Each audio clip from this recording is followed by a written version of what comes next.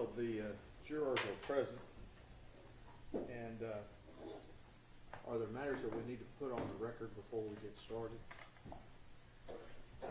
Briefly, Your Honor, at the beginning, as we start today, the state is going to play the forensic interview of Zion Carr. At this point, the state would offer State's Exhibit 94, which is an unredacted copy of the forensic interview for record purposes only. No objection. State's 94 is admitted. We will be offering State's Exhibit 93, which is a redacted copy in the presence of the jury. Any objection? No. All right. State's 93 will be admitted when it is offered. Are there any other matters that we need to take up before we bring in the jury? Nothing from the state, Judge. Let's go.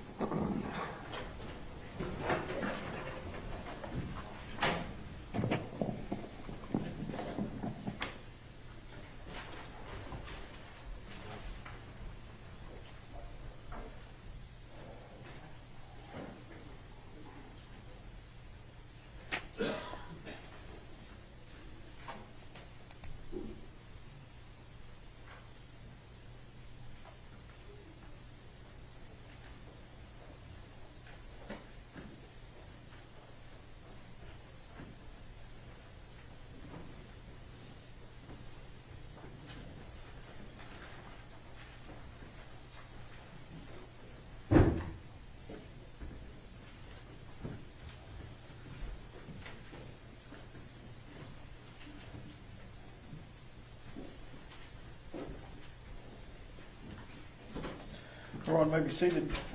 Good morning. We are ready to proceed. Mr. Smith? Your Honor, at this time, the state offers a forensic interview of Zion Carr taken the early morning of October 12, 2019, tendering to defense counsel for review. And that is State's? State's Exhibit 93, Your Honor. All right. No objection. All right. State's Exhibit 93 is admitted, and I wanted to make sure State's Exhibit 94 is for purposes of the record. That is correct, Your Honor. Yes, Your Honor. Okay. At this time, the state requests permission to publish State's Exhibit 93 to the jury. Go ahead, Ms. Deemer.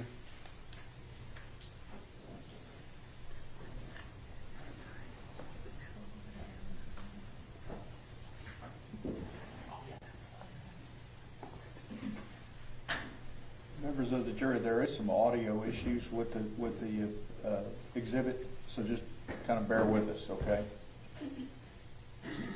If you need the exhibit when you begin your deliberations, we can get it to you, okay?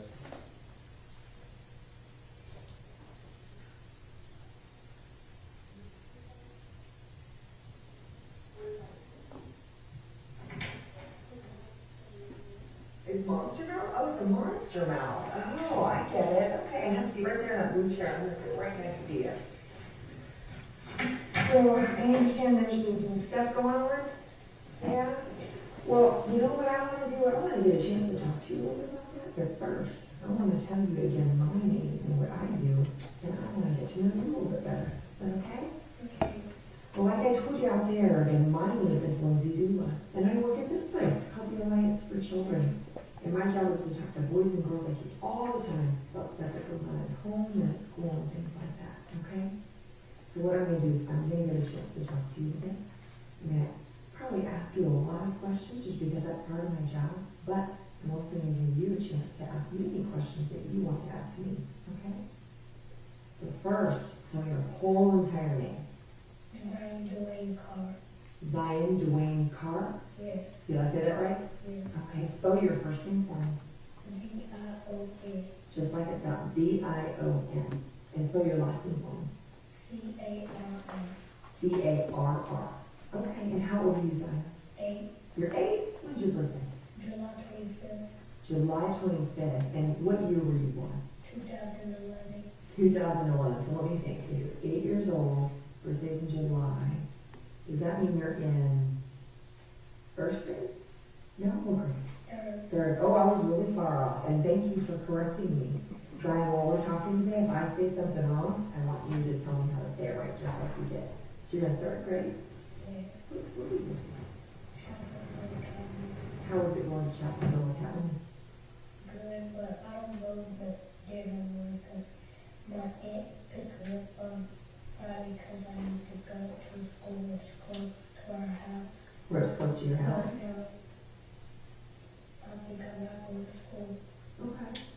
said that your aunt picked you up on Friday so you could go to school that was closer to your house?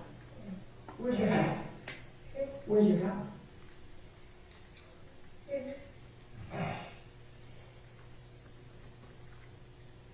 Do you know what your address is?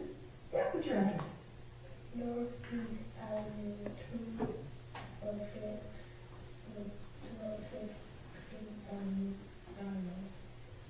I think it's 1203 East Avenue. 1203 East Avenue? Mm-hmm. Okay. And who all stays at your house with you? My granny and my aunt. Your granny and your aunt. Tell me your granny's name. Yolanda. Yolanda. What's her last name? Carr. Carr. Okay. And tell me your aunt's name. Atatiana. Atatiana. And what's her last name? Jefferson. Jefferson. Okay. And is Atatiana the aunt that you told me about that picture from school, or was that a different aunt?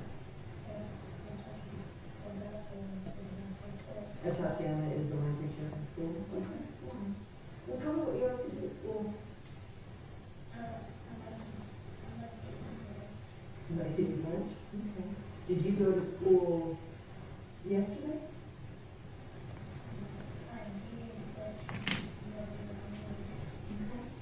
And so when you went to school yesterday, tell me what you did.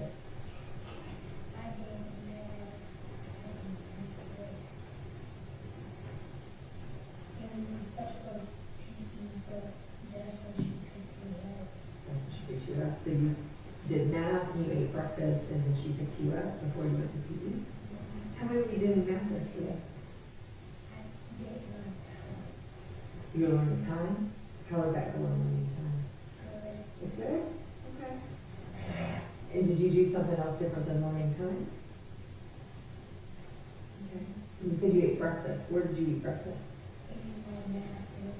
In your math room? Okay. Tell me about breakfast.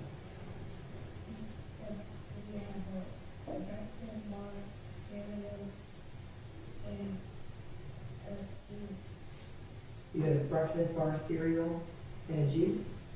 Okay. Tell me what the breakfast bar cereal consisted of.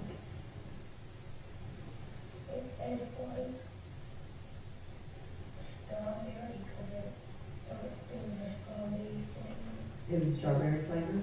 Okay. And then you said your aunt picked you up before you went to PE. Tell me what you did when your aunt picked you up.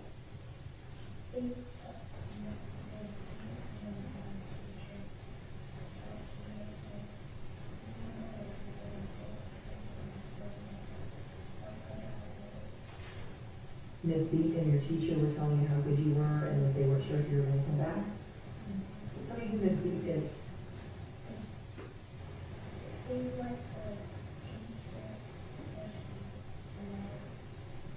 So she's like a teacher, but she's not? Okay. So after Miss Beat and your teacher talked to you, then what did you do?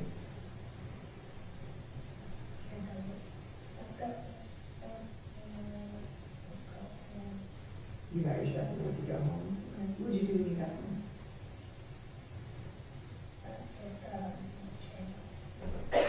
You got a Nintendo Switch. Okay. What were you doing on your Nintendo Switch? Watching YouTube. Okay. Well, thank you for sharing that. I feel like I got to know kind of what you were doing yesterday. Okay. And you know what?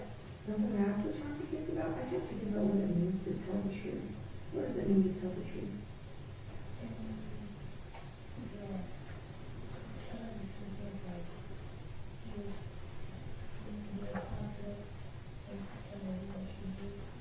So tell the truth means to be positive and tell them what you did. Okay, that's a good way to say it, yeah.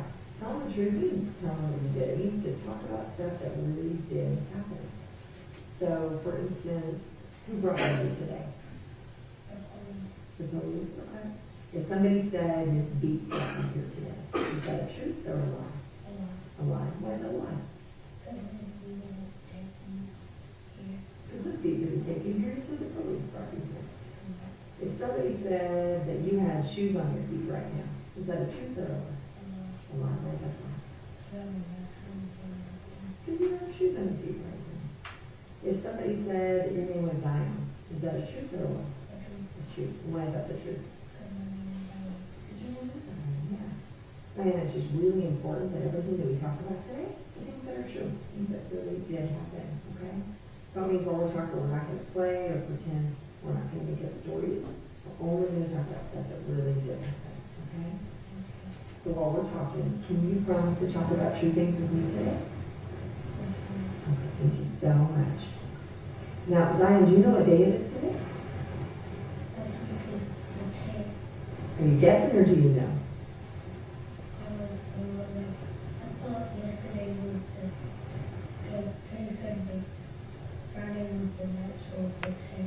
Okay, so you said today's Saturday, and so Friday, you think was the ninth? Okay. And you know what, while we're talking, if I ask you a question you don't know, it's okay to tell me that you don't know, because then you don't have to guess or anything like that, okay? So today is Saturday, that's right, and the date actually is October the 12th of 2019, and it's about 4:45 in the morning, and we're at my office, and I know it's not happening in Fort Worth, Texas. And Diane, I wanted to show you a couple things in my office and tell you about my office. My office is a little different than other people's offices. One thing that's different about my office is that thing is up there. What is that? A camera. What do cameras do? Watch people. That's what a lot of cameras do. My camera's a little bit different because my camera's actually going to record us talking. Just because I talk to lots of kids, but I don't want to just sit and write down a bunch of stuff. My camera's just going to record so it can help me remember what we talk about today. Okay? Something else I wanted you to know about my room, that you can talk about whatever you want to in here. You can use whatever words you want to use. I'm not going to say anything that's going to make me upset. You're not going to say anything that's going to be embarrassing or that you're going to get in trouble with me or anything like that, okay? We talked about how important it is that we're going to talk about true things today, and I wanted you to know this is a safe place to talk, okay? Okay. Now, tell me what's been going on. It happened when my aunt was doing hurricane. But she heard something in the backyard, and she said that I heard something in the backyard, and she got left me. And then the police were like, and the police got her, and then she was on the ground crying, and it got me crying.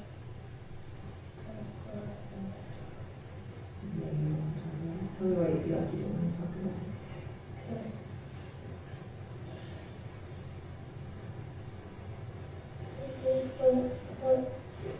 I don't like when people do it to other people. They don't feel right. I can understand the time. It makes me wonder who I'm going to live with them. Okay. Like, with my mother in the home, my mother in rehab, my papa in rehab, my granny in the hospital, and my aunt in the hospital. Okay. I don't know what I'm going to do. Well, you know, something I want you to know, Diana, is that I told you my job is to talk to kids, make sure kids are okay. You know, I work with some other people whose job is to make sure that kids are safe. And so I'm going to make sure that somebody's going to figure that out where you're going to be safe. Okay? So I don't want you to worry about that. We're going to make sure that you're going to be okay. Okay? If my aunt get out the hospital, I'm going to go back with her. That's a good question. Tell me why you asked that. Because that's our family member. That's your family member? How long have you been staying with your aunt? Like a couple months. Couple months? Okay. And is that your aunt Atatiana that you were telling me about? Okay. Okay. Well, you know what? I don't really know that, but I'm going to try to get the answer to you for you. Would that be okay? Okay. You know, you were talking about some stuff that happened, and I'd like to ask you a couple of questions just so I can make sure I understand since I wasn't there. Is that okay? Okay. You talked about some stuff that happened with your aunt. Did you see that happen with your aunt, or did somebody tell you about it, or something? I saw it with my aunt. You saw it with your aunt? Okay. So tell me where you were when that happened with your aunt. I was under the covers in my aunt's bed. You were under the covers in your aunt's bed? Yeah. Okay. And where was your aunt?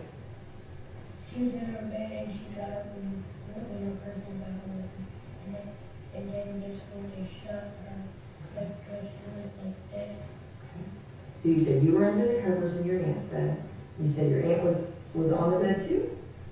Yes. And what were you guys doing?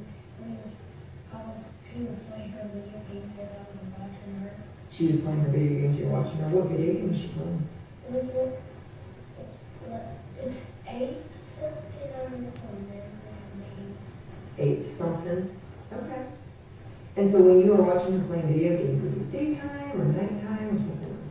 No, night. Night. Do you know what time it was? I think it was 10 something or 9 something.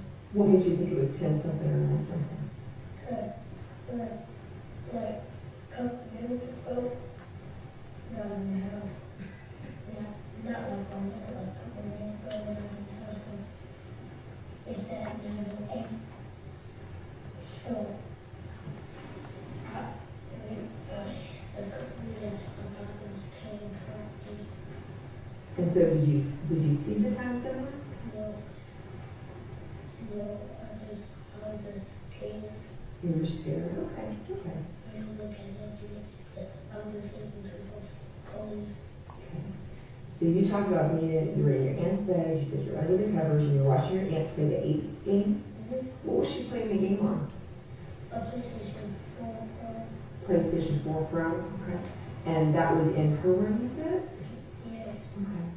And you said that she heard something. In the backyard. Did you hear anything in the backyard? No. Okay. But she said she heard something in the backyard, and tell me what she did. She got in her purse and got in her weapon. Where was her purse? By the window. By the window in her room or in a different room? Her room. Her room, okay. And you said she got her weapon. Tell me about her weapon. It was a gun. But she put it in the body, shot her, and then she put on the gun and she was crying. So you said she got her gun and she pointed. Did you see her point the gun? Where was she pointing the gun? At the window. At the window, okay. Could you see anything through the window? Yes. Tell me what you saw. I saw the gun out the window. And I thought I saw some eggs. Was the window open or closed or something? So, Closed, okay. And could you see any lights or anything outside the window? yeah, Tell me more about the lights. it was a flashlight. And the flashlight. Which is one flashlight or more than one flashlight? One? Okay. So you think you saw a gun and maybe a badge, and then you saw one flashlight outside the window? Okay. Could you hear anything when you saw the flashlight? Yeah. Tell me what you heard. He said, put your hands up. So put your hands up. So when I heard that, I got scared. I went under the cover and it just come out. You should go under the covers and you didn't come out. Did you hear anything different than put your hands up? And then I heard put your hands up down. So put your hands up, then you heard put your hands up now. Okay. And then what happened? And then she did too. Then they shot her. Did you see them shoot her? Mm-hmm. Tell me what you saw. When I saw her, I shot, she was, the glasses were, and she was on the ground crying. Where was she on the ground? She was by the window. By the window. Okay. And what else did you see besides her being on the ground and you said you saw the glass was busted? And then the police came in the front door. You came in the front door. The main police come in, and I said, I don't know what I'm doing. And she said, I'm not well. She said, and I said, well, look, she didn't say nothing. She just took the other police from the head. I'm not sure. And she said, yes. But I don't know who I was looking for. So that was nothing. Okay. Did you see something? If you want to look at that. If you want more. Okay, good job. Remember again, I'm gonna work on that. I'm gonna work with the people that help kids too. Like when my baby brother, like, I don't know, probably, but There's a lot of What's your bigger brother's name? the baby. Zayden? Okay, where does Zayden live? Well, my cousin, What's your cousin's name? we see, Reese? Okay, what's Reese's last name? That's okay. That's okay. So, you said that you saw your aunt on the ground. What do you remember about her being on the ground?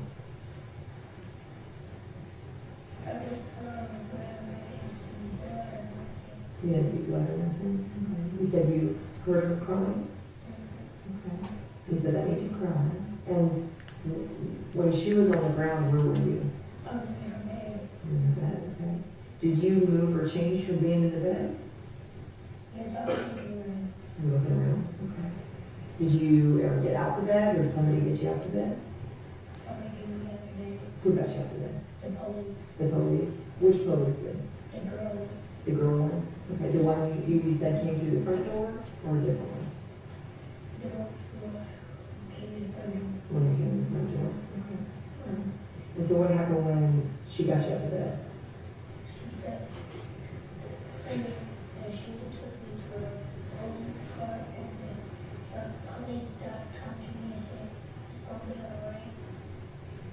The police guy talked to you and said you're going to be okay? Okay. Now you said that when this happened, your aunt was there. Was somebody else in the house? No. Who else usually lives there? Miss Randy. And tell me your friend's name that lives there. Is Yolanda? Is that Yolanda Carr that you told me about? Okay. And where's Yolanda now? Is that the granny who's in the hospital? Okay. How did you know how long she was in the hospital? Mm-hmm.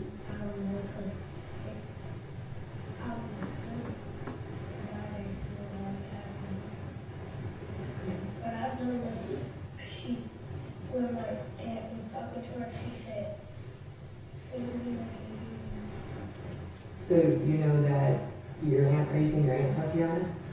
Your aunt Atatiana was talking to your granny and she told your granny, say it again, I can't hear you.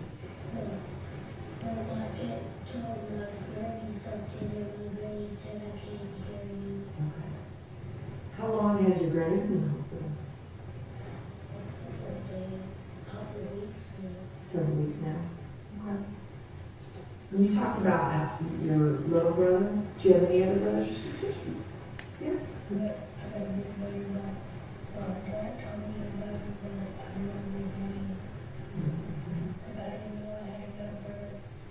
What's your dad's name?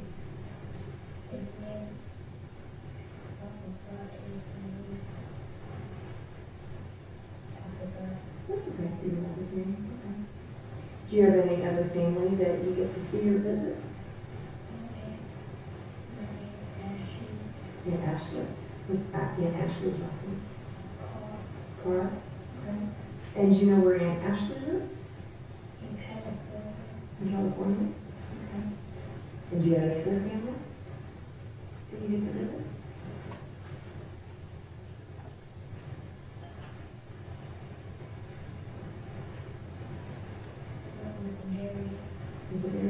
Where's the Bulgarian from?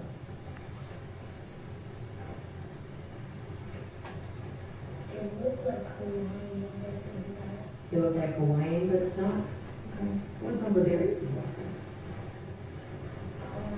Correct. Okay. And you said you've been staying with your Aunt Tatiana for a little bit now? Tell me how it is staying with your Aunt Tatiana. Is it okay for you? Where do you usually sleep with your Aunt Tatiana?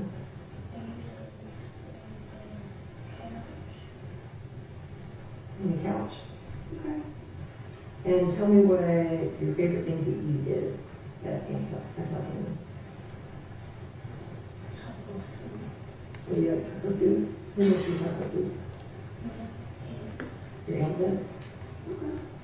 And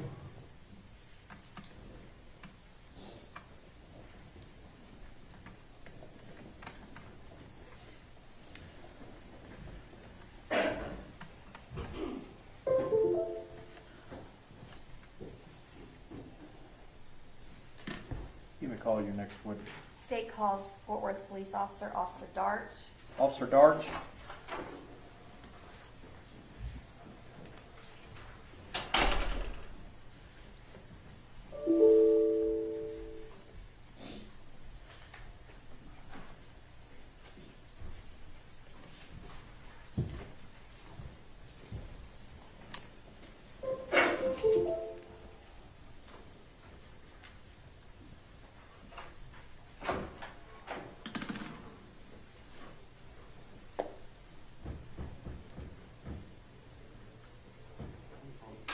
Yes.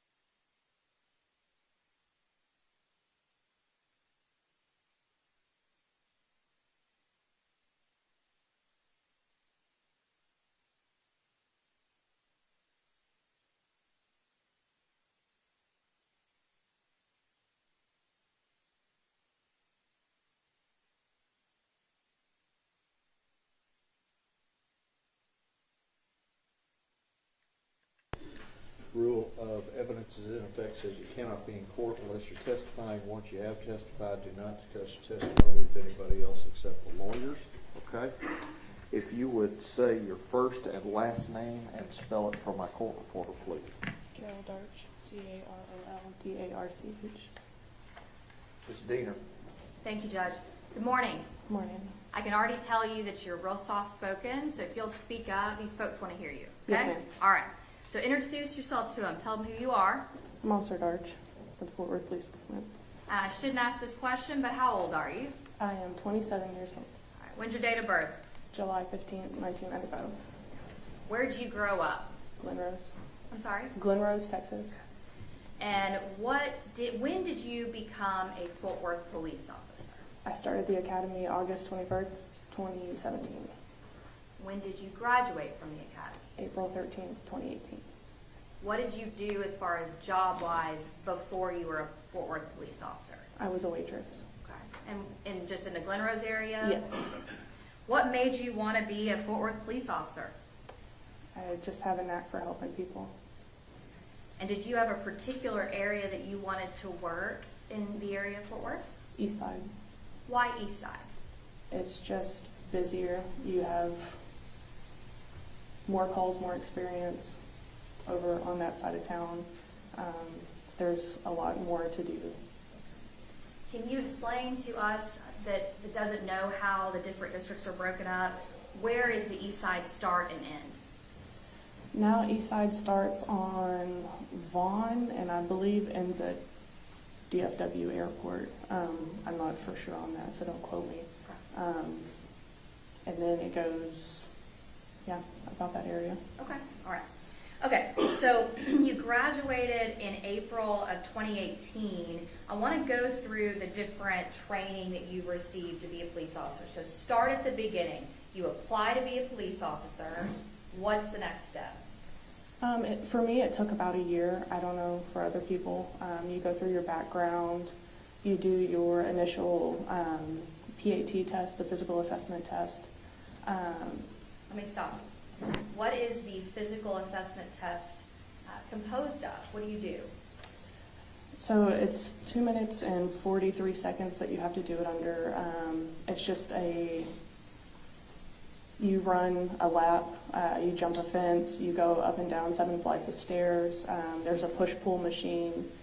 You run in, you drag a 175-pound dummy, like I can't remember how many yards exactly. And then you go and you shoot 12 times with your good hand, or 13 times with your good hand, 12 times with your offhand. What are you shooting?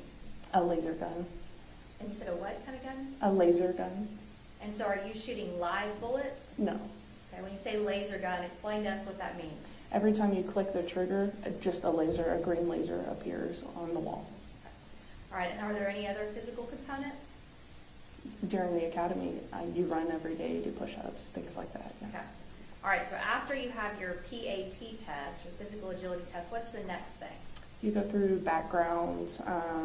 Once you're cleared through backgrounds, then you start the academy. And once you start the academy, let's break up the different phases of the academy. In total, about how long is the academy? It's close to 9 months. I know it's pretty lengthy. I can't say exactly how long it is, but it's close to 9 months.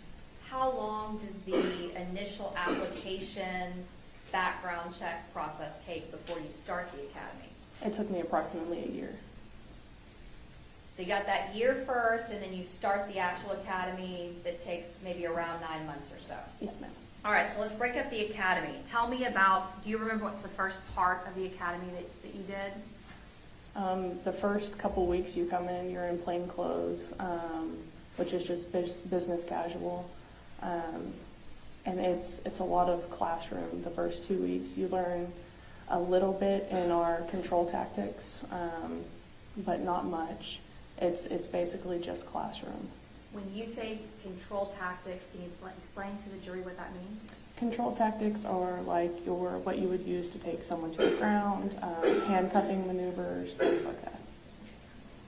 And you said that's not that long, or that's not that much? You don't do much in the first 2 weeks of the academy.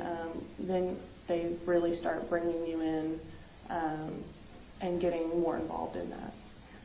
And so after the first few weeks of classroom, what's the next phase that you remember? I mean, you do the classroom the entire time. So in the morning when you get there, it's usually your PT or your CT, which CT is control tactics, and going and running, things like that. That differs every day, just depending if the control tactics room was open when you first got there or not. We had a senior class above us, so I believe we started out running and doing our setups, things like that, and then we would go into the control tactics room, and then we would shower and then go to the classroom. And about how many people were in your academy class, would you say? I believe when we started, it was in the 40s. And then what else, or what's some other phases that you go through, some other things? It just gets more involved and progresses as you go further. It's like baby steps, or crawling baby steps, walking, running, full sprint. Okay. Do you learn about the Texas Penal Code? Yes. The basic laws in the state of Texas? Yes, ma'am. Is there what's called a general orders for the Fort Worth Police Department? Yes, ma'am. And tell us what that is. General orders is basically just your standard operating procedures. Any call that you're going to go to, there is a general order on it, on how to handle that call, how to approach the call, things like that. So when were you officially cut loose, or I guess the graduation date, are you then free to go out on the street by yourself? It's not. You have to go through a field training process, and that's a couple months within itself. I didn't initially start the field training process right away. Okay. And why was that? I had a broken foot and had to have surgery. So within that first 8 or 9 months of the academy, are you guys trained about public intoxication? Yes. And in what way? We have a red man scenario, which is where someone gets in a full padded suit, and you go in and you work the call. I think they do 3 different call scenarios, one where they're completely compliant, one where they have passive resistance, and then one where it's like active resistance, where they're just not complying with anything you say, and then you handle the situation appropriately. Why is it called Red Man? Because they put them in a red padded suit, Okay. so that the role players don't get injured. Okay. And so the people that are doing the role playing in that red suit, are those your supervisors or your teachers? It can be instructors. They usually have 1 or 2 instructors in the red man suits, but it can also be other officers. And are all 40 of you guys in that scenario? Or are y'all in different roles? No, so they break you up. They'll either, most of the time when you go into red man, you go in alone, and you'll do your scenario alone. They will send in a second partner once you progress further along. Are there also within the academy something called patrol procedures? Yes, ma'am. Explain that to us. We did that in the last couple weeks of the academy. It's a week long, and you have other officers that have volunteered to come down to the academy and help you. And you'll run calls like domestics in a controlled environment. You'll run fight scenes, things like that of that nature. And you're just learning how to handle the call, basically. They'll dispatch you over the radio. Once you're dispatched over the radio, you go into the tactical village. And once you're in the tactical village, that's when you'll actually handle the call. Explain to them what the tactical village is. Tactical village is a mock village. I mean, we have a fake school in there. We have a fake apartment upstairs, a fake store. It's a mock village. And may I approach the jury? Yes. And also maybe the gallery as well. Yes. Thank you. Do you guys need a cough drop? Anybody maybe? I have some. Okay, there you go. All right. Okay. You need a cough drop? I'm okay. You're all right. All right. Okay. So you were talking about the patrol procedures, and you mentioned that somebody will radio in or radio out. What does that mean? Usually it's someone from communications, a dispatcher, and you'll have your handheld radio, and they will actually get on there. And usually they use ocean signs just because it's not used in the field. They'll call out Ocean 211. You're responding to a domestic at this location, and this is your call detail. When you say this is your call detail, give me an example of the kind of information you'd be given. You're responding to a domestic at this address. There's a male and female inside. You can hear screaming and things being thrown around. And then what's the purpose? You then, I guess, are being taken through how you should approach and handle that scene? That type of call, rather? The first day, yes. As the week progresses, you're handling the calls on your own, just to see how you respond to your training that you've received for the last 9 months. And when does the patrol procedures part come within those 8 or 9 months of the academy? We did it the last couple weeks of our academy. I think they've since changed it. I know we did ours right at the end. You gave an example of a domestic. What are the other types of different calls that you are run through in that academy? I believe we do a traffic stop. We do a domestic. We do public intox. I think we do a sexual assault, and I'm not sure what else. I can't remember. Are they trying to expose you to just different types of calls? Yes, ma'am. And how do you know as an officer when you're going through these different exercises if you're doing them correctly or not? You're being evaluated at the end of each call that you go to. So say I responded to the domestic in the apartment A. There are 2 officers there, and they will be evaluating you the entire time you're handling the call. And then when you break down after the call, they'll tell you what you did right, what you did wrong, what you can improve on. What happens if you get, I guess, like a bad grade on a particular type of call or a particular type of procedure? Can you fail this section? Yes. Okay. What happens if you do? I'm not sure. Okay. I didn't fail. All right. You passed. Now tell me, is there a part of the academy that's called officer survival? Yes, it's the week after patrol procedures. So you said they've now moved patrol procedures not to the end anymore. Do you know, is it more towards the middle or the beginning, or do you know? I don't know. I just know that they moved it up earlier. Okay. So tell me about officer survival. Officer survival is you're still responding to calls. You're still being dispatched like in patrol procedures. It's just a heightened and elevated, they're trying to stress you out. They're trying to see how you react under stress. Why is it important to assess how somebody acts under stress as a police officer? To know how they're going to react in stressful situations out in the field. Sure. So the patrol procedures, can you tell me about how long that is? Each are a week. So patrol procedures a week, and then officer survival's a week. And can you give me an example of something they would do to mimic a stressful situation for you guys in officer survival? In officer survival, there's a scene where it's an officer's down, and you have to go and like apply a tourniquet, extract the officer from the location, and I believe there's an active shooter while it's happening. Don't quote me on that because I don't remember. Okay. Each one of these scenarios you described, so for example, an active shooter, is it you by yourself going in and assessing the situation, or are there other people that are members as far as participating in the academy? I believe during officer survival, you were sent in with a teammate, Okay. a partner, so you weren't responding to those alone. For the most part, when you actually do get out of the academy through field training and on the streets, do you typically respond with a partner, or are you normally by yourself? It's very customary for dispatch to dispatch 2 officers. Why? Officer safety.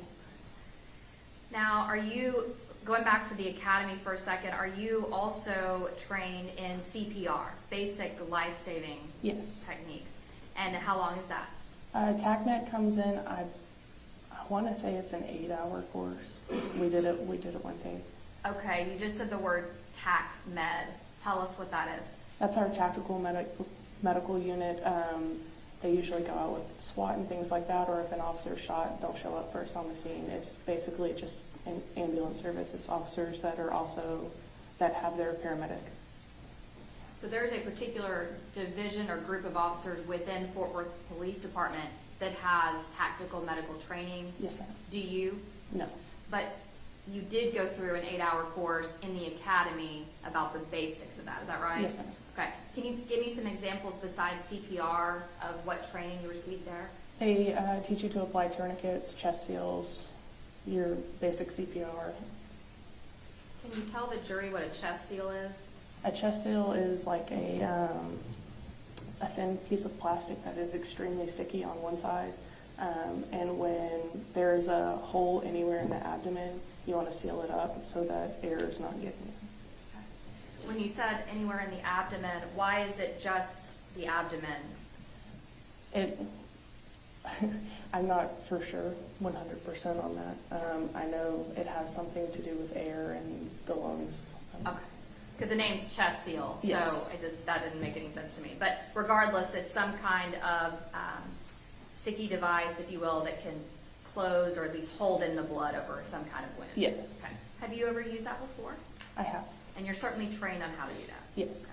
So do you just carry around a chest seal on your person, or how do you have that with you? Some officers carry it around in their vest if they have an outer vest. I don't. I have a TACMED kit, and it's a small bag that we're all issued after the academy. I carry mine in my car unless I know that I'm going on a shooting or a stabbing, something along those lines. What's in that TAC med kit? You have an Israeli bandage, which is a tourniquet. You have a rubber tourniquet. You have a couple chest seals, and you have quick clot and some gauze and shears. Is there a stress-induced training that is different than officer survival? Is that something separate, or is that included in the officer survival? The stress-induced training is the entire academy. Sure.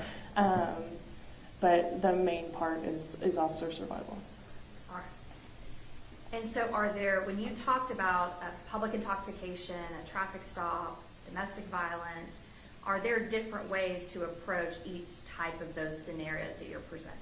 Yes, ma'am. There's a different way to approach every call.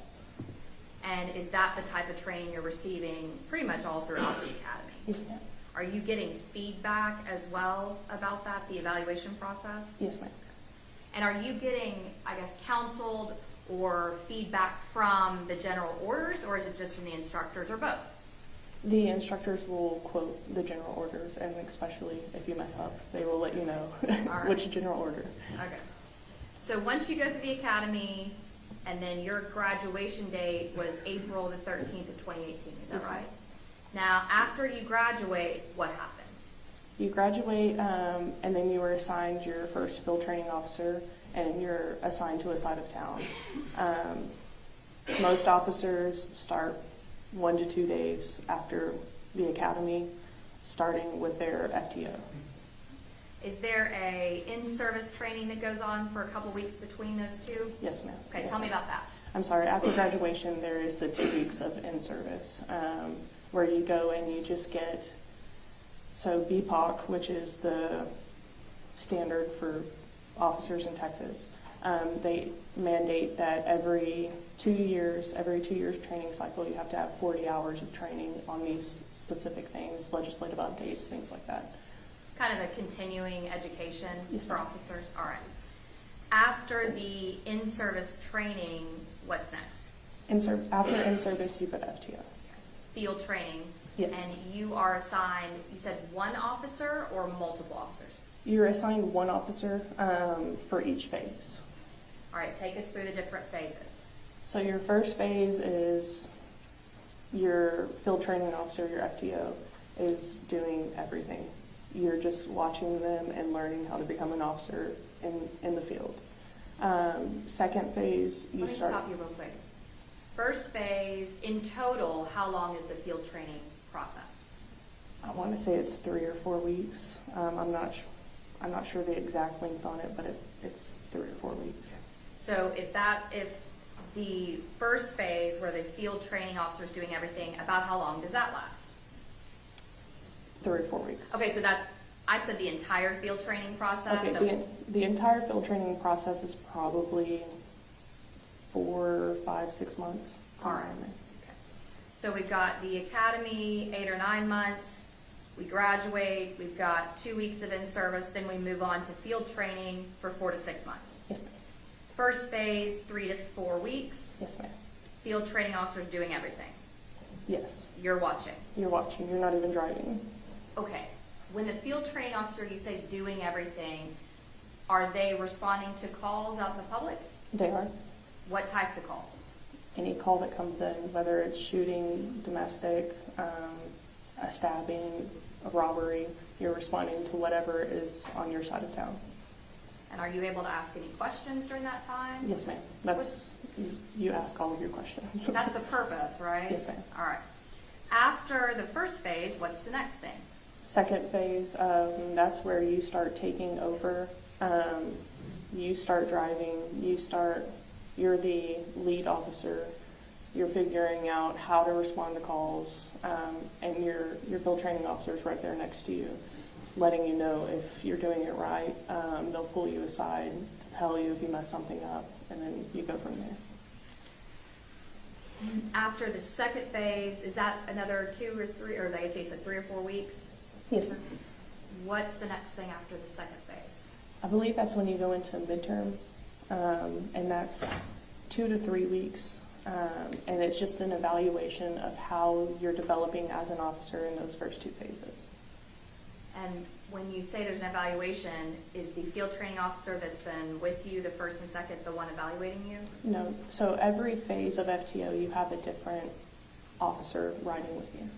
So then who's evaluating you at midterm? Those 2 that have ridden with you so far, or someone No, different? someone different. Okay. How is the person during midterm, if there's somebody different than has been riding with you and observing you, how are they able to evaluate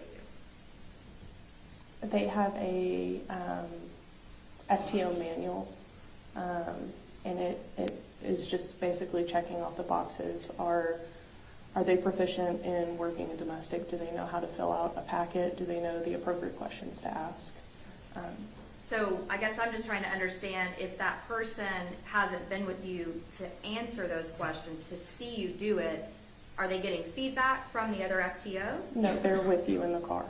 Okay. Yeah, So you're answering calls I together. got you. Okay, so the midterm phase is someone different than the first and second, but they're with you for those, how long, how many weeks? 2-3 weeks. Gotcha, okay. And then what happens after midterm? After midterm, you go into 3rd phase, which is another 3-4 week process. And you are the lead officer. You should be doing everything on your own by now. You should know your area that you're in, how to get to a call quickly. You should know how to process all of your own paperwork, how to do your reports, things like that. And then what's after 3rd phase? That's when you go into ghost phase. Usually the officer that's with you will be in plain clothes. They can wear a uniform, but you are not to ask them questions. They're a ghost. You're answering all your own calls. If you have a question, it's usually another officer that's on the scene with you that you'll answer. You'll ask that question to, and they'll answer you, but you're not allowed to ask your ghost anything. They're just strictly there to evaluate you. When we started talking about field training, you said you get assigned a particular area or district. Yes, ma'am. Do you stay in that same area or district the entire field training process? For me, I did. I stayed in the east side. I know before that they had switched different sides of town. So you could be in north for one phase, you could be in south for the next.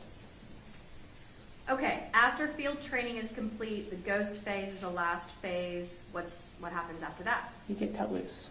And when you say cut loose, do you have somebody riding in the car with you? You are a solo officer. Is each officer, as far as patrol is concerned, in Fort Worth, are they assigned a particular car? You're not assigned cars. It's you take what you get and you hope you get a good one. Okay. So when you show up, I'm sorry, go ahead. That's clean. Okay. All right. So when you show up to a shift, you just go out and hope that there's a car there you can take, and Yes, ma'am. like you said, that it's clean. All right. So when did you actually get, quote, cut loose? I got cut loose in, I want to say the later half of September of 2019. What area were you assigned to when you were on your own? I was in East Division as an overflow spot for a couple, I want to say maybe a week. And then I got assigned to Baker Division, where I'd never been. And I was there approximately 2 weeks before the shooting. And where is Baker Division? Baker Division is from 8th Avenue to Vaughn, and then Lancaster to Berry. Is that considered east side or something different? It's Central Division. You didn't know that area at all? No, ma'am. All right. So you were in east side for about a week as a floater, then you were in Central or Baker District. Yes, ma'am. You said how many weeks before the shooting? Approximately 2 weeks. And you had really only been out on your own for about a month or so before the shooting happened, is that Yes, right? ma'am. Due to the surgery you had? Yes, ma'am. Okay. Now, when you went to the academy and you graduated in April of 2018, did Aaron Dean also graduate with your academy class? He did. So he would have graduated on the same day. Yes, ma'am. Do you know if he went through the same type of training that we just all talked about? It was pretty standardized training, yes, ma'am. Do you know what day he would have been cut loose? I don't. Would it have been different than you because of your surgery? Yes, ma'am. All right. And tell me about the east side of Fort Worth. Describe that area to us, those of us that have never been there. What's it like? It's high crime. There's a lot of drugs, a lot of property crime, a lot. If you're thinking about it, Eastside's got it. Okay. Are there other parts of town that have the same type of reputation? Yes, Southside and Baker Division. So Central, East Side, and South Side. Yes, ma'am. All right. So West Side and North Side, do they have that kind of reputation? West Side has its own crime off of Las Vegas Trail. North Side, not so much. Okay. And give me some examples. Would Joe T. Garcia's be in North Side? I believe that's Northwest. Northwest. All right. Okay. So you had ended up, at that time, you had worked in the Baker District for maybe about 2 weeks or so. So had you actually worked East Allen area before the shooting had occurred? I may have answered calls there. It's been so long ago, I can't tell you for sure that I had. I've been in the area, though. Would East Allen be in the Baker District, that central Baker District? Yes, ma'am. Okay. It's Baker 15. And what does that mean, Baker 15? It's the beat. They're broken up. So Baker Division is broke up into different beats, and every officer is responsible for a different beat. Give us an idea as far as a beat is concerned. How big is a beat? They're not very big. I don't know the exact dimensions on one. I mean, are we talking about 50 miles, or are we talking about a couple blocks? No, usually just a couple blocks. Okay. And so when you get to October of 2019, had you responded on your own to, if you're cut loose on September of 2019, you're maybe out for about a month or so, month and change, had you responded to different types of calls at that point on your own? Some, yes. Give me examples of the types of calls that you would have responded to. Definitely domestics. The city is heavy call load with domestics. I don't know exactly what I had responded to on my own, but in field training, you respond to just about everything. I mean, my second day of first phase, I was responding to a shooting, so. Right. Just the jury knows, just a normal, let's say, week for you now. Out on your own, cut loose, you've been out now for 3 years or more. Yes. So what are the types of calls that you're responding to? Give us some examples. Domestic shootings, stabbings, open structures, burglaries, welfare checks, things of those nature. And you said shootings and stabbings, we know what that is. Domestics, we know what that is. Tell me what an open structure type of call would be. An open structure is you're driving down the road in the middle of the night and you see a door open on a business, right? The door's not supposed to be open. You know it's not supposed to be open, so you go and check it out. What about welfare check? Can you tell us what that is? A welfare check is usually for someone that's in bad health. Through my training and experience, what I've dealt with, it'll be a family member, a neighbor, a concerned friend calling in, just saying, hey, I haven't heard from Joe in a couple days. Can you swing by and check on it? All right. And so is a welfare check different than an open structure? Yes, ma'am, vastly. Okay. One is the circumstance we're talking about, maybe a door or window being open. Another, meaning the welfare check, would be, I haven't heard from my dad. Exactly. I haven't heard from my grandmother. Exactly. Okay. All right. Had you at that time, I know you don't know exactly, and if you don't know, that's okay. Had you worked open structure calls up to that point? Can you remember? I'm not 100% certain on that, no, ma'am. Have you now? Yes, ma'am. And the same for welfare check calls. Do you know whether you had done any of those back in those 3 or I guess month or so? I'm not sure. Have you now? Yes, ma'am. All right. Okay. And had you also, maybe you don't remember about at that point, but up until now, you worked burglary calls before. Yes, ma'am. Have you ever worked a burglary where it's in progress? Yes, ma'am. Meaning when you get out there, the suspect's in the house and or in the business running away? Yes, ma'am. Okay.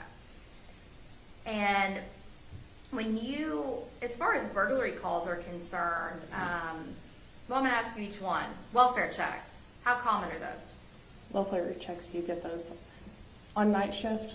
They're not too common. On day shift, you're getting them left and right. What about burglary calls? How common are those? Very common. And what about open structure calls? Very common. So you don't know if you had necessarily responded to that. Let's talk about narrowing it in now, the 1200 block of East Allen. Do you know whether you'd ever responded to that particular intersection and area? I can't tell you with exact certainty. Besides the shooting that occurred on October the 12th, have you, in 2019, have you responded to any calls over the last 3 years in the 1200 block of East Allen? Yes, ma'am, multiple. Okay. So let's talk, do you know who James Smith is, by the way? I don't. I've never met him. All right. Did you were not a part of the investigation out there at the scene when this happened, correct? Meaning you were not a part of the major case investigation, interviewing people? No. You were getting interviewed? Yes, ma'am. All right. Okay. May I approach the witness, Your Honor? Yes, ma'am. And you and I have met before, is that right? Yes, ma'am. And you've met with Dale as well? Yes, ma'am. And Mo, who I don't know if he's in here, but our investigator? Yes, ma'am. All right. And we've met how many times, do you think? 3 or 4. And when we've met, I think we've met over at outside the office, and we've also met over here in the office. Is that right? Yes, ma'am. Okay. Who else has been present when Dale, myself, and Mo and you have met? My cleat attorney, Terry Deflin. Tell the jury what a cleat attorney is. It's Combined Law Enforcement Association of Texas, and I pay in every month out of my check to the POA, which is the Police Officers Association, and cleat is with them. It's legal advice, legal attorneys for whatever you need, and it's very standard after a shooting to have your cleat attorney right there with you. So tell them about that. So after a shooting happens, how does that cleat attorney get notified? Do you know about a shooting? You can call them, your sergeant can call them. Really, anyone that hears the shooting goes out can call an attorney and have them present at the scene. Who, let's say you're going to make the call, who do you call? How do you know who to call? So Terry came and talked to our class, and she gave us her phone number during that class while we were still in the academy, and we're instructed to call that number. And is Terry here in the courtroom today? Yes, ma'am. All right. So she talked to y'all's class, gave you guys her card. Are there other cleat attorneys? Yes, ma'am. All right. So a shooting happened, she gets called. Is she showing up pretty quick after the shooting happens? It was fairly quick. Yes, ma'am. And so is Terry the one that actually showed up in this case? Yes, ma'am. All right. And so when she shows up, what happens? Do you go talk to her? Does she come talk to you? So for me, I was in a patrol vehicle in the passenger seat, and she came and sat in the driver's seat, I believe. I'm not 100% certain. I don't remember a whole lot. I guess what I meant is she's there for the purpose of being there with you, correct? Yes, not the other officers that are there at the scene Yes, ma'am. at that moment. Okay. So you guys talk, and then is there anything else that happens out there at the scene as far as does Terry then go inside the house and the scene? What happens? I'm not for certain on that. I was sitting in the car. Okay. And I guess I met with you. Oh, with me? I know she did my walkthrough with me with a major case. Okay. Tell the jury what a walkthrough is. Major case, just ask you a question.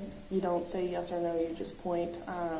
They'll ask you, where were you standing when the shot went out?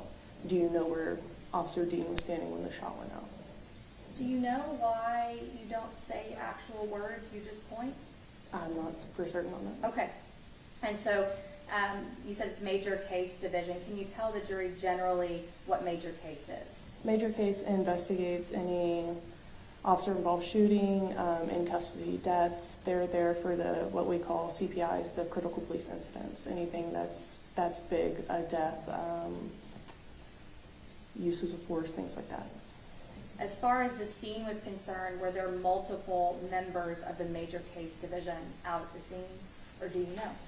I'm not I'm not for certain on that. I know Detective Roaches was out there. All right, so I'm going to show you State's Exhibit 1 and ask you, what is that? This is the body cam from Officer Dean. Did you have an opportunity before you testified today to review that? Yes, ma'am. Were you actually here yesterday? Yes, ma'am. Okay. And then State's Exhibit 4, 5, 6, 7, 8, 9. I'm going to ask you to look at those, if you will. Okay. And just kind of without showing the jury, just because they're not in evidence yet, if you'll look through those.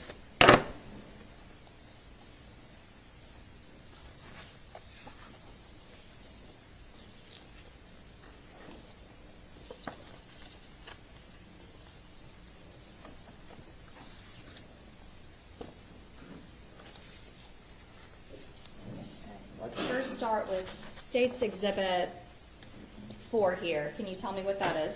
That's a map.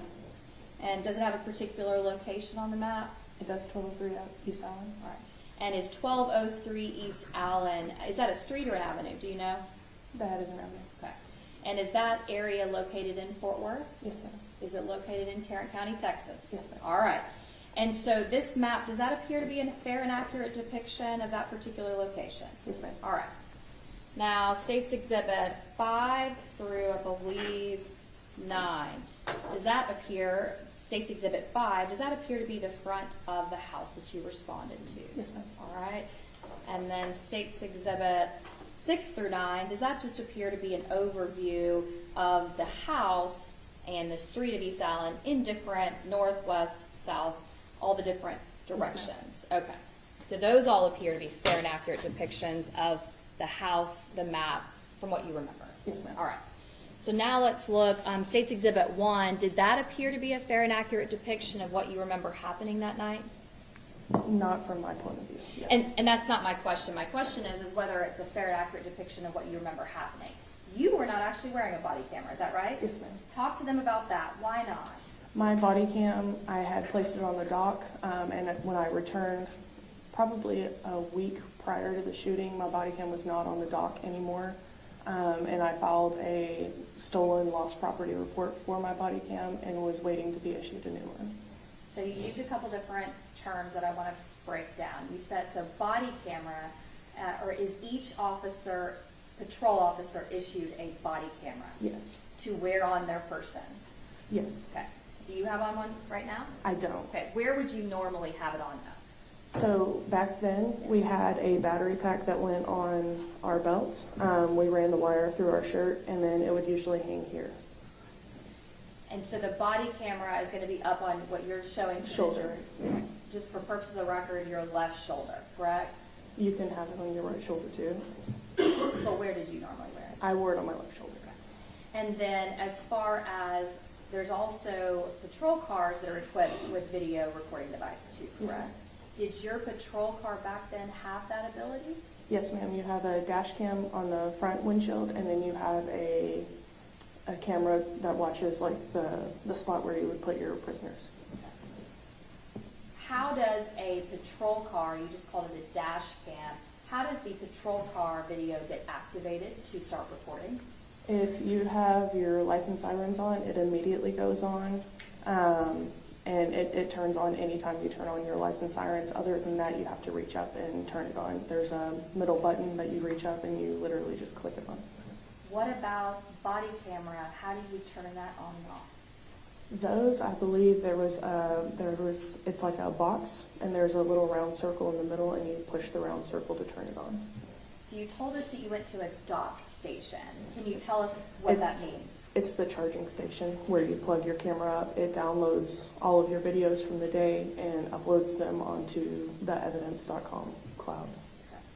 So all the patrol officers throughout the day, when they get done with their shift, they can take their camera and put it on this dock station, Yes, ma'am. and it charges as well as it downloads all that video. Yes, ma'am. Is that the same way that it works for the patrol car? The patrol car, I'm not exactly sure how it downloads. But you don't have to take anything out of the car to charge? No, ma'am. All right. And so on State's Exhibit 1, yes. So my question was, you didn't have a body camera. You mentioned why you didn't have one. Did your patrol car, was it working and have a video recording device at that time? Did you have it on when you responded to this scene? No, ma'am. Tell us why not. You don't turn them on for every call. You mainly turn them on for traffic stops or anything that you're going to be doing right in front of your car.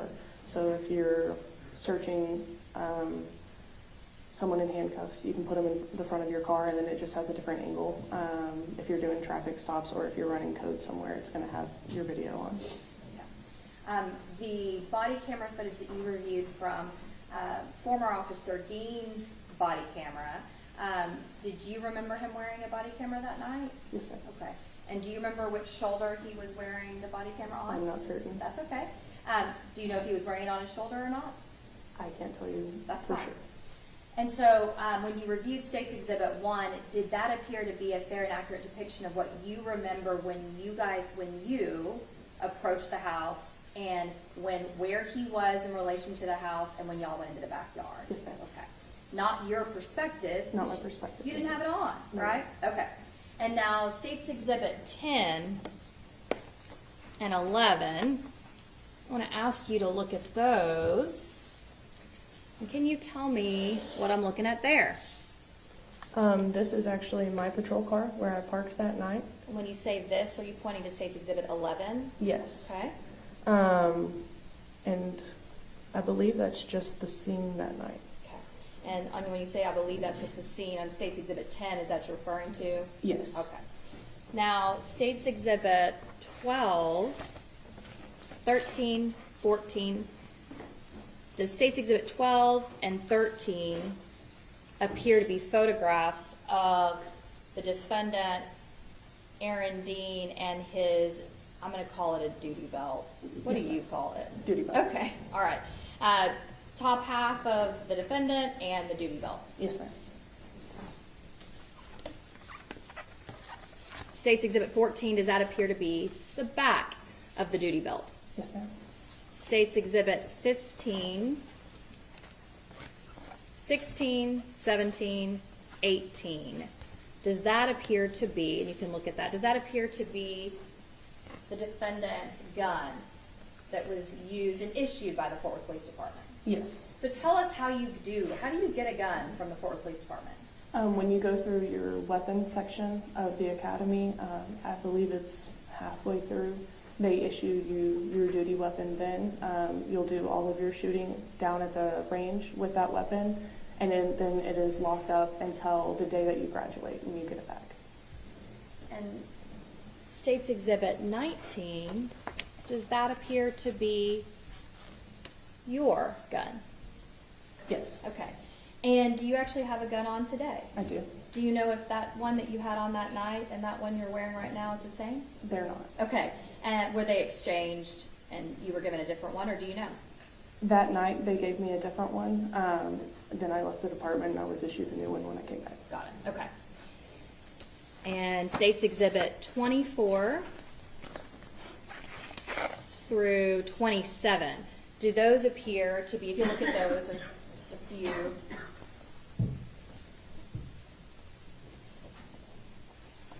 You recognize those? Yes, ma'am. All right. So do all of those photographs that you've looked at, do those all appear to be fair and accurate depictions of the scene that night, and as well as where you parked outside of the scene off East Allen? Yes, ma'am. And do those also appear to be fair and accurate depictions of your gun as well as Officer Dean's gun? Yes, ma'am. Your Honor, permission to publish State's Exhibit 4 through, I believe it was 27. 27, Your Honor. Need to offer. I'm sorry? You have not offered them. And that's what I'm doing right now. The state would offer State's Exhibit 4 through 27. Any objection? I'd like to see them. I would also offer State's Exhibit 1, which is the dash cam video. This has been previously provided. And I believe State's Exhibit...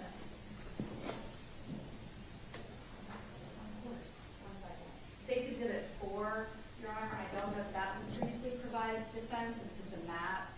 But State's Exhibit 5, 12,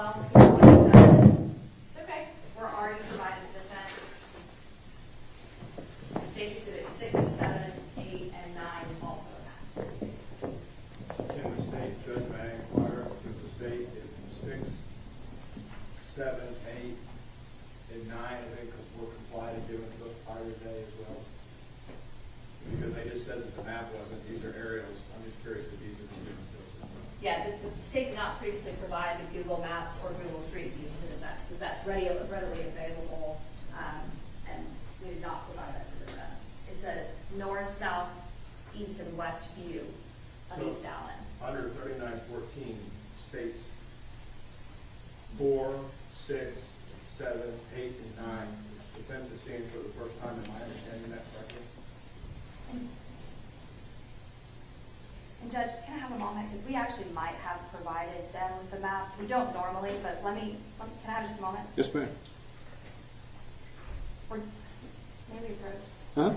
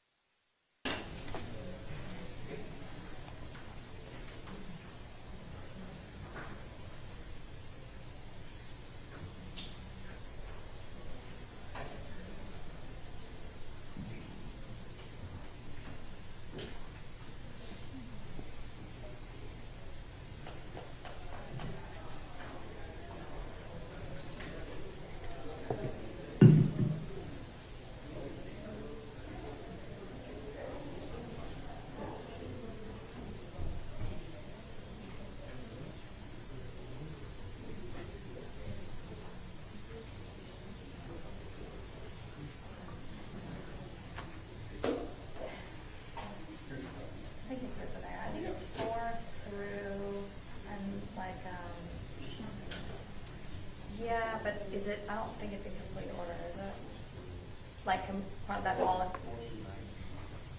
Yeah, that's what I thought. I thought 4 through 19 and 24 through 27.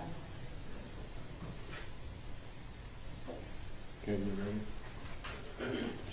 All right, will there be any objections to states 1 and then states 4 through 19 and 24 through 27? Mr. Brissett? I'd like to take the witness over there.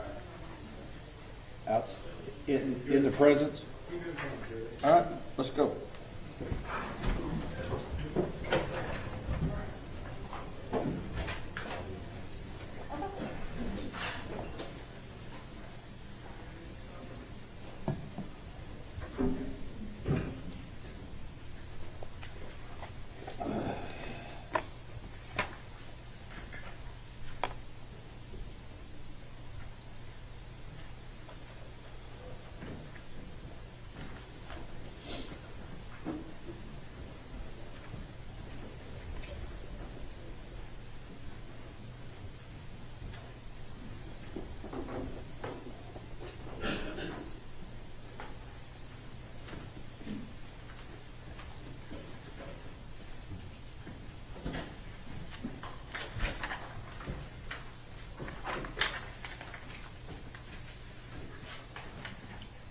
All right, everyone may be seated.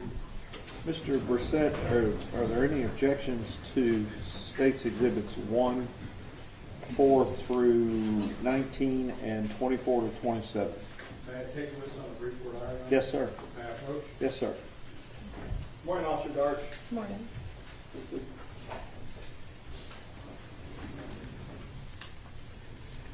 The state tendered you what's been marked and identified as states 15, 16, 17, 18, and 19, correct? Yes, As you sit here today, do you know for certain, you didn't take those photos, did you? I did not.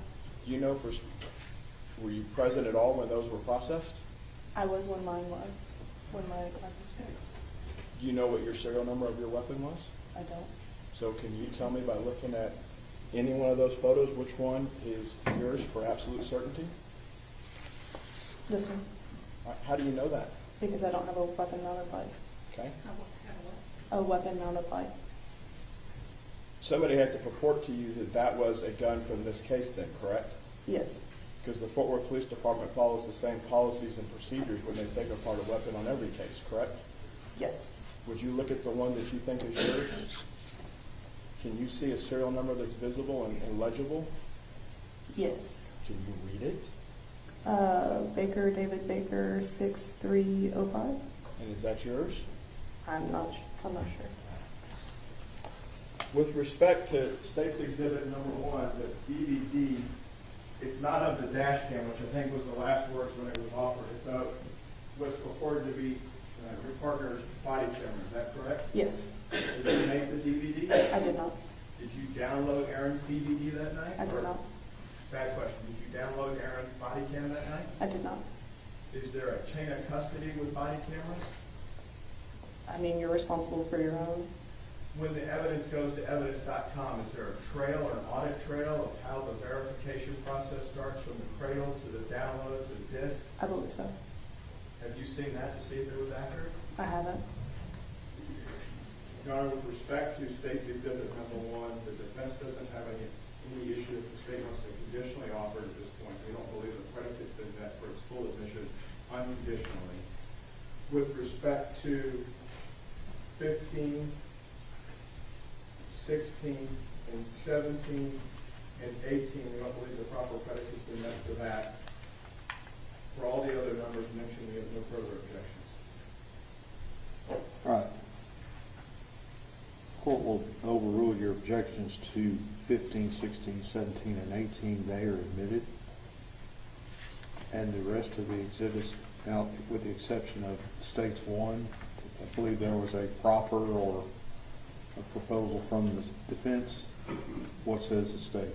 Well, it's not required, and for authentication purposes, it's fair and accurate depiction of what occurred that night, and I made it very clear on the record that it was not from her body camera, but she was right there with this defendant. She is able to authenticate and say that that's a fair and accurate depiction of the approach to the house and what that video shows. Response.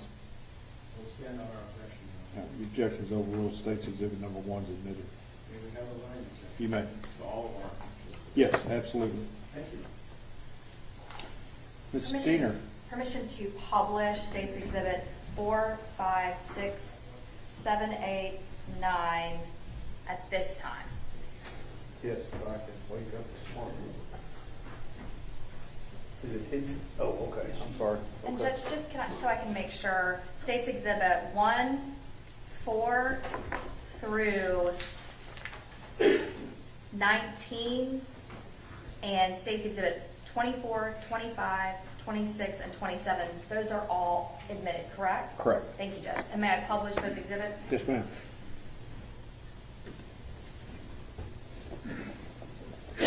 All right, now looking at State's Exhibit 4. Can you see that? Yes. Okay. May I have a moment, Your Honor? Yes, ma'am. Does anyone else need one? Anyone? Okay. Are you guys good? Okay. State's Exhibit 4, we can see 1203 East Allen. Can you show me, and Your Honor, do you have a pointer at all in here? Yes, ma'am. May I approach the bench?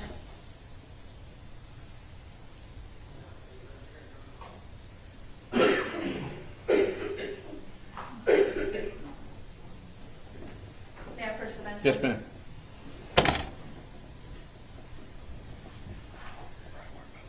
Okay, perfect, thanks. Okay. Can you see it if I'm out of the way here? I have it on this computer too. Oh, okay, perfect. Well, for the jury's purposes, I'm just going to go over here to the far left-hand side. It appears to say over here, IH 35 West. Do you see that road that's running north and south? Yes, ma'am. Okay. And then we can also see this road running east and west that's Allen. Do you see that? Yes, ma'am. All right. So orient us here for the jury. 35, is that 35 a highway in Fort Worth? Yes. Always has traffic? Yes, ma'am. All right. And then East Allen, is that on the east side of 35? Yes, ma'am. All right. So now looking at next slide, which is going to be State's Exhibit 5. What are we looking at here? That is 1203 East Allen. And is that the residence where Atatiana Jefferson was living? Yes, ma'am. State's Exhibit 5 to the left, there appears to be some sort of structure or building. What is that? I believe it to be an apartment, like an old apartment that's empty. I'm not sure. As far as what's on the 1203, that 1200 block of East Allen, are there any other houses to the left of the 1203 address? Which left are we talking? If you're looking at State's Exhibit 5 to the left. No, that's Mississippi right there. And does Mississippi run perpendicular to East Allen? Yes. And to the right of Atatiana's house on State's Exhibit 5, is there another house or are there lots after that? It's just an open field. Now looking here at State's Exhibit 6, a little better perspective for the jurors. I'm going to use my laser pointer. You were referring to some kind of an apartment building or that's to the left of this house, this 1203. Is that what you were referring to, what I'm circling for the jury? Yes, ma'am. And that's just to the left of her house. Is Mississippi the road that is running perpendicular to East Allen? Yes, ma'am. Now, across the street from 1203, there appears to be some additional structures. What are those? Houses? Okay. You know who lives there? No idea. State's Exhibit 7.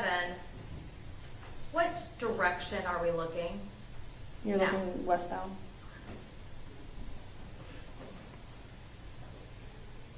State's Exhibit 8.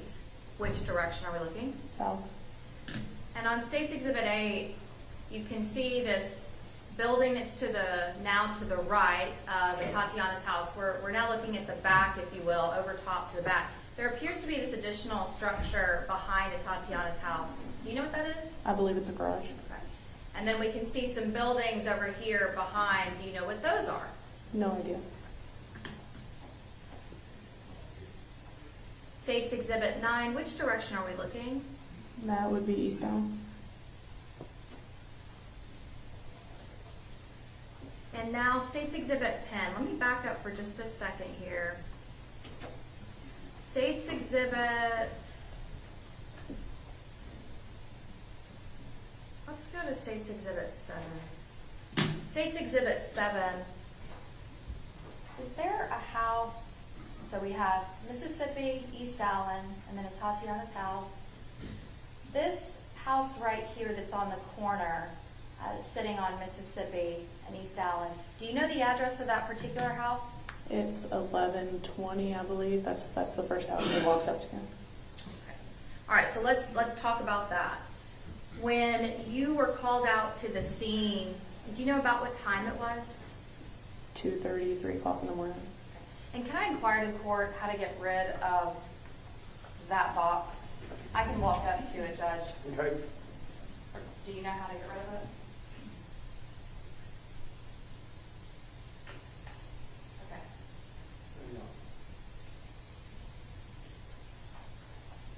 Okay.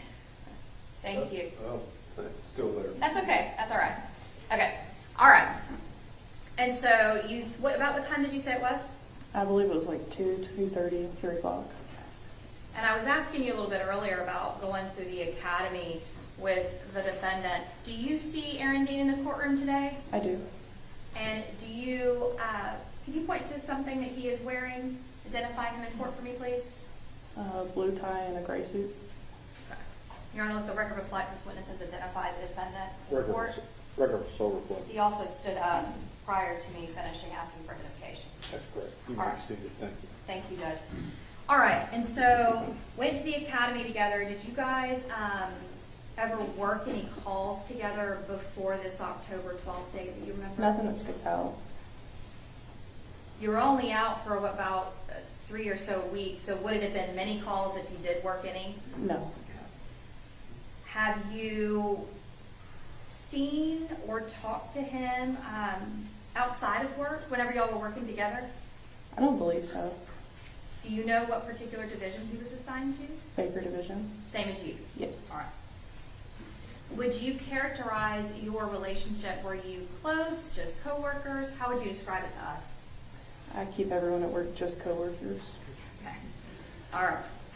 Okay, so that day, October the 12th of 2019, were you working as a patrol officer at that time? I was. What was your shift? We show up at 7:45 and we're off at 5:45. So what time did you actually go in? About that time? I get there around 7. And 2 or so in the morning. Where were you right before you get called out to this scene? At the JPS roundabout. What does that mean, the JPS roundabout? It's a parking lot behind JPS. It's on the northeast side, and it's just a big empty parking lot. Why are you there? I didn't have a call. I was finishing up the call I was on, and I was eating my lunch. Were there other officers that were parked in that roundabout? Yes. Why did you guys as officers choose that area to either finish up a call, eat, kind of congregate? It's just safe. You can see everyone coming up at you. So you get a call, and explain to us how you get that call. What happens if you're sitting in your car? I was sitting in my car. Aaron gets dispatched. Officer Dean gets dispatched. They're calling for an assist unit. I was right at the end, so I just finished up my call and I took the assist. And how do you get notified that the defendant is even getting that call? How do you know that? Over the radio. Is there inside of your car a computer that also gives you that information? Yes, ma'am. What is that called? MDC. And what is MDC? Do you know what that stands for? Don't get me wrong. No worries, that's okay. But there's a computer in there that relays information about calls too, correct? Yes. What kind of information will it give you? It gives you the call details, and then it shows you en route times and on-scene times. And does it also show you who's responding to the call? Yes. Is that how you knew that this defendant was responding to the call? That and when they called out his call sign. On the radio? Yes. Okay. Okay. So what was the basic general nature of the call? Do you remember? I believe it was an open structure. And did you get an address? Yes. And so you said that Dean responds. Why do you go as well then? Every priority 2 call, dispatch has to assign 2 officers to it. Explain to the jury what priority 2 call. What do you mean? So priority 1 is the highest. That's lights and sirens. You're getting there as quickly as you can. Priority 2, it's still of urgency, but it's like a normal run-of-the-mill everyday call. There's nothing emergent that's happening right now that you need to get there as quickly as you can. Are you aware that the Fort Worth Police Department has an emergency, 911, and a non-emergency number? Yes. And so are you able to tell either over the radio or on your computer inside your car whether it was an emergency, 911, or non-emergency? We don't get that information. And so you just get the priority information Yes, ma'am. and some of the details. Yes, ma'am. All right, so what do you do when you get that call? Zipped up my lunchbox and took off. How far away were you from this particular address at JPS Roundabout? A mile or 2, not very far at all. And if the call comes in around 2:25 in the morning, do you remember about what time you arrived? Just a couple moments later. It doesn't take very long to get there. Did you get there to the house first, or did... I did. Okay. When you get there, where do you park? I parked facing southbound on Mississippi. And so now showing you what's already been admitted as State's Exhibit 10 here, and then State's Exhibit 11. Are you able to show us on State's Exhibit 11 where you're parked? I believe that's my patrol car right there. Okay. And it looks like there is only, I don't think I see any other patrol cars in State's Exhibit 11, but going back here, State's Exhibit 10, are there multiple patrol cars in State's Exhibit 10? Yes. Okay. And so if we're looking at State's Exhibit 10, and this is Mississippi running this direction, East Allen running east and west, are we able to see your patrol car in State's Exhibit 10? Yes. Okay. Can you show me, may I put for witness? Yes, ma'am. Can you show me which one your car is in State's Exhibit 10? Which one's the... It would be that car right there, I believe. Okay. And so you're pointing which direction? I'm facing southbound. Okay. And are you able to see in either State's Exhibit 10 or State's Exhibit 11 where the defendant is parked? Do we actually see his car in those exhibits? Not to my knowledge, no ma'am. So looking here at State's Exhibit 11, we can't see any of the patrol cars, correct? No ma'am. Okay. Can you show me, though, using this laser, where he pulled in? Did he come in front of you, behind you, or somewhere else? It'd be like right in this area. Okay, so kind of on that, I guess, corner or caddy corner. I believe, yes ma'am. Tell me the address again of that. Is that a residence or a business? It's a residence, I believe. I believe it's 1120 something. So when you guys get out there, you said you get there first. He parks kind of caddy corner or behind you at least. Yes ma'am. What do y'all do? We get out of our patrol cars and we walk to that first house. And it ended up being the wrong house? Yes ma'am. How did you know that? By the numbers on the front of the house. And the door was closed. Okay. So the call is, door's open, and you walk up, the door's closed, and the numbers are not matching. Yes ma'am. So what do you do? I believe when we went back to the car and checked, we either checked on the MDC or we radioed out asking what the numbers were. So when you say we, do you guys talk about that and you both do it? You just kind of know to do it? How does that work? I can't remember if we talked about it, but I mean, it's just commonplace. Do you remember whether or not you both went to your separate patrol cars to check, or? No ma'am, I don't. Don't remember. All right. Regardless, you figure out wrong house. Yes ma'am. So where do you go? We walk across the crosswalk here and then up, like caddy corner to corner across the street. All right. So let's go over State's Exhibit 9. And may I push what's in Yes, it? ma'am. You show me the route that you take from that address that was wrong. I believe that we walked like right through this way, just like diagonally across. And when you go diagonally across, so you would have been passing just right in front of this building. Yes. Once you get over here to the street, and then some go in this direction before you approach our house. Yes, ma'am. All right. Do you have your flashlights out? I don't recall at that time. Do you remember whether it was a pretty lit area or a dark area? It's darker in that area. And when you go to approach the house, I'll show you, leave. Let's go back for just a second. When you approach the house in State's Exhibit 5, you said you kind of walked in front of it. Did you notice whether or not there was a fence between those two buildings No, that night? no ma'am. Okay. So you go up to the front door of State's Exhibit 5, that house, and what do you do? Walking up, you can see that the front porch light was on and that the white door on the inside was open on both sides. And then we just looked. When you first got out and went to that wrong house, do you remember whether or not you had unholstered your gun? I had not. When you went back and confirmed the address before you started walking across the street, once you knew which address it was, did you unholster your gun? No ma'am. At what point did you unholster your gun, if at all, when you were walking up to Atatiana's house? We didn't. I didn't. Okay. When I say unholster, tell us what that means. It means breaking the security and bringing it all the way out. Bringing your gun all the way out.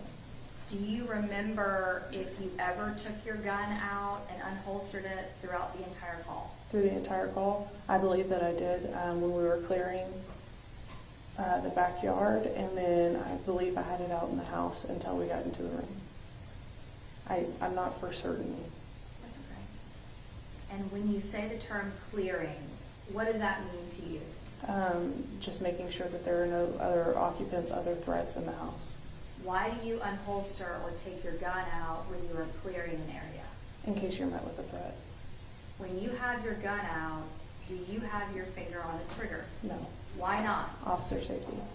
Is that something that you were trained in the academy about? Yes, trigger discipline. So when you are clearing areas, whether that be a house, a field, a car, you have your gun out, pointed in front of you, I'm assuming? You have it down in the stool position, or you can have it pointed depending on what you're doing.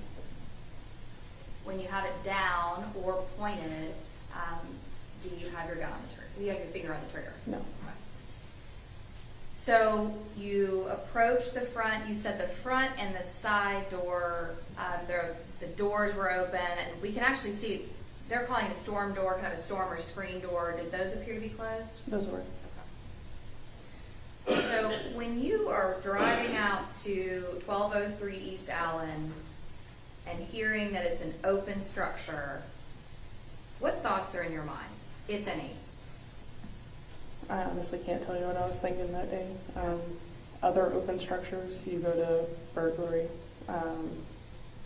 thinking what you're going to encounter on the call. Are you thinking to yourself, east side, high crime area? Or are you just thinking, I just got done eating and I'm going to go to this call? I just got done eating and going to this call. Okay, all right.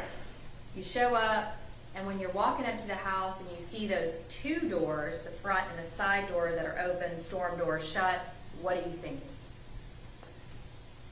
When I see the inside, or Just when you're walking up and you see those doors open. that it's odd for it to be open that time of night. And do you and the defendant talk about anything as you're walking up? I don't remember if we did. And so you look inside, what do you see? The cabinets are standing wide open. There were things just thrown about. It looked like the house had been burglarized from the living room, kitchen area. I want to show you a couple other exhibits that have been offered and admitted. State's Exhibit 12. Are we able to see on State's Exhibit 12 this shoulder-worn body camera Yes, that ma'am. is on Officer Dean at that time? Okay. And then there's also, can I have the lights? Or I can, crap. Thank you. You can see it a little better now. On State's Exhibit 12, there is this black device that's on his chest. What is that? It's a handheld mic A for your hand- a handheld mic for your radio. Now looking at State's Exhibit 13, will you take me through and explain what all of this is? So let's start on the far left-hand side for the jury. What is this right here? That's his gun, Glock 17. And what is this? Pepper spray. So we have the gun, Glock 17 for purposes of the record, and then immediately to the right there's a leather object holding something, and you said that's what? Pepper spray. Okay, and then we have some sort of other black device that's to the right of the pepper spray. What's that? That's the battery box for the camera. And then to the right of the battery box of the camera is what? A cat T tourniquet. I'm sorry, what? A cat T tourniquet. And then you mentioned an Israeli bandage, which was a tourniquet, and now you said cat T. Yes. What are those different things? Yes. This one has Velcro and like a twerk kind of on it. The other one is like an ace bandage, and it has wings on it. So you'll just wrap it as tight as you can, and then you crank the wing once you get it on. Okay, all right. And then to the right of this tourniquet, we have this looks like it's one thing that's holding maybe two slots, but some sort of leather. That's a mag pouch. Okay, what's 14, which is the back of that duty belt? Let's start again to the left. What's this right here? That's the baton. What's the purpose of a baton? It's a use of force weapon. You guys are issued other objects besides a gun that are less deadly, is that right? Yes, they're less lethal. I'm sorry? Less lethal. So the taser, baton, and then we have the gun. And pepper spray. And the pepper spray, okay. And then to the right of the baton is what? Radio. Okay, and then to the right of the radio is what? That appears to be his flashlight. And then there appears to be some small leather. It's called a bell keeper. Okay. Keeps your then- belt in. Okay. A lot of stuff on the belt, right? Yes. All right, and then to the right of the belt keeper, there's two pouches. What is that? Handcuff case. I'm sorry? Handcuff case. Okay. And then to the right, we can see the back of his gun. Is that right? Yes. All right. Now, State's Exhibit 15, defendant's gun. And I want to compare that to State's Exhibit 19, your gun. Can you tell me what additional items are on defendant's gun, State's Exhibit 15, that are not on yours? He's got a weapon-mounted streamlight. So let's start with, you said Glock 17. Is that the type of gun this is? Yes. Is that the type of gun that you have? Yes. Is that the type of gun that you're wearing on your hip right now? Yes. And how many, for those of us that are not as proficient in firearms, guns have magazines that hold unfired bullets or cartridges, is that right? Yes, ma'am. Do you know how many the Glock 17 magazine holds? 17. Is yours fully loaded right now? Yes, ma'am. You have one in a chamber. Yes, ma'am.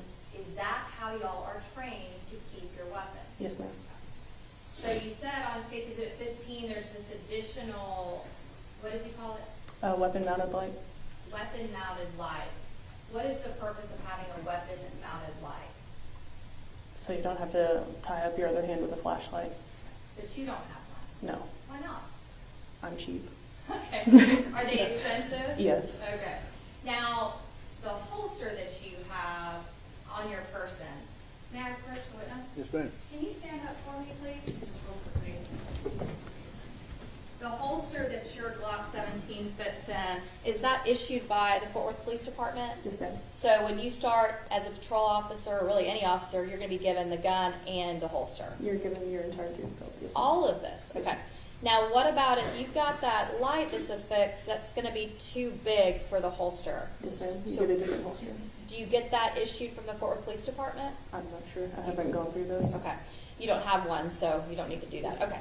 So as far as department issued, that is what is given to you guys. Yes, ma'am. Thank you, MC. All right. So you said that you guys were approaching the house, and when you look inside, you said it looked, I don't want to use different words than you. You tell me the words that you used to describe this house. It looked like it had just been burglarized. Okay.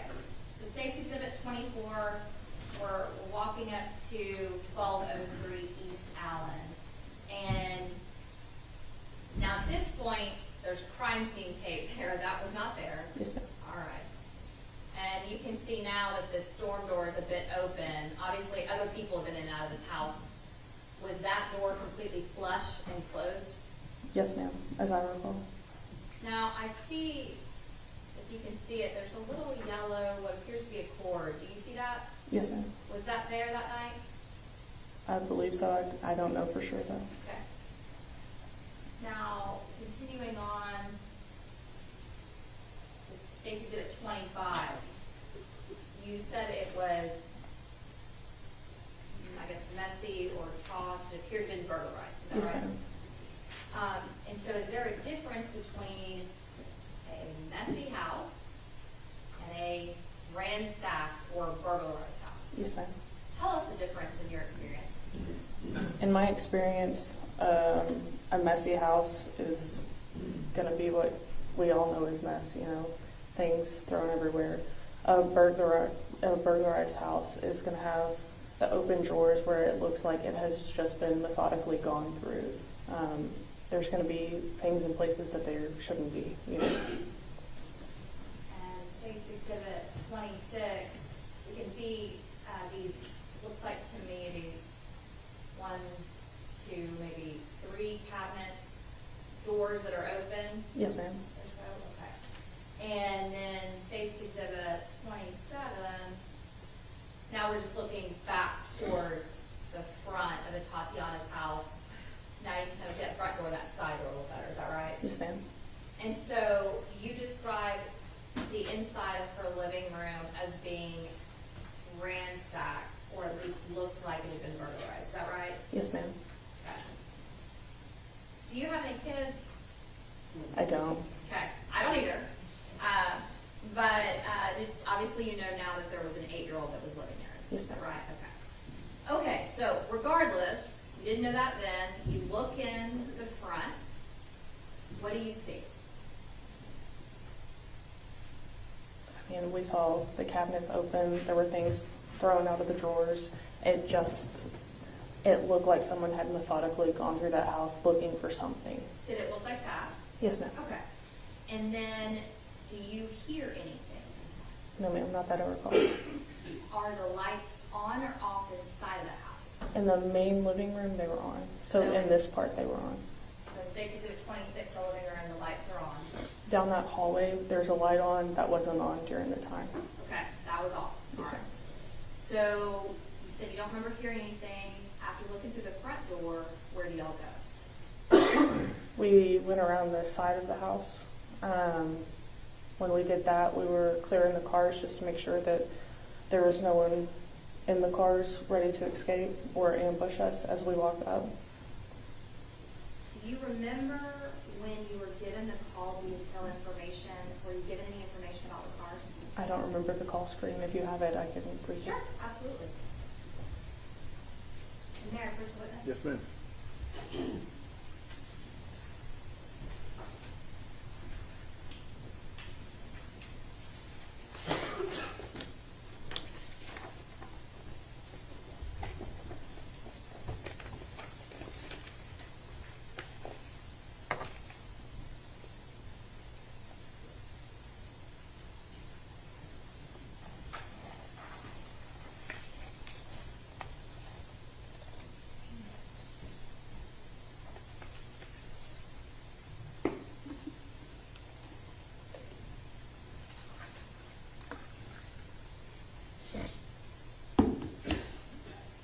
State's Exhibit 95. I'll give you an opportunity to look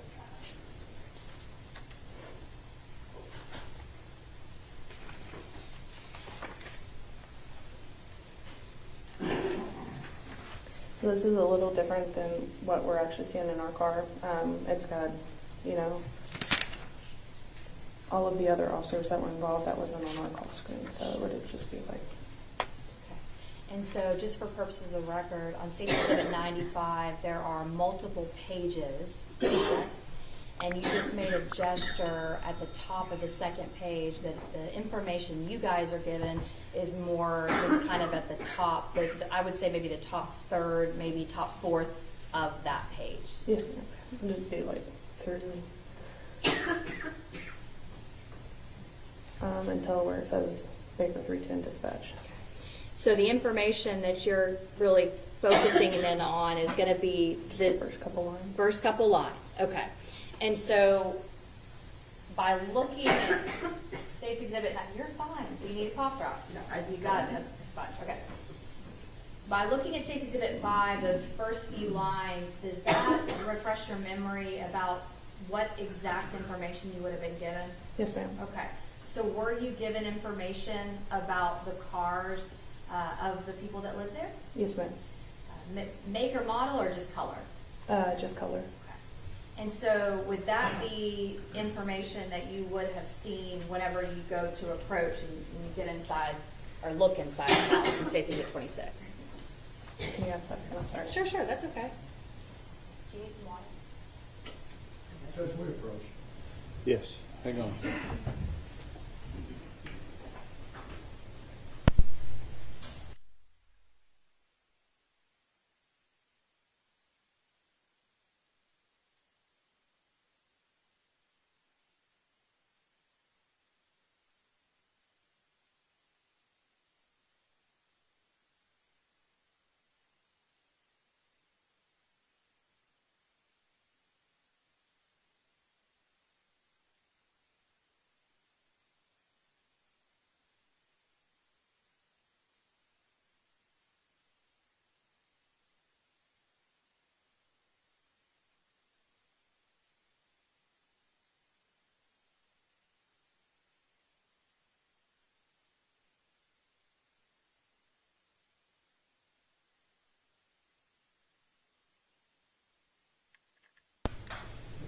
You good?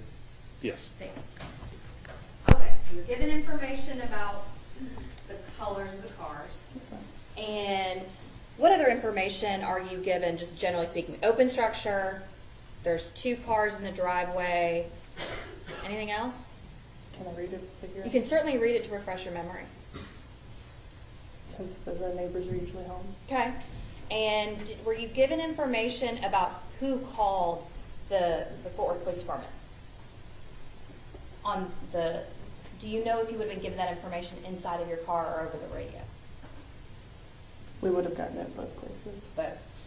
And are you given the information about, so would it have the name of the person that called, and then does it also have a phone number? It does. Okay. And just looking at State's Exhibit 95, are you able to tell who the caller name was and the phone number? You don't have to say it and you don't have to read it out. I just want to know if that's on the call.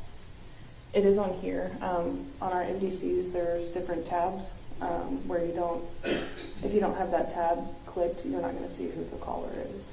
But you have the ability inside your car to do so. Yes, ma'am. All right. Okay. So you get out there, you look inside, you go to the side door. Now where do you go? The side door, we started making our way, which would be northbound down the side of the house. Do you hear anything like that? Not that I remember. After you get to the side of the house, where do you go? That's when we go into the backyard. You said that you guys cleared, or I think you said y'all or you cleared both cars. Yes, sir. Do you guys talk about who's going to clear what or how you're going to do it? Not that I remember. I don't remember a whole lot of communication from them. Before you walk up to the house, do you guys discuss who's going to take lead or call the shots, if you will? It was his beat, so it was his sheet. Okay. Now you said that to me before. It was his beat, it's his sheet. What does that mean to us? If you're responsible for that area, most officers take pride in their areas and they try to take the sheet on it, just so that people get to know their face, get to know their names, things like that. So naturally, are you going to kind of take a back seat to what he's kind of telling you to do or directing you to do, or y'all going to do it together? My primary mission at that point is to be an assist officer. All right. And so who makes the decision, or do y'all discuss who's going to go into the backyard? I don't think we did. Who opens the gate? I believe it was Officer Dean. Now, I want to ask you, do you have some trouble with your memory? Yes, ma'am. Can you tell us why? I've had 2 TIAs, 2 transischemic attack strokes. So as far as your memory is concerned, and just generally speaking, when have those occurred? The first one occurred February of 2020, and then the second one the following March, so March of 2020. So did you also give interviews to the Major Case Department back in October of 2019, right after this happened? The night of, yes, ma'am. So if there's any questions that you're unable to remember, would that be the most accurate and the best from what happened that night? Yes, ma'am. And then, of course, we have the body camera footage. Yes, ma'am. Okay. All right. And so you're not quite sure who opened the gate, but do y'all go in the backyard? Yes, ma'am. When you go in the backyard, do you remember who went in first? I believe it was Officer Dean. Do y'all talk about who's going to go left, right, straight, what you're going to do? No, you're trained in the academy, and it's just muscle memory at that point. What do you train in the academy to do in our backyard? You do what they call, I don't know the exact terminology for it, but it's basically you perform an X. Whoever's on this side goes in this way, and whoever's on this side goes in this way. Okay. Why? Just so that you're facing what you see. And is there a particular way that you are taught to clear a backyard or clear a space? You do what you call a pie, and you just break it up into small sections, what you can see first, and then you go into the corner that's unknown. And so did you guys personally do that when you went into the backyard? Yes, ma'am. Is it something that you can visibly see that another officer is doing, or are they able to do it just with their eyes only? It depends on how big the area is that you're clearing. Could you tell whether the defendant was slicing the pie or cutting it up in these pie sections? I had my back to him. Okay, so let's talk about that. You've got your back to him when you go in the backyard. about how far away were you guys from each We other? were very close. Were the backs of you, were y'all touching? If we weren't, we were close. I know that. Very close. Yes, ma'am. And which direction is he facing? He would be facing southbound, which would be toward the house, and I was facing northbound toward the backyard. And when y'all get in the backyard, and so you're actually looking at, I guess, the fence, if you will. Yes, ma'am. Okay. And so after you get back there, you're back to back, he's looking at the house, you're looking away. What's the next thing that happens? I'm clearing the backyard. As I get a quarter halfway into it, I hear him start giving out commands, so I drop my gun into the stool position, and I go to turn around, and about halfway through my turn is when I hear a shot ring out, and I turn around, and that's when I can see her. So when did you pull out your Glock 17? I'm not sure the exact time, but I believe it was when we were going into the backyard. So you pull it out, you think you pulled it out, and are you using it to clear and slice the pie, if you will? Yes, ma'am. So would it have been pointed At the fence, at the fence? You said you put it down in stool position? which would just be pointing at my feet, so that I don't turn around and have the barrel of my gun in his back. Do you know whether or not the defendant had his gun out while y'all were approaching the front or side doors of the house? I don't remember him having it out when we were approaching the front or the side. Do you know whether he had it out? Do you know when he had it out? When he pulled it out? No, ma'am. Okay. When you guys were, after you were walking by the cars that we were talking about in the driveway, do you remember seeing any type of lawn equipment or electronics of any sort outside? I know from the video, I don't remember firsthand if there was. I know from the video, though, that there was a lawnmower and a weed eater. What about when you get to the car, the second car, do you remember there was a bicycle of some sort? I tripped on a bike, yeah. Okay. Do you say something about that in the video, or do you remember? I don't remember, but I'm sure I did. And then, do you remember whether that was a bigger bike, small bike, or do you remember? I don't remember. Okay. And so you were on the inside of that car, between the house and the car, there's a bike, and you kind of run into that. Where is the defendant? He is on the east side of the car. Other side? Yes. Okay. And at any point before y'all get into the backyard, have you called for backup? No, ma'am. Okay. Would you know if backup had been called by the defendant? You would hear it on your radio. And that's on your person, right? Yes, ma'am. Okay. When you guys go up to that front door, do you guys inspect the front doors and try to open up that storm door? I didn't. I'm not sure if he did, if Officer Dean did. Side door, did you? I didn't. Again, I'm not sure if Officer Dean did. What about announcing, saying Fort Worth Police or knocking on the front or side door? Did you guys do that? No, ma'am. We didn't, because if there's a burglar still in the building, you don't want them to know that you're there so that they can escape. And so, did you also, when you talked earlier about parking kind of across the street and down, did you ever have your lights on when you were pulling up to that first wrong house, if you will? I had my headlights on, but not my overhead lights. And why would you park diagonally kind of over there across the street instead of in front of the house? For officer safety reasons. Explain that to us. So if you're on a call, you're going to a domestic, it gives the offender time. They recognize that you're there. It gives them either time to escape, time to harm the person inside. It's a better idea to park not in front of the location. So you just gave the example of a domestic, but let's talk about this call, an open structure call. So why would you, for officer safety purposes, park not in the front on an open structure call? So if there's a burglar in the building, there's someone inside, they don't know where you're at. So get over there to the backyard. You said you heard a shot and you turned all the way around, and then you. I heard him give commands. I started turning, was halfway through my turn, and that's when I heard the shot. Do you remember exactly what words he used No, ma'am. You said, so once you turn around, are you now facing what? The window. What do you see? I see Officer Dean. I'm looking just over, I guess that would be his right shoulder, and I can see her face through the window.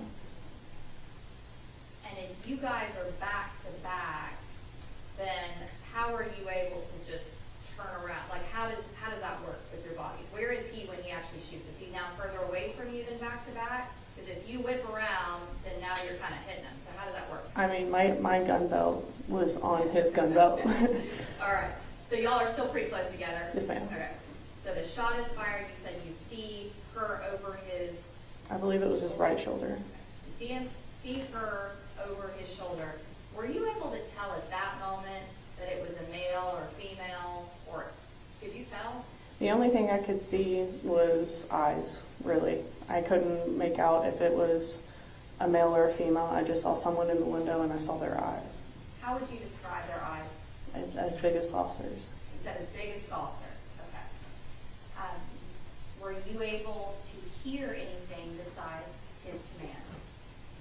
I didn't hear anything. I don't know if it was auditory exclusion or what, but I didn't hear anything until we got into the house. Now, you just used the term auditory exclusion. Tell the jurors what that means. It's when you're in an amplified state, your adrenaline is going and you physically cannot hear what's going on around you. There's multiple different kinds of exclusion.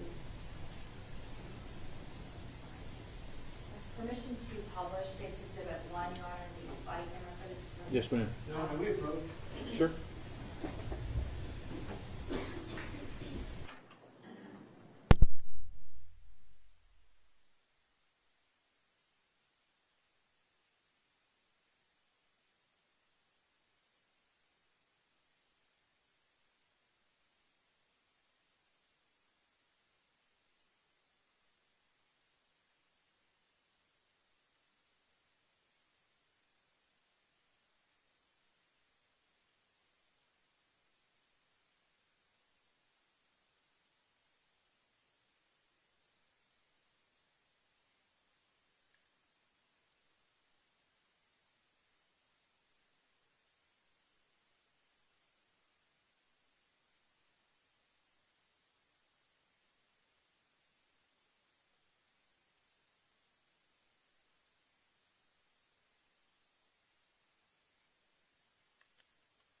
Hang on just a minute. Wait on Mr. Smith.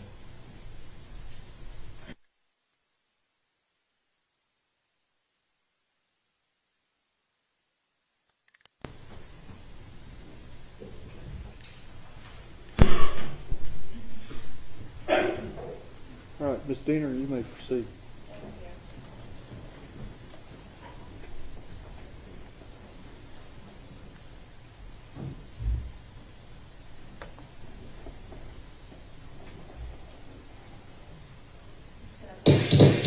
Start at the beginning.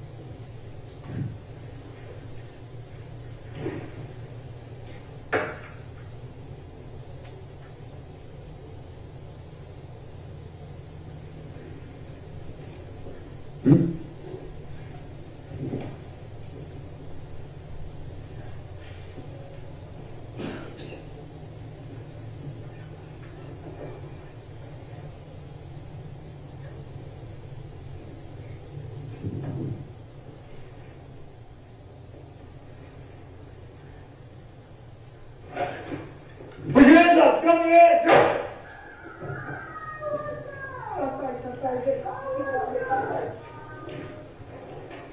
Brady 325, shots fired, Sergeant Supervisor, and then start code.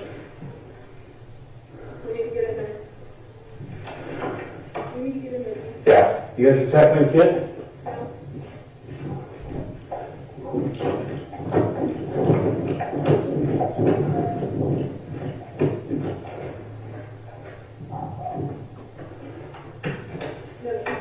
Maybe hurt too much. Hands up! Hands up! Show me your hands! Show me your hands! Show me your hands! Hands up! Show me your hands!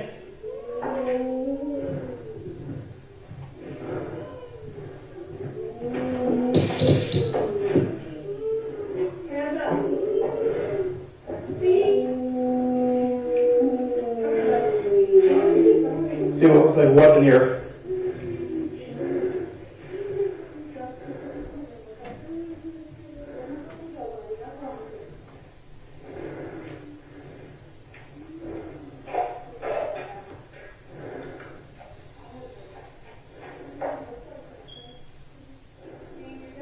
Yeah, I'm good.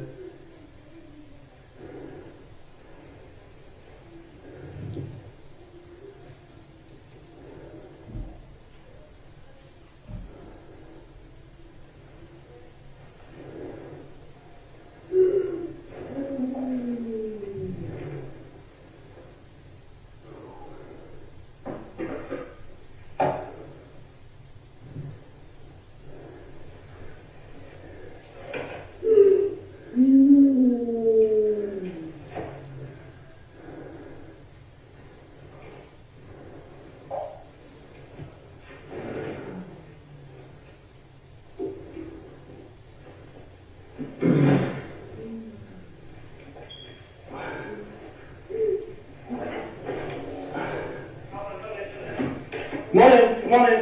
It's clear, it's clear, it's clear. Can that go? There's a weapon on there. I have not cleared it yet.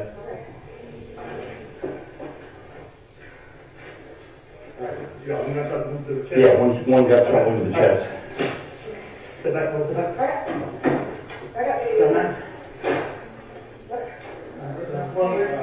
Good hit. Hit. Hit. Oh yeah, chest single? Oh yeah, go sit back.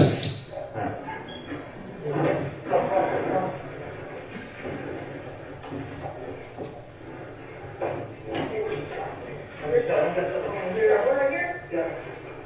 All right, so hold, please. Hold just airway, just airway. Yeah, stop. Okay. Yeah. Yeah, let's go do, let's do chesting and a little bit more. I think a bag in there. For the gun? No. Oh, yeah, second gun, yeah. Do you hold that? No, I got it. I'm gonna shut off the laser. Maybe take that door. All clear. Round.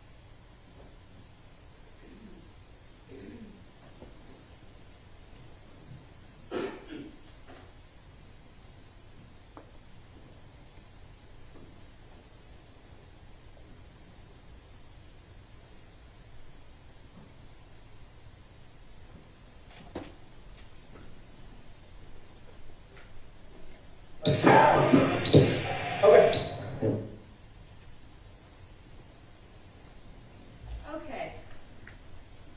I'm going to ask you some questions about what we just saw in State's Exhibit 1, and if we need to go back and rewatch it, that's fine. Okay. So, when you guys walk up to the front door or the side door, do you or Officer Dean at that time, the defendant, try to use the actual handle to see if it's locked or unlocked? Not to my knowledge, no.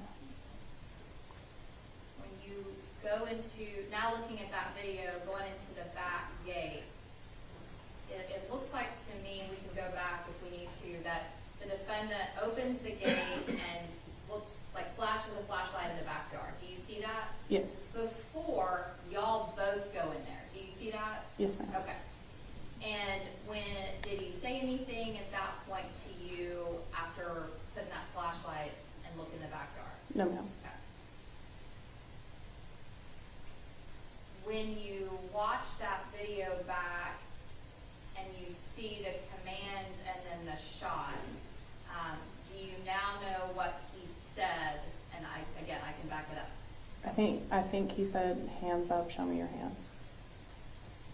You hear him ask about a TACMED kit. We've already explained that to the jury. Is that what you're referring to? Yes. Why were you wanting to get a TACMED kit? For life-saving procedures. Someone is in the house that's shot now.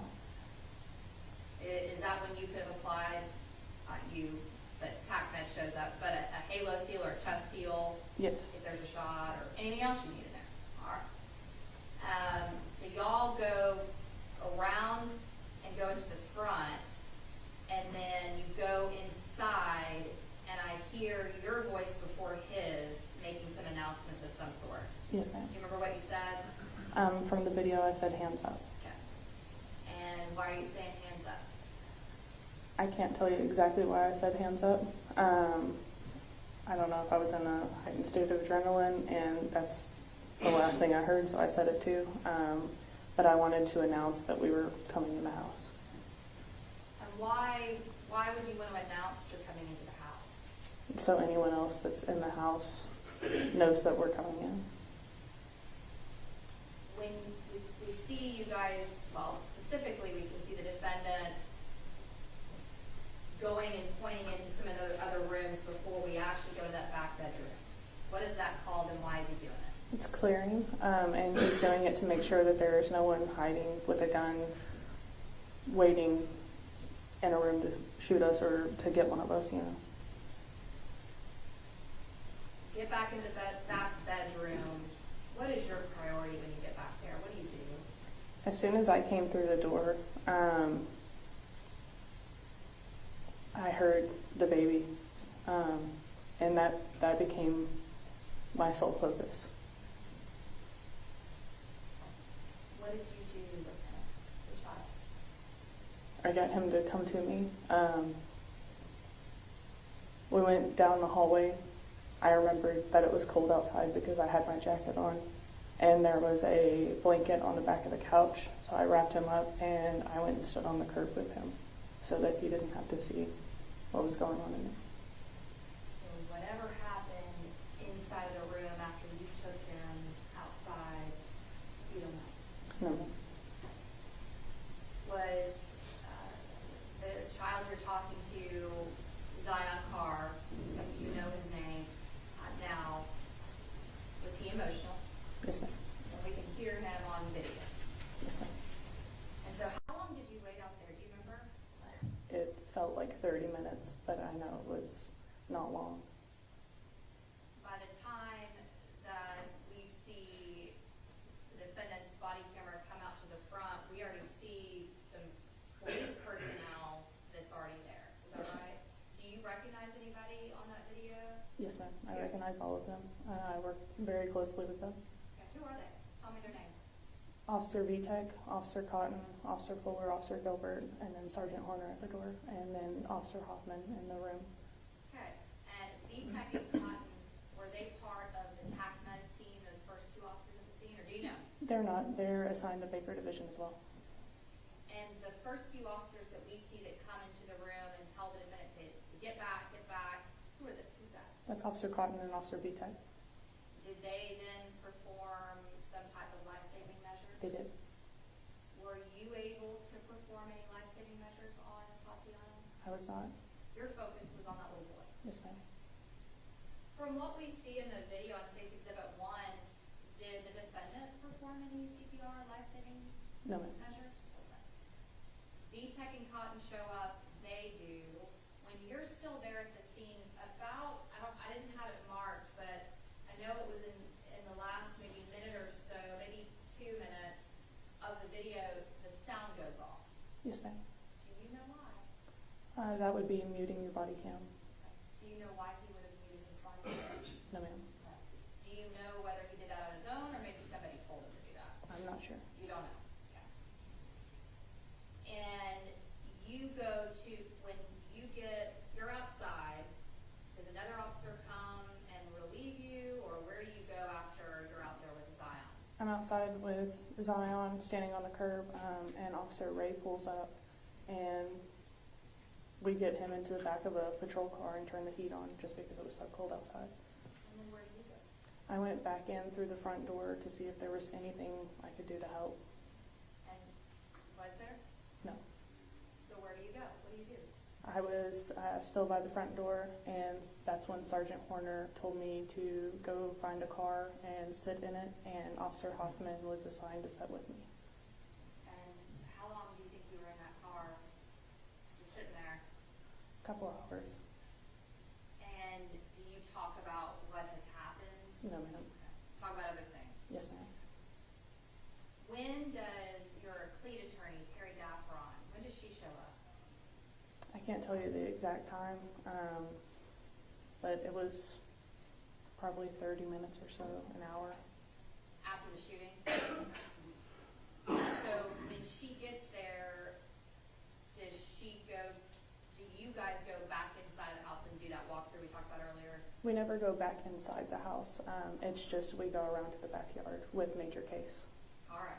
Go back around and then you point in certain areas. Yes, ma'am.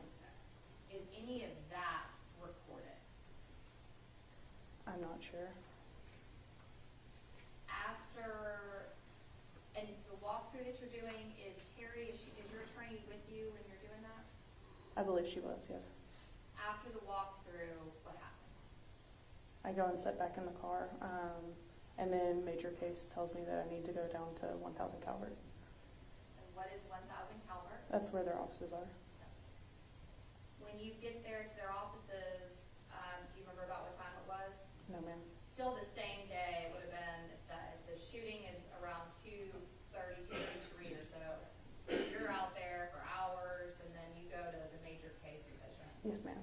So, do you do the interview that same early morning hours? Yes, ma'am. Okay. Do you remember how long that was?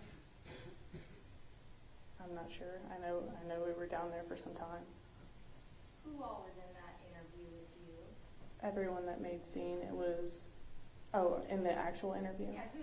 Is someone from Major Case is interviewing you? Detective Brimshus and Heisey, and then Terry Daffron. All right. Do you do another interview after that one? Yes, I don't remember it though. Yeah, that's all right.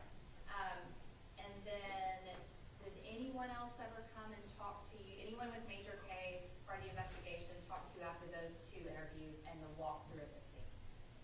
I had an interview with our internal affairs. Okay.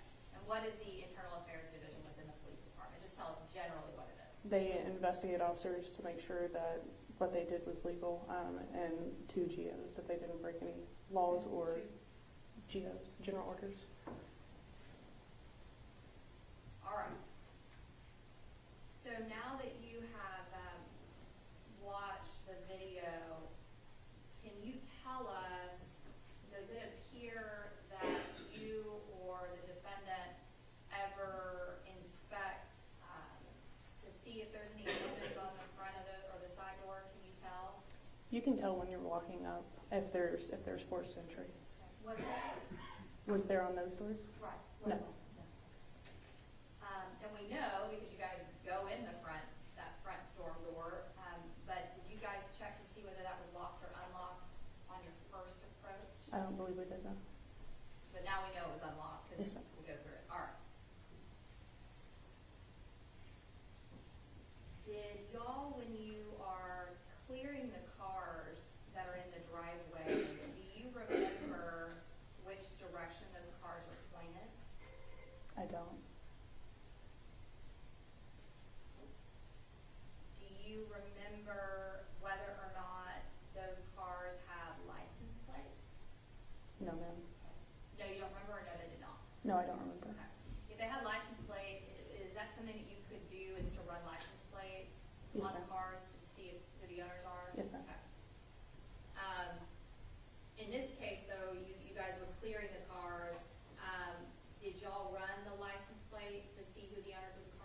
I did not. Did you need to do that with the information that you had from the 911 call details? With my experience then, I wouldn't have thought about it. Okay. Wouldn't have thought about who owns that car. Did you think at all about that those cars were the neighbor's cars, as it says in the call details, or were you didn't even think about it? No, ma'am. Okay, that's fine. 3 weeks you were cuddlies, right? Yes, ma'am. All right. Okay.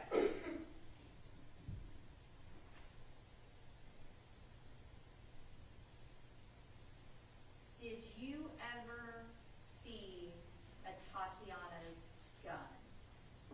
No, ma'am. I saw her face. Is that burned in your memory?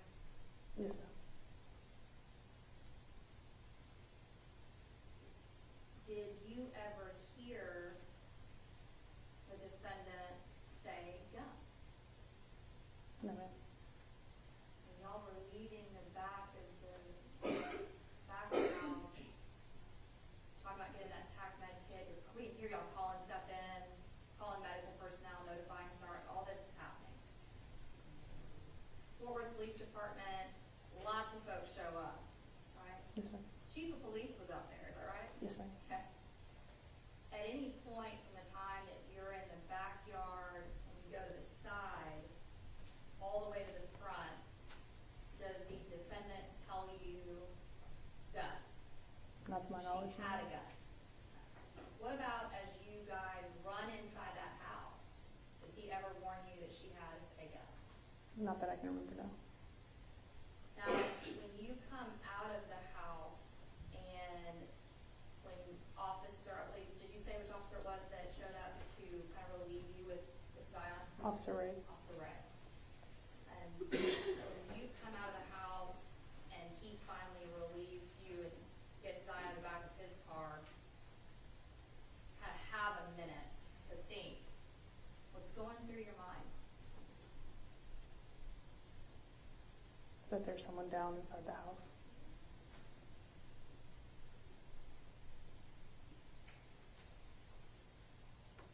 As far as, I know, well, I'll just say this, do you want to be here? No. Has this been extremely difficult for you over these last 3 years? Yes, ma'am. You don't want to have to testify and be in that seat. No one wants to be involved in a shooting. Sure. And nobody really likes to testify either. No. Okay. Were you concerned and worried and nervous to be here today? Yes, ma'am. In your mind or in your heart, what are you the most concerned about? Zion. What about him? Just how he is, his well-being. Do you know that he testified yesterday? Yes, ma'am. Can I have a minute? I'm going to pass the shot. Can I take a minute? Yes, let's take a break, so let's take a short break. If you retire to your jury room, hang on just a minute. You retire to your jury room, okay? Hang on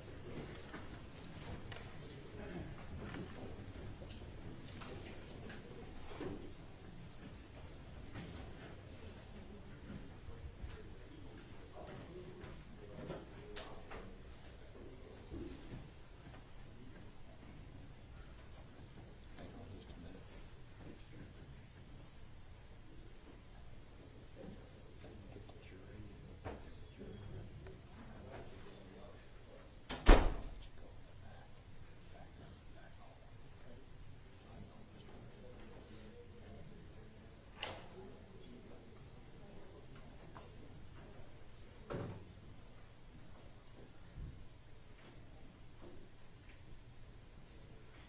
Check and see if the jury room is closed.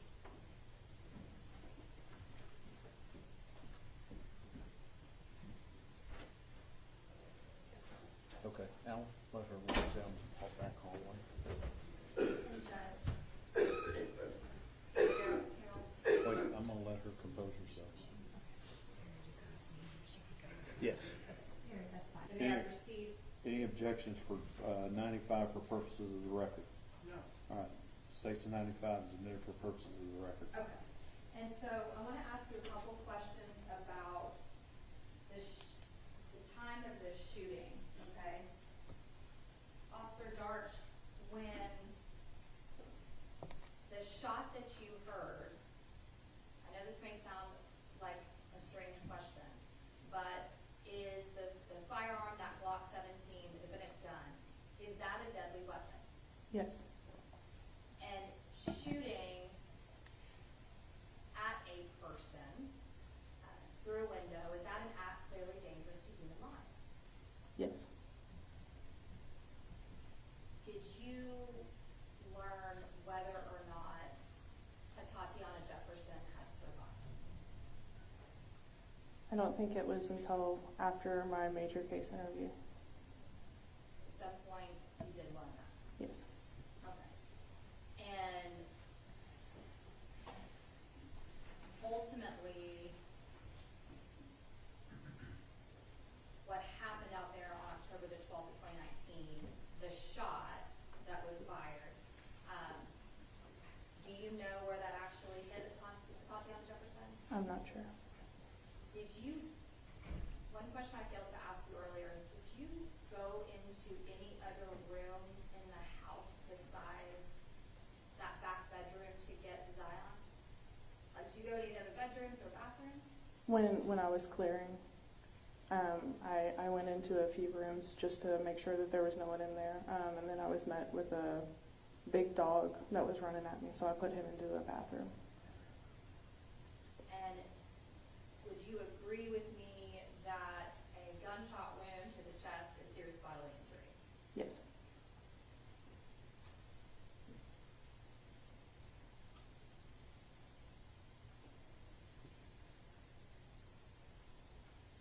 I'm going to pass it. All right, cross-examination. Carol, would it surprise you that D3ath and Darch were EMT paramedics at the time? I was not a paramedic. I'm sorry, were D3ath and Cotton? Paramedics? Yes. Not to my knowledge. They're the ones that started attending to Miss Jefferson first. You recall that? Yes. And they moved Aaron out of the way. You've seen the video. Yes. Aaron had started with an Afghan right there at Yes. some point, correct? Yes. On direct, you mentioned the word auditory exclusions. Yes. Is one of the events that takes place with the human psyche or body under a traumatic event, like a police shooting, correct? Yes. Are you trained on some of the events that take place in critical incidents? Yes. What happens to your vision during a critical incident? You get tunnel vision, What's that mean? where everything around you just encloses and your primary focus is what's in front of you. As part of your training that the state went through for a significant amount of time, did you review critical incidents of other officers both in Fort Worth and around the country? Yes. Part of your training? Yes, sir. Did you learn that your tunnel vision focuses usually on the threat that's going to harm the officer? Yes. What harms an officer usually on a person? A gun. Hands. Where's the gun held on a person? Hands. In your training experience at the academy, did you learn that though you may have the best commands in the world, when that stress environment of the vision that's here goes to tunnel, that commands usually change to what they're seeing as opposed to what they are trained to say? Yes. Would it surprise you that in your major case interview before 7 o'clock that morning that you said that a silhouette and then it pivots or it doesn't? Yes, sir. What is the purpose, if you understand it, for that type of drill? To identify the threat. Is it become a shoot, don't shoot scenario? It does. And when you are doing that type of drill, is your weapon out on a counter? Is it in your hand already?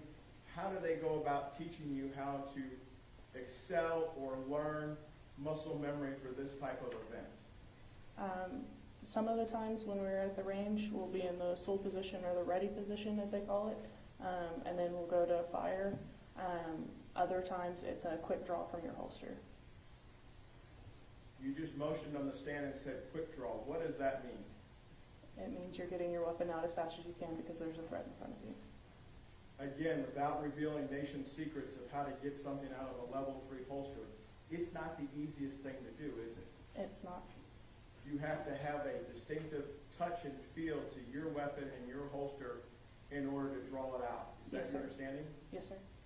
Through your training, did you learn about incidents when we switched nationwide to level 3 from level 2 of critical incidents where officers couldn't draw their weapon in a timely fashion? Yes, sir. It's something that when you're at the range, they train you daily on how to safely unholster your weapon and bring it to bear if, God forbid, you were asked to do that, correct? Yes, sir. Is there a training scenario in the academy or continuing education where you're met with a threat and the threat is as close to me as this board and you have to do something right then and there?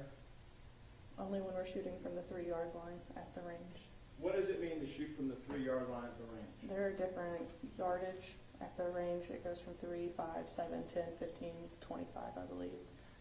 And you're trained to shoot from each range. Do you recall any close quarter drills where you're taught if you have somebody not through glass, but you're standing next to somebody, you're talking to them, and all of a sudden it goes south? And by south, I mean it disintegrates whatever's going on, and you're met with a weapon of some kind, and you have to take a defensive position. Yes, sir. All right? Can you take the members of the jury through what you would do in that situation? Like if the person had a gun in their hand? Yes, ma'am. Okay. If they're in close to you, you want to try to disarm them, but you're going to draw out your weapon as well. All right. Are you right-handed or left-handed? Right-handed. Are you taught as part of that training, if I understand your training, that you're going to try to give distance and drop to your gun leg to gather more distance as you unholster? Yes, sir. Is that a trained technique? Yes, sir. Do you recall watching State's Exhibit number 1 and watching Aaron take half a step back as he's unholstering his weapon? Yes, sir.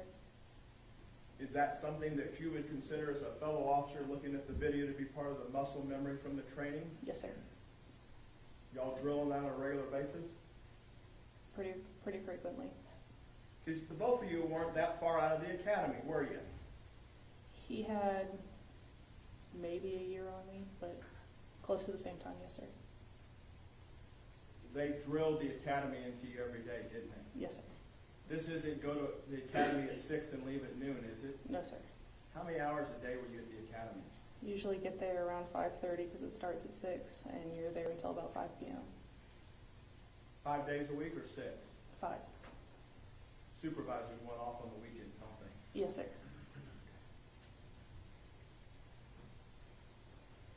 As part of that training, though, you have to make a decision whether it's that close quarters or whether it's at the 5-yard, 7-yard, or distance. Still have to make that decision as you're giving ground whether you're going to shoot or not shoot, correct? Yes, sir. And we talked briefly before lunch. You've seen the studies and seen the film of how vision starts here, and on a stressful event it becomes here, correct? Yes, sir. And what they're visualizing, they're vocalizing into what the threat is. Yes, sir. Having now watched Aaron's video from his body worn, any surprise that he doesn't carry on a conversation with you while you're running back to the house? No, sir. Given the adrenaline and what just went on, would you expect the two of you to have a conversation as you're going through? No, sir. My primary focus was to get him there. You both started calling out, Yes, sir. yes? And you got the young Zion and you got him out of there. Yes, sir.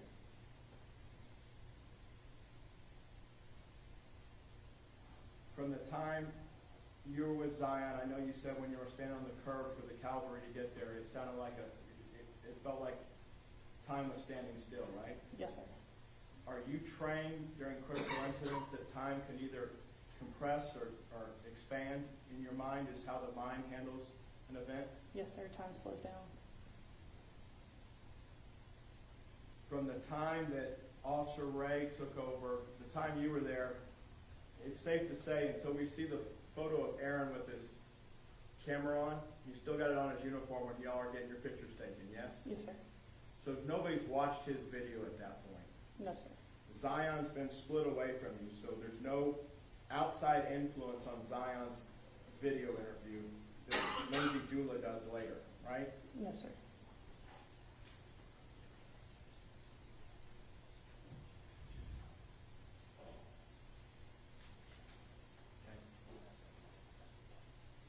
All right, let me go back through this. I asked another bad question after lunch.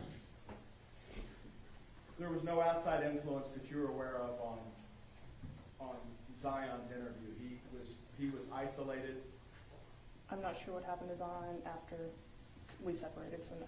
After Officer Ray took care of custody and control, you don't know. Yes, sir. Sergeant Horner separated you and put you with a partner. Yes, sir. Why did they do that? That's customary after any CPI, a critical police incident.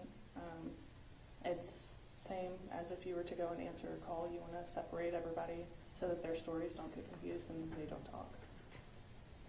So it didn't surprise you that you and Dean were separated. Not at all. It didn't surprise you watching the video that the incoming officers, the assist officers, moved Dean out of the way. No.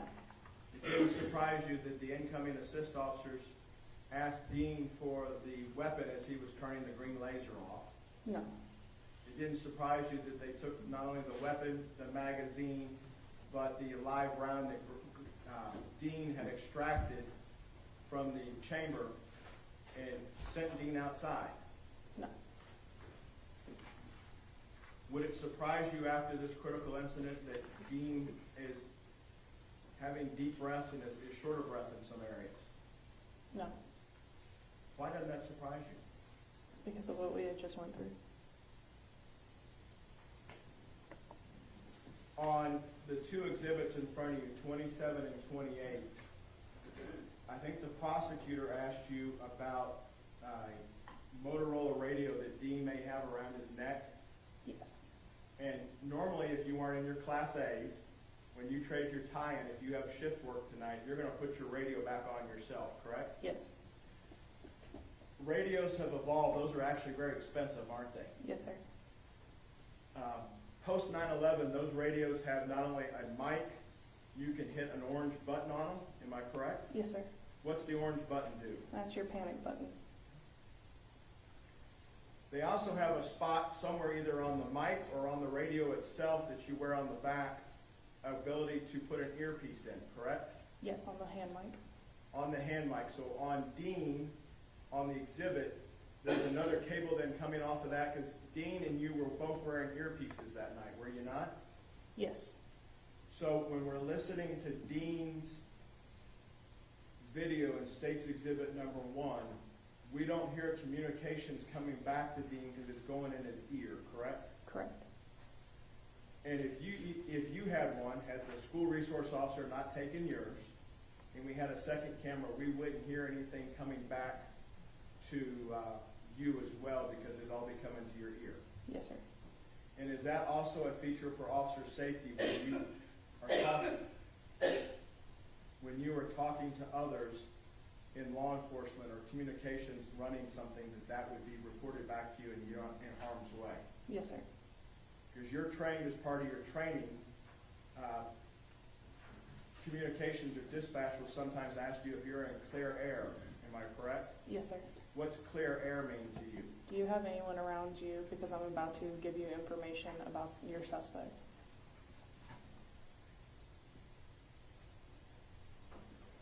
On direct, you were asked when you're sitting at JPS of how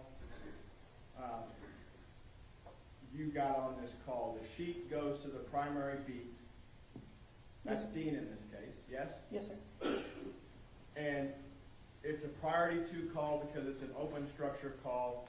The call taker's already made that decision. Dispatch, if dispatch disagrees, it takes a supervisor, so it goes out as an open structure call. Yes, sir. And you put yourself on the call, or how do you put yourself on the call if you did? I believe that I put myself on the call. I'm not sure exactly How it was, I was on a sheet, I cleared, and then I would have radioed out asking whatever my call sign was that night to be put on the sheet. You have the ability to, even though you're in a squad car, you could key up you motioned here on the stand, keying up like you have your Motorola strapped to you. Yes. You also have one, a police car is really, you get to sit in it, but there's a lot of equipment sitting right next to you, correct? Yes, sir. There's a radio and light controls right next to your right, am I correct? Yes, sir. And then there's the MDC or mobile data computer. Okay, remember that term now from school? All right. So you can put yourself on the call via the radio, yes? Yes. You could also put yourself on the call via the MDC. Yes. And you don't know exactly where Aaron was coming from, but you got from Peter Smith to 35. Did you go down 35 or did you just go down Hemp Hill and cut over? You just go Main to Allen and then you're there. Main to Allen, come across, there's a bridge right there, isn't there? Yes, sir. It goes over 35. And this sits just, 30 seconds if it's no traffic at that time of night? Once you get off of 35, you're there? Yes. Do I have it right that you actually got out first and you walked up to the house maybe by yourself, the wrong house to begin with, or you don't remember? I think we walked up together, but I'm not sure. When you went back to the squad, you looked at the call detail record or a record of information that they give you? I don't know if I looked at the MDC or if I called out on the radio. Have you had a chance to listen to any of the radio traffic that was preserved based on the critical incident? No, sir. And the state showed you a little while ago the full 8-page printout of from the start of service to the end of service when the last crime scene officer left, correct? Yes, sir. But as part of this, you're given some visual text to read as you're going to a call, correct? Yes, sir. Does the MDC always let you activate it while you're driving, or is it like a modern car that shuts off when you get to a certain speed? Oh, no, it's always on. And you're trained how to be careful and not get distracted by it, correct? Yes, sir. Do they write in full sentences when they're dispatching you on the MDC? No, sir. They usually write in shorthand. And does it take somebody to understand what the shorthand means to read it? Depending on the dispatcher, yes, sir. May I approach the witness, Sean? Yes, sir.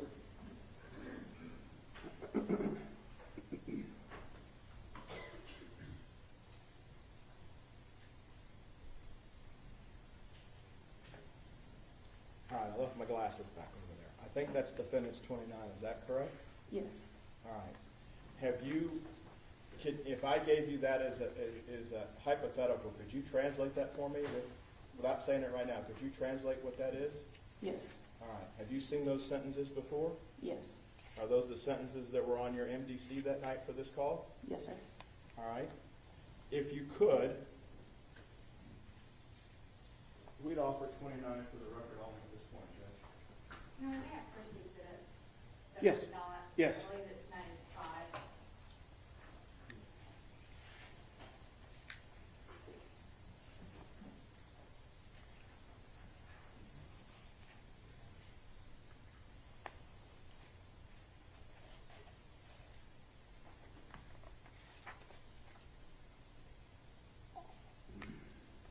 I don't have any objections to exhibit 29. Excuse me, defense exhibit 29. for all purposes, or you only offered it for the record? You're still offering it for record only? No objections? I don't have any objection. Okay. I don't have any objection to it for all purposes. Okay. All right, defense exhibit 29 is admitted for all purposes.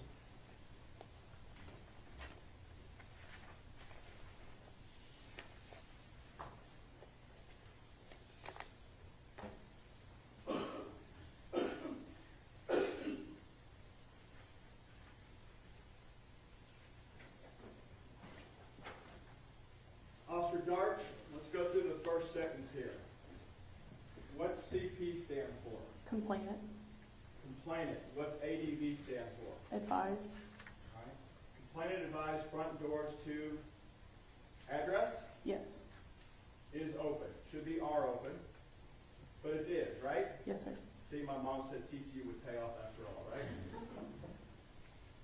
Both of the vehicles are in the driveway. What's WHI? White sedan, And DRK, dark colored. sedan? Yes, sir. Neighbors are usually home but never has door open. All right? Anything about a welfare check on here? No, sir. Anything that you and Dean were ever told about a welfare check? No, sir. It came in as an open structure. At any time, I know you were asked this question on direct, and I don't know, maybe you didn't understand it or maybe you did, and I haven't seen it in my notes. The caller that called in, the CP, you weren't asked to call them. That's what you were dispatched on the NDC to, correct? Those were all of our call details. Yes, sir. And based on this, that's a signal 56 in the general orders, correct? Yes, sir. It's an open structure. And you have to treat a signal 56 as what? A silent alarm.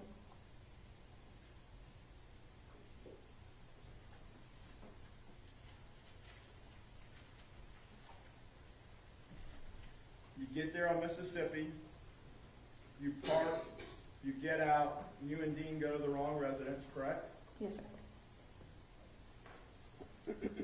When you start walking from the wrong residence, after you've gone to your car and figured out what the right address is, there are street lights on the street itself, on Evans. Allen. Allen. There are street lights. I believe there's one at the corner of Maddox or Mississippi and Allen. And if we go further away from Mississippi, if the crime scene photos show that the light that's further down in the empty field is not illuminated that night, sometimes Fort Worth street lights are out. Yes, sir. The porch light wasn't on this residence when you got there, though, correct? The address in question, you recall the porch light being out? I don't remember if it was on or off. If you told Major Case that morning it was off, would that be? That would be fair, yes.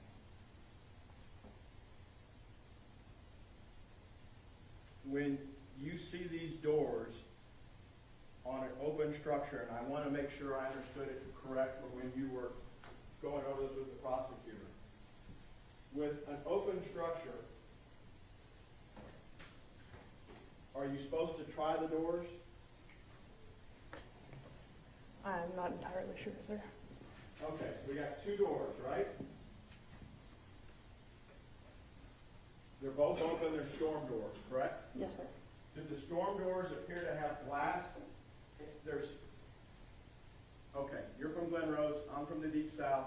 There's storm doors that have glass in them, then there's screen doors. Yes, sir. All right, I haven't been there, so I need you to help me. Were they storm doors where they had glass or plexiglass in them, or were they screen doors where you could move stuff through like smoke? They were storm doors with glass. Okay. And they were both closed, is that correct? Yes, sir.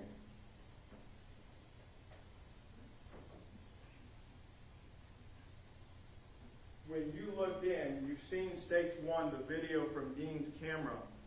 Did Dean's camera give you the full view that you could see standing there with your naked eye? Your body camera rarely catches what your eyes can see. It gets a view, but it's not the entire view. And I believe you told Major Case and you told this jury that the place looked ransacked. Is that correct? Yes, sir. You started your career on the east side. You moved to the Central District. You've been helping the residents of these areas fight the crime that's in their neighborhood, correct? Yes, sir. Would it catch you by surprise to see lawn and garden and bike equipment out in the middle of the night with open doors? Is that something that you take into consideration? I'd say it's pretty common for the area. Pretty common that stuff's just laying about, or pretty common if it's out, it might get stolen? If it's out, it might get stolen. So if people are lifelong residents of the neighborhood, it's safe to say you put it up or you lose it? Yes, sir. So do you recall walking across a weed eater? Yes, sir. Do you recall walking past a lawnmower? Yes, sir, from the video. And then we have a BMX bike that we know your knee came in contact with, right? Yes, sir. It's part of your training in the village and at the academy where you've been taught that open structures or burglary in progress sometimes find stuff moved outside so it's easier to get away with it. Yes, sir. Are those data elements that you have to take into consideration when you're evaluating the scene? Yes, sir.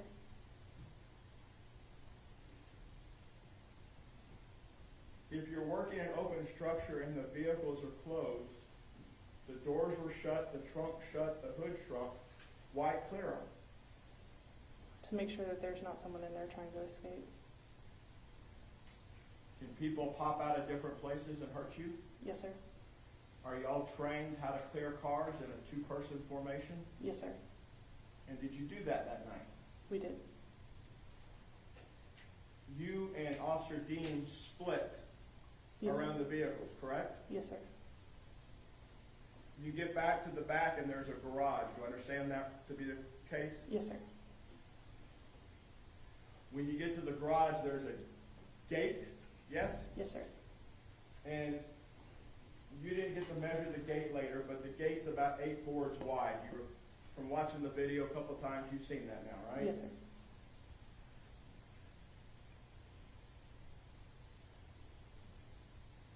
If I understood your testimony on direct, the decision for who went to the window was based really on where you were standing. Yes, sir.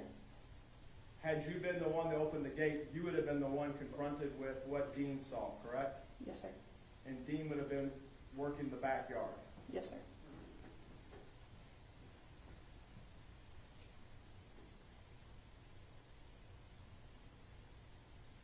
You train together at the academy to rely on each other's observational skills and to trust each other, do you not? Yes, sir.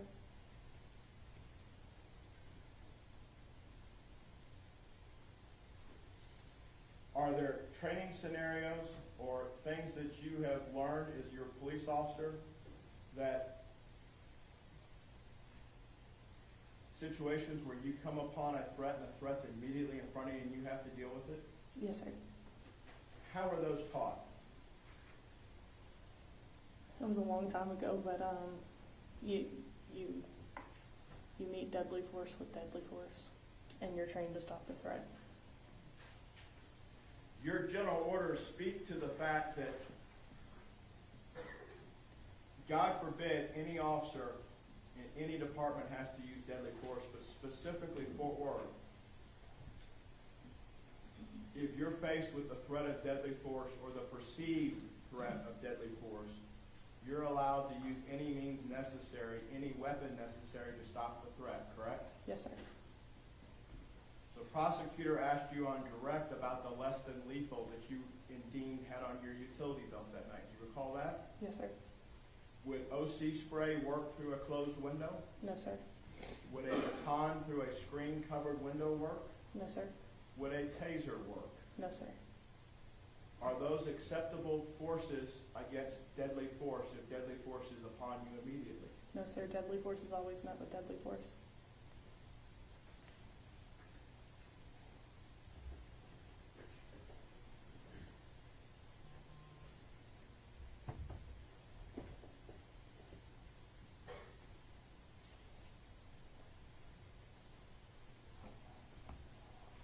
At the academy, when you're taught to give commands to show people their hands, you've gotten to watch videos of your fellow officers over their careers do it. Did you not as part of the training? I think at the very end, we got to watch everyone's red mans. All right. How about when you're learning how to give commands where they show scenarios where other officers have had to experience deadly force encounters? You've got some of that in training too, where you're watching other dash cams from officers that have lost their life because they want to show you what not to do, correct? Yes. And that's on those were numerous, were they not? Yes, sir. Where officers found themselves in an area that they couldn't get out of. Yes, sir. Are there explicit set commands that you're supposed to give, or they train you on general commands, show me your hands, that type of stuff? just general commands.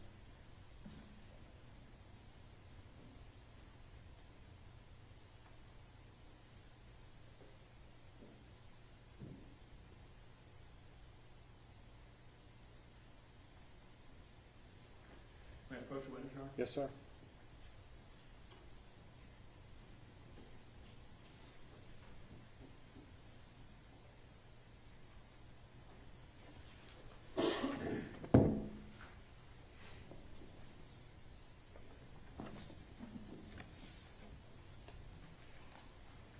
Carol, I'm going to show you what's been marked for identification purposes is Defendants Exhibits 1 through 26, and ask you to take a second to look through those.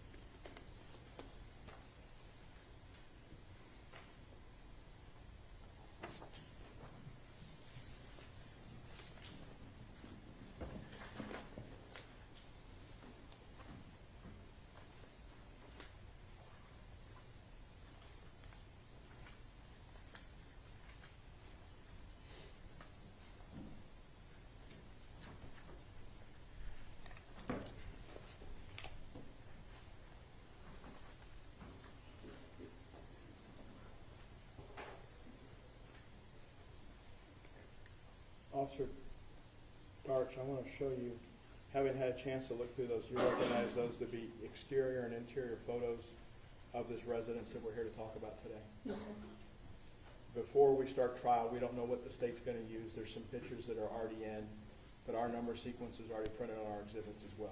So there's Yes, some sir. duplicative here. Yes, sir.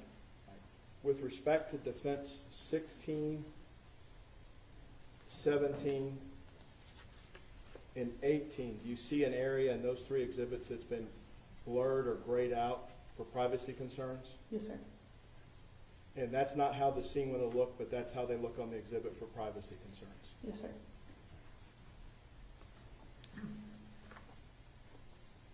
Your Honor, at this time, the defense would tender to the state 1 through 26, noting those the blur out marks in those exhibits we just talked about, offer and follow.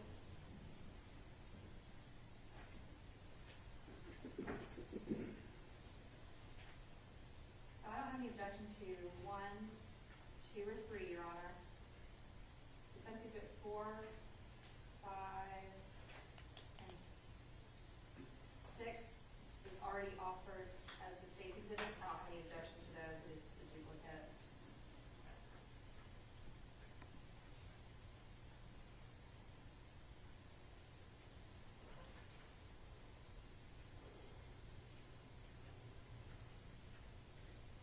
No objection to 7 through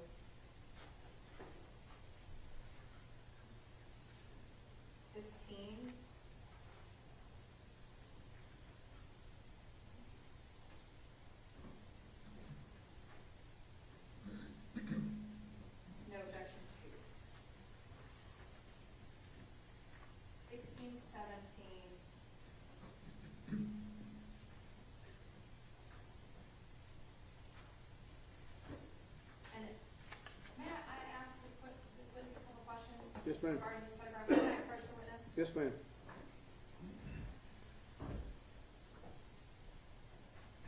Officer Darch, Defendant's Exhibit 18. You're fine. The bedroom that is to the left of Tatiana's bedroom, did you go inside that room? I'm not sure. Okay. I can't remember which room I went in. Well, did you go inside of Tatiana's bedroom? I did. Okay. Can you tell me, Defense Exhibit 19, can you tell me whose bedroom this is? I'm not sure. Or, I guess, better question, did you go inside this bedroom? Not that I can remember. Okay. Defense Exhibit 20, can you tell me whether or not you went inside this particular bedroom? I don't remember which rooms I went in other than hers. Okay. And same question for Defendant's Exhibit 21.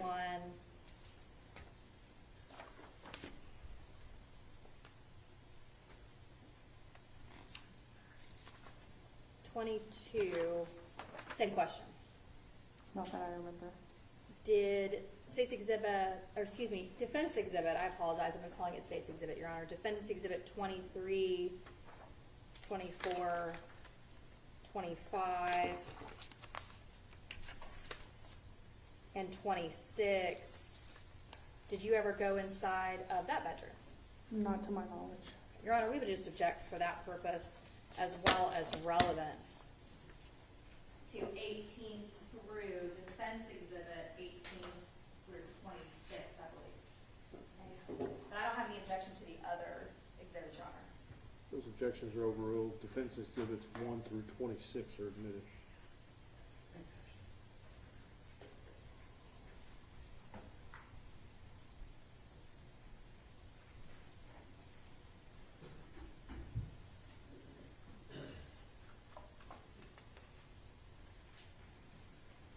Is part of your academy training, when you finally get to the point in your training that you're given a weapon,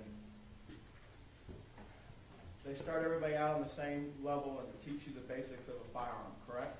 Yes, sir.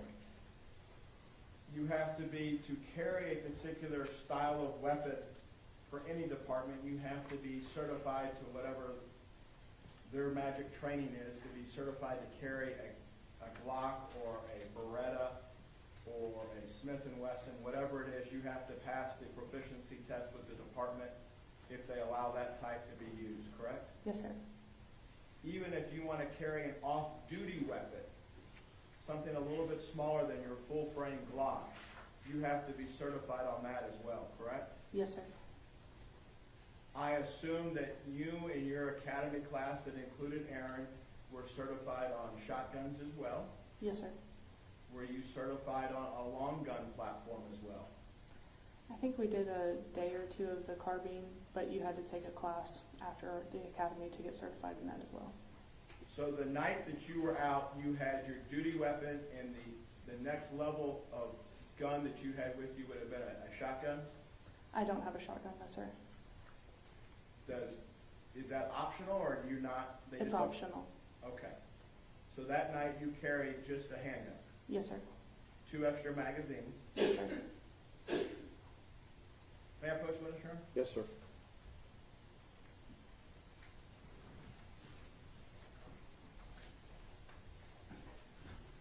How familiar were you with firearms before you started your academy? Pretty familiar. Pretty familiar. Okay. Well, for the members of the jury, this is a rubber gun, correct? Yes, sir. All right. If it were a true firearm, this is what would be classified as a semi-automatic weapon, correct? Yes, sir. What does it mean to be semi-automatic? It means you can pull the trigger multiple times without having to reload. Do you have training scenarios at the academy, both when you were in the academy and now when you have to go back for recertification, where you're taught how to pull the trigger as fast as you can to anticipate stopping a threat? Yes, sir. 17 plus 1, so 18 rounds. Yes, sir. You can empty a magazine such as that pretty quickly, can you not? Yes, sir. We're talking single-digit seconds. Yes, sir. We're really talking below 5 seconds. good. Yes, sir. Right? Probably 3 or 4. Yes, sir. So there has to be some discretion involved in a critical incident just to fire one round then as well, correct? Yes, sir. You're supposed to evaluate after every shoot. If one, assuming this were a functional firearm, if one wanted to clear a round like we saw on States 1 when Aaron took a round out of the chamber on a semi-automatic weapon, can you show the members of the jury with that how you would do that? You would take your magazine out. Once your magazine is out, you'd grab your slide and rack it back, and then the ammo would come from there. Okay. I brought something else up here. I brought an empty magazine. You agree with me this magazine's empty? Yes, sir. All right. And it's a smaller magazine than what would traditionally fit probably in that mock of a Beretta 92. Yes, sir. But for purposes of demonstration, bullets go inside a magazine and you can either use a loader or if you got a strong thumb, you can push the rounds down in here, correct? Yes, sir. And there's a place on the back to count the rounds. Yes, sir. But if you have a round in the chamber, you used a physical description where you took the weapon and there's some serrated teeth or edges on a frame rail of some weapons, Yes, sir. and some weapons don't have anything. Yes, sir. But those are intended so you can use your hand and move it up and down, correct? Yes, sir. So you would eject a magazine if there were a button, Yes, sir. and then you would use the top and slide it Yes, sir. to take a round out. Yes, sir. What happens if you're uncertain if there's one in the barrel and you want to make sure there is one in the barrel? You do a press check. Okay. A press check. And a press check is what? You grab the end and you pull it back just a little bit to where there's an opening right here, and you can see if there's a round in. So you demonstrated that where the bullet would come out, a live round would come out of the extractor port. Yes. You would gently pull it back and see if there was one in the barrel. Yes. What if you're not as experienced and you go ahead and do like they do on TV and just run it? Slide it back. Would you expect that a round would just come out if it was in the barrel already? Yes, it would pop out.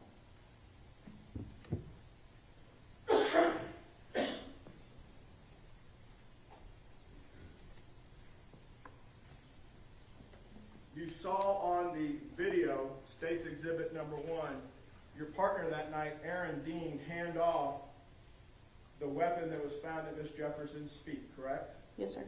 You saw your partner, Aaron Dean, turn off the green laser that was emitting from the front of the gun, correct? Yes, sir. It appeared that he did. It also appeared that the weapon was emitting a green laser when he picked it up, did he not? Yes, sir. Because today's not the first day you've looked at the video, correct? Yes, sir. You and I met one time. I think you said you met with the state 4 times. Yes, sir. And they had you look at the video. Yes, sir. It troubled you then like it troubled you today. Yes, sir. It's not easy to look at. No, sir. Would you consider a green laser a stimulant if it was placed at you as an officer? Yes, sir. And if it's placed at your chest on the frame rail of a gun, is that an indication that trouble's bearing on you? Yes, sir.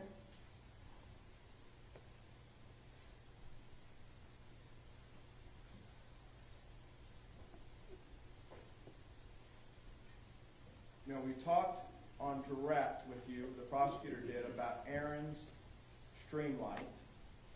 Okay? Yes, sir. You recall that before lunch? Yes, sir. If I gave you a hypothetical that the streamlight that was on Miss Jefferson's gun that we saw in State's Exhibit 1 was a streamlight that had a light laser combo on it, have you had a chance to see that type of light laser combo on a frame rail system before? I haven't seen hers, but I've seen, yes. Streamlight's a well-known brand, correct? Yes, sir. Probably the industry leader for frame rail lights. Yes, sir. Your flashlight on your duty belt's probably a streamlight. Yes, sir. They have an optic that has a flashlight and a laser as part of a combo, correct? Yes, sir. And there's ways, whether you're left-handed or right-handed, there's ways to turn on the light, the laser, or both. Yes, sir. And from what you observed in State's Exhibit 1, the laser was illuminated at the time that Officer Dean picked it up. Yes, sir. Do you recall looking at States 1 as to when Officer Dean cleared the weapon in the hallway as opposed to the bedroom? I am not sure if it was in the bedroom or the hallway. And anybody wants to go back and look can look and see exactly where Dean clears the weapon, collects the round that was in the chamber, and hands the magazine, the live round, and the weapon to another officer, correct? Yes, sir. So it can't be mistaken if there's any other rounds in the bedroom, near the window, any other live rounds, unspent rounds, to be something that Aaron cleared if Aaron didn't clear the weapon in the bedroom. I did not see it on the video.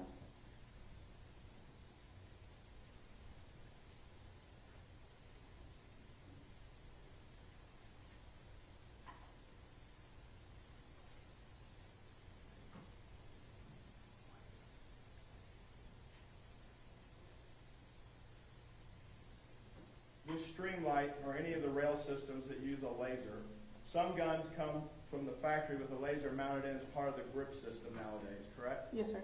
What's a laser intended for those that may not know? Accuracy on your target. Whether that's a target at a range or a target of a person, it shows you where the barrel's pointed, correct? Yes, sir.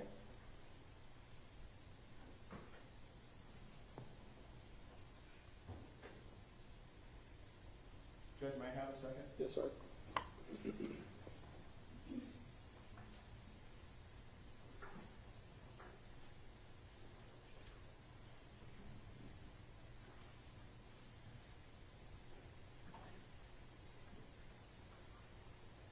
Officer Darch, when you were talking a major case early on, and then as part of your experience that you had on the east side leading up to this and your short 2 weeks in Central before this, had you gained experience or knowledge as to common tactics of burglars and how they plan their ingress and egress from the structure?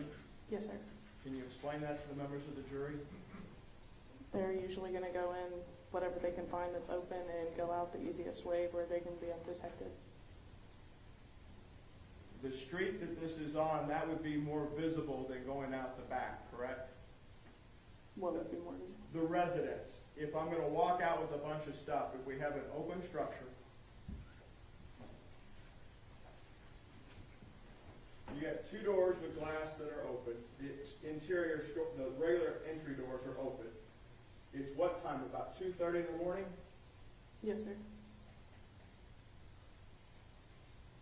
Is it unusual to see any doors open in that beat at 2:30 in the morning? Yes, sir. You see a weed eater, you see a lawnmower, you see a BMX bike, you see the inside of the house. I think you said it was what? Ransacked. What's that mean? It's methodically gone through. Things are out of place. And the body-worn camera really can't pick up what you could see around the sectional sofa and everything else. Yes, sir. You've had a chance to look at the photos here. You could look further into the house than just what Dean could see with his camera, correct? Yes, sir. Down that hallway, it doesn't get much better, does it? It's pretty dark down there, if I recall, but no, sir. There's still debris on the floor. Yes, sir. Consistent in your mind with what structures, when you've gone in to work a burglary after the fact, you've seen. Yes, sir. That's an imprint in your mind as another data element of what y'all are facing when you're out there, correct? Yes, sir.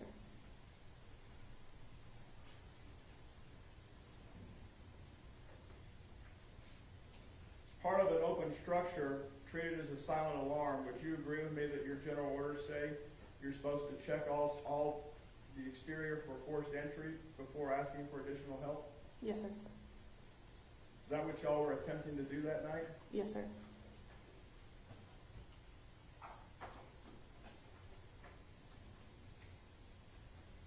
In your training at the academy, were you ever presented with a phrase called the fatal funnel?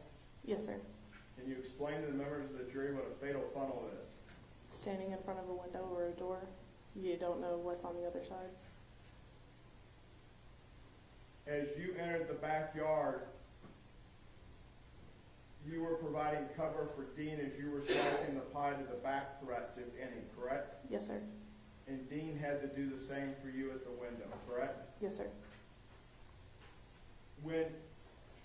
Because the members of the jury can't go out to the scene, we haven't been out there in the backyard.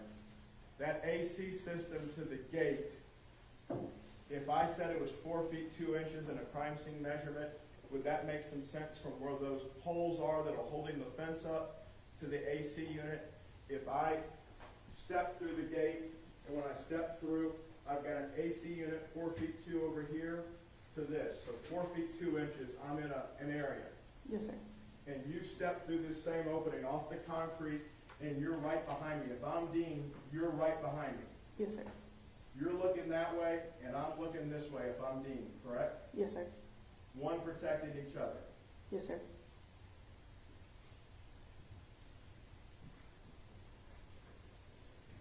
Having looked at the crime scene photos and thought this over in your mind, based on where the two of you were positioned, you walked into a fatal funnel where that window was, correct?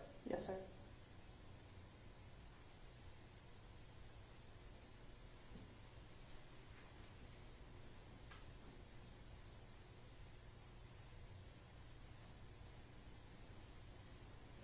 Thank you, Your Honor. Pass the witness. Redirect. One second.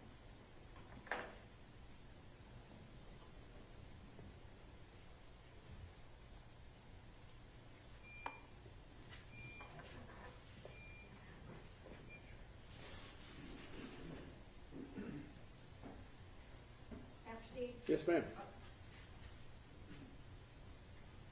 The weed eater. When you went to the front door, did you see the weed eater? I don't remember if I did. Okay.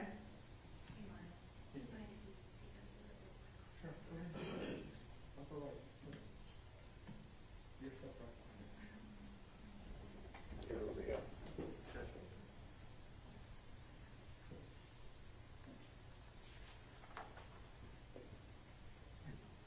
That's okay. No, just, did you just minimize that, Judge? Yep. Thank you. Now, there you go. You're moving fast. Sorry about that. No, you're fine. Can you just open D3ath please for me? Thank you. Right here? That's fine. Oh, That one. over No, actually, here. not a 403 is fine. Okay.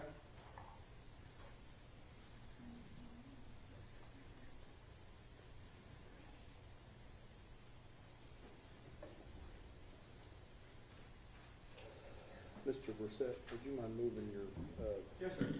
easel so the members of the jury can see the board? Thank you. Okay. May I approach the board? Yes, ma'am.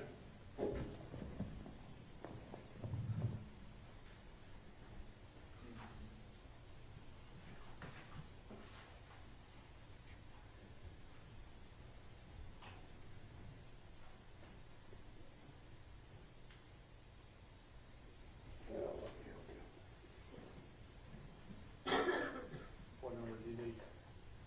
Down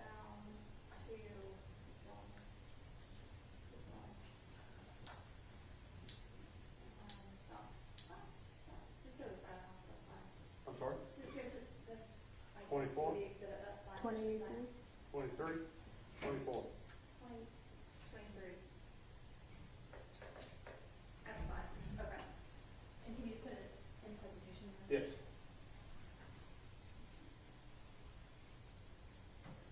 Okay, you can see it closer on your screen than the jurors may be able to see it. And can I see the state's exhibits? Your Honor, do you have them, or?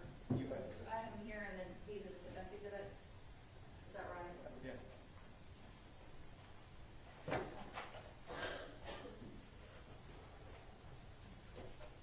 Okay, I just want to verify a couple things with you, okay? State's Exhibit 95, it's not been admitted by the court, but on the second page, is that the same text that was just shown to the jury as far as the information, the call details?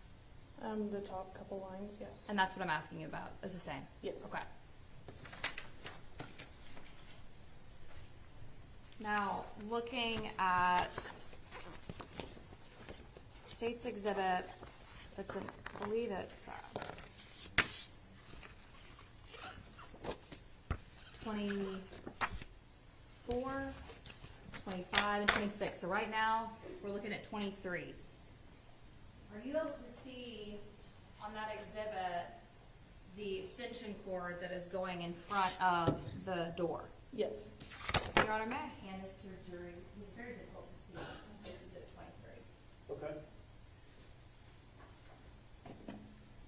The extension cord, you may not be able to tell, but on the photographs, it actually goes over and it is connected to a weed eater of some sort on the side of the house. Do you remember that? From the video, yes. Okay. And there is a lawnmower you were just asked about. Can you tell me where that is?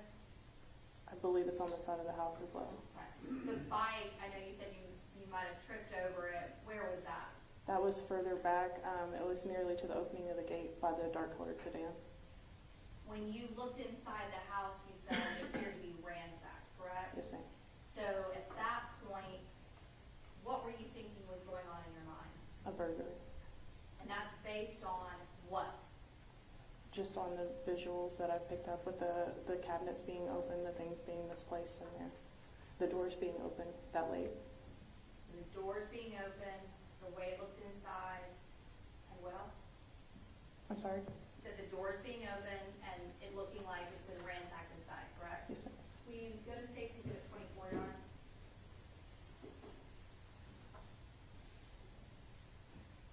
May I approach the Yes.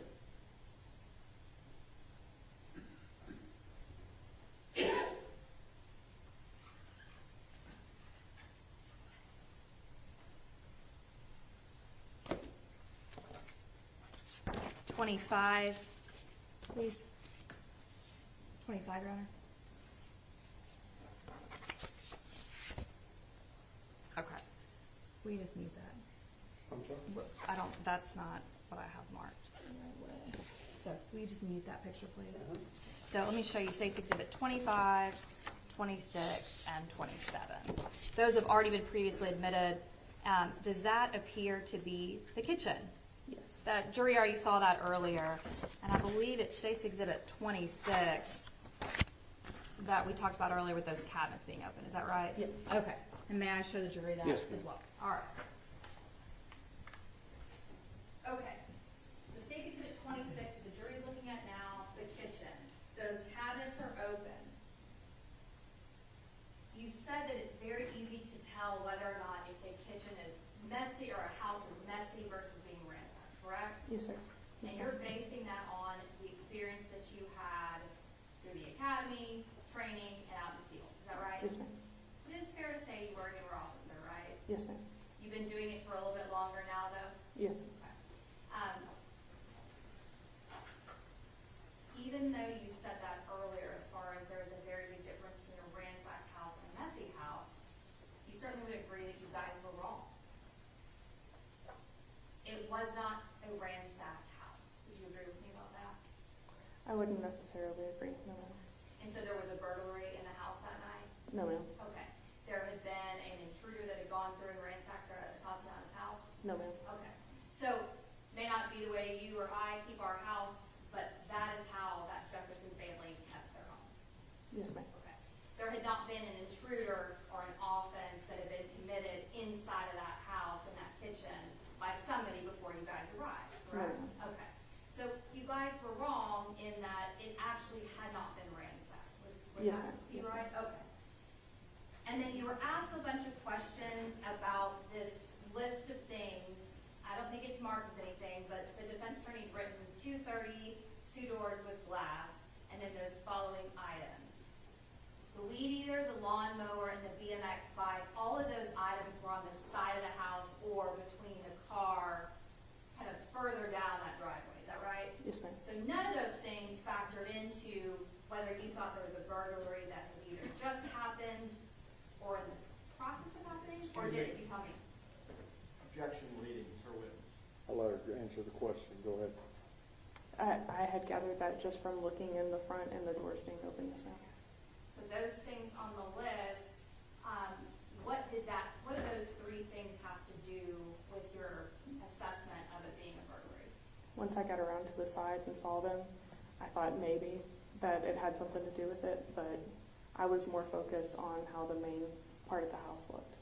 The initial looking inside? Yes, ma'am. Okay. You were asked a lot of questions about general orders, right?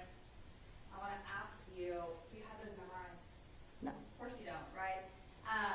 But as far as a silent alarm is concerned, you are to treat an open structure as what type of call? A silent alarm. And when you then, as far as a silent alarm is concerned, what is the very first thing that you do? You look for signs of forced entry. Okay.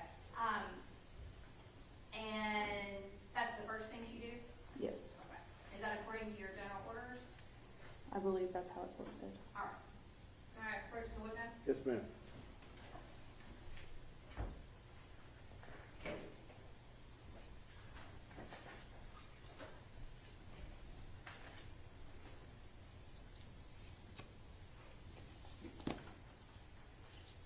I'm going to show you a section and just have you read that.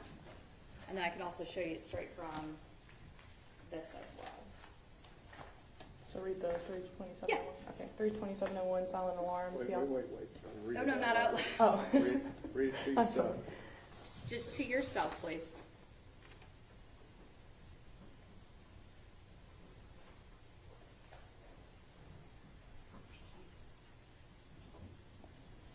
Okay, so what's the very first thing when you respond to an open structure that's going to be treated like a silent alarm?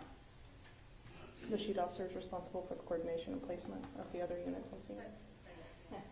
The sheet officer is responsible for the coordination and placement of all other units on scene. Okay, and that was done generally correct. That would be the defendant, right? Yes. He's responsible for coordinating where everybody goes and what they do, right? Yes. Okay, and then the second thing after that. You've got to guard all main exit ways to prevent the escape of an offender. Okay, did you guys do that? No. No, you didn't do that, did you? No. So that would actually not be according to the general orders of the Fort Worth Police Department, correct? Correct. And to be fair, if you're supposed to guard all entry and exits, let's talk about now the second door. Did you guys maintain any kind of surveillance or guard that other entry and exit?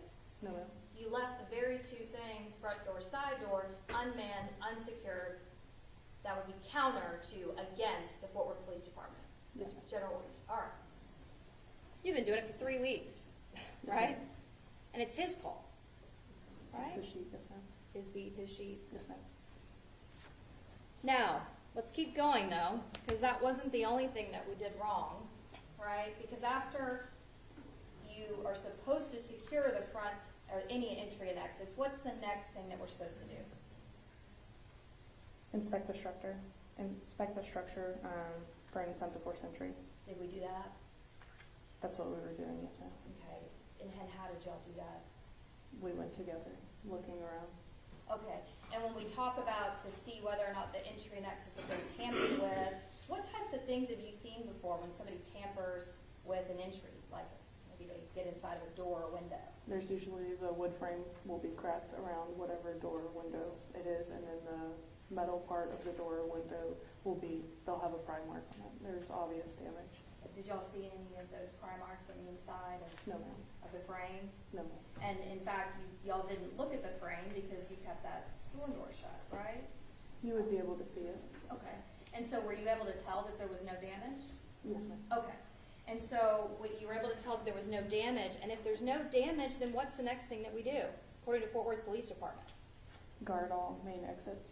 And are we supposed to, if doesn't appear to be any damage to the entries and exits, are we supposed to call the owner? Yes. Did we do that? No.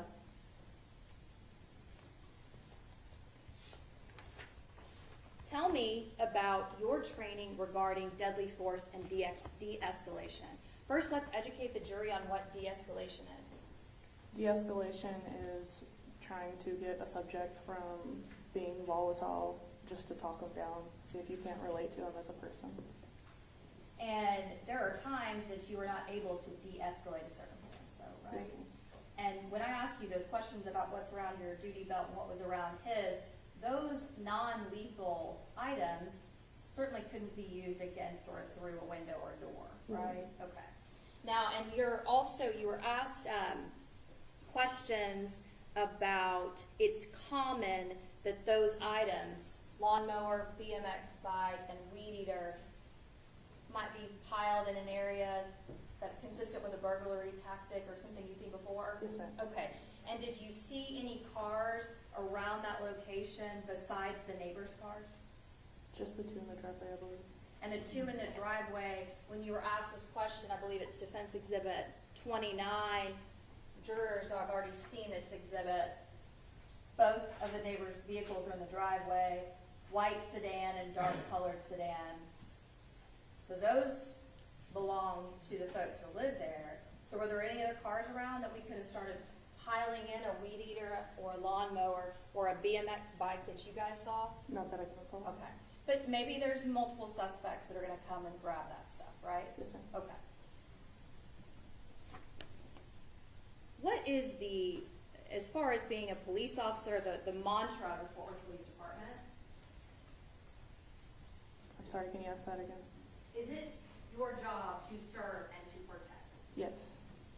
To preserve life above all of us? Yes, ma'am. To protect this community, all of us, right? Yes, ma'am. Okay.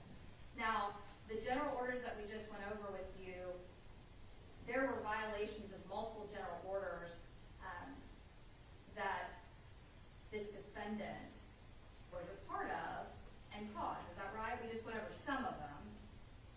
Is that right? Yes, ma'am. De-escalation would be one.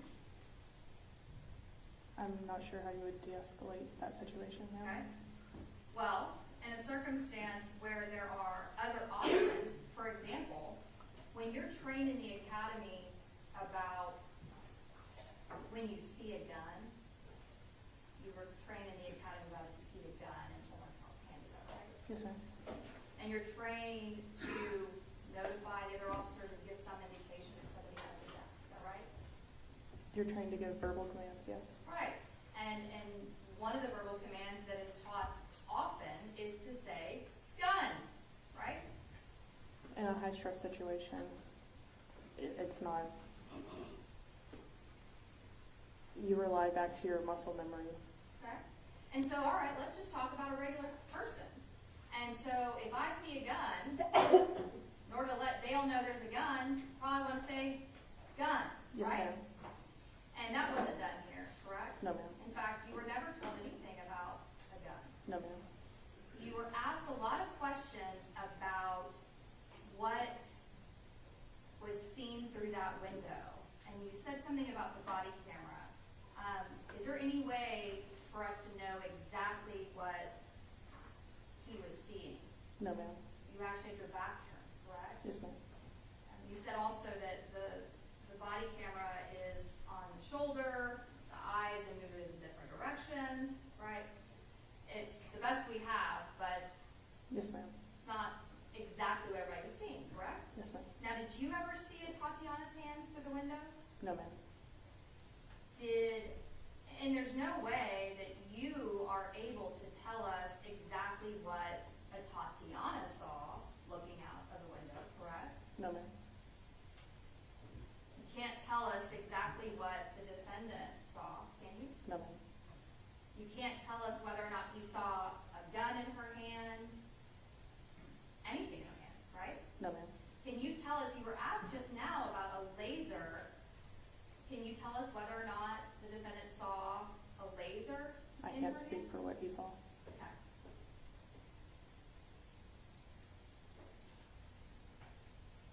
And walking in front of a fatal funnel, that is also something that is taught in the academy, that is not a good thing to do, to walk in front of a fatal funnel, correct? It's not, but sometimes that's your only option. Absolutely. Sometimes that's all you got. But it is certainly called fatal funnel for a reason, right? Yes, ma'am.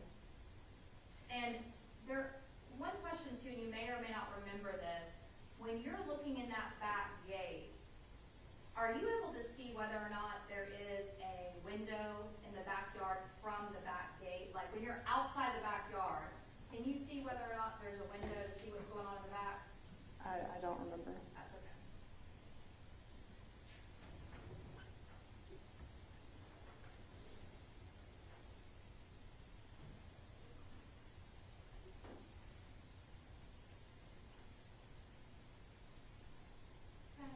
Yes, ma'am.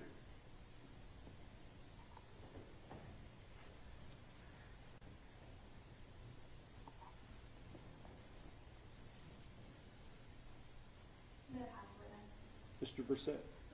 Officer Darch, by 7:07 in the morning, you had met with Major Case that started at 6:47. By 7:07, you'd given him your initial statement, correct? I'm not sure on the exact time. They would call it out, it's recorded, Yes. and it says this is when we start and this is when we end. Yes, sir. Any dispute to that, if that's what the detective said? No, sir. You and Dean were separated by Sergeant Horner almost immediately when you guys got on the porch. In fact, you didn't go on the porch together. You were separated, went with your buddies to different squads, and you two have never talked about this. Yes, sir. If you told Major Case at 6:47 in the morning that this place was ransacked and that's why you thought it was a burglary in progress, would you be checking the backyard to see if there was a gate to the alley? I'm sorry, can you ask that one more time? You told Major Case this incident's at 2:30. By 6:47, you're at 1000 Calvert giving an initial statement to Major Case. It's recorded. We got it from the government. In that, you talk about, they asked you what impression your observations of that front part of that house had upon you before you went around. Not 20/20 hindsight, at the time. You recall that? Yes, sir. What was that impression? That it was ransacked. And what did that make you think then and today? That there was a burglar in the house. Silent alarm, you have to go to the back to secure all points. You guys screwed up by not going to the front, all right? Stand there. Somebody still had to go check the back, correct? Yes, sir.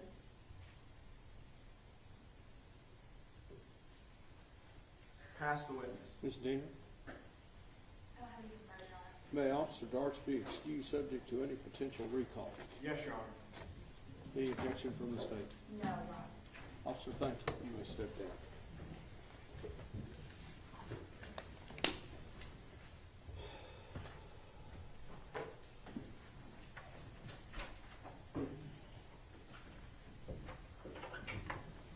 All right, everyone may be seated. We are ready to proceed. Ladies and gentlemen, this witness has been previously sworn to testify truthfully. Okay? The state may proceed. And the state calls Gabriel Talbert. How are you? I'm doing good. You turn to the jury and introduce yourself and speak real loudly for me. Hello, I'm Gabriel Talbert. I used to work for the city of Fort Worth as a 911 call taker when this incident happened. Okay. I need you to speak even louder. Okay. Okay. Sorry. That's okay. All right. So you said you used to work with the city of Fort Worth Yes. when this incident happened. Yes. What did you do in the city of Fort Worth back in October of 2019? So I was a 911 call taker. I would take non-emergency and emergency calls from the public, generate a call, which is then sent to the dispatcher, who then dispatches the officers. Okay. What date did you start with the city of Fort Worth as a call taker? I believe it was November 15th of 2018. Okay. Tell us about your educational background. Where did you go to school? I went to Tarrant County Community College, and now I'm with UNT, University of North Texas. Where did you grow up? I grew up in the Arlington Grand Prairie area for most of my life. Okay. And are you currently working with the city of Fort Worth? No, I left in October of 2021. Where did you go to work? I'm currently working on a program for the Oregon Emergency Rental Assistance Program. Oregon Emergency what? Rental Assistance Program. So are you living in Oregon? No, I work remotely. Okay. After COVID, the world has changed. Have you ever gone to Oregon? No. So you work for a company in Oregon, but you're able to do all of that remotely. Yes. Can you explain to us what you do there in Oregon? So I help with people that have been affected from COVID when it comes to rent and needing help with emergency rental assistance. You said you started working there in October of 2021? November of 2021 is when I started working there. So in total, how long did you work as a call taker with the city of Fort Worth? A little under 3 years. Tell us about the training you have to go through in order to be a call taker with the city of Fort Worth. So you have to kind of go through testing, getting licensed, going over all of the call types and the priorities, learning the CAD system, the system that we put calls into, learning the actual phone systems, things of that nature. What made you want to go and work with the city of Fort Worth as a call taker? Formerly, I was with the city of Arlington. I did branch away from them and just decided to try a bigger city, which would be Fort Worth. And with the city of Arlington, what were you doing? Same thing. I was a 911 call taker. Okay. And how long were you a 911 call taker with the city of Arlington? For 5 months. 5 months. And so, you said you have to go through different certifications. Were you T-Cole certified? Yes. Okay, can you tell us just generally what that is? You're basically certified to take like emergency situations calls through the state of Texas. And are you a police officer? No. A civilian? Yes. Now, the training that you go through, I want to talk first just about the call taking training. How long is that? I'd say maybe a little over a month, maybe 6 weeks. What about when you're actually on the floor and you're going through that training, getting calls? How long is that? It's a little hard for me to remember. Maybe 2 weeks learning the material, being what we call a shadow, sitting with your trainer and having them take calls while you listen. Sometimes they'll do the listening and they will type it and vice versa, just to kind of get us started and going. And then eventually we'll do both, and then we'll kind of do a ghosting session, so where the trainer listens in while we're doing it kind of solo. But like I said, we still have our trainer listening in, and eventually we kind of get tested to where the supervisor ends up listening in while we're doing calls, and that determines whether we're good enough to fully be on our own. So did you go through all of that training? Yes. And were you deemed good enough to be on your own? Yes. All right. So as a 911 call taker, do you answer both emergency and non-emergency numbers? Yes. Explain that to us. How does that work? How are you able to tell whether it's an emergency or non-emergency, or are you? When the call comes in, if it's emergency, it will generate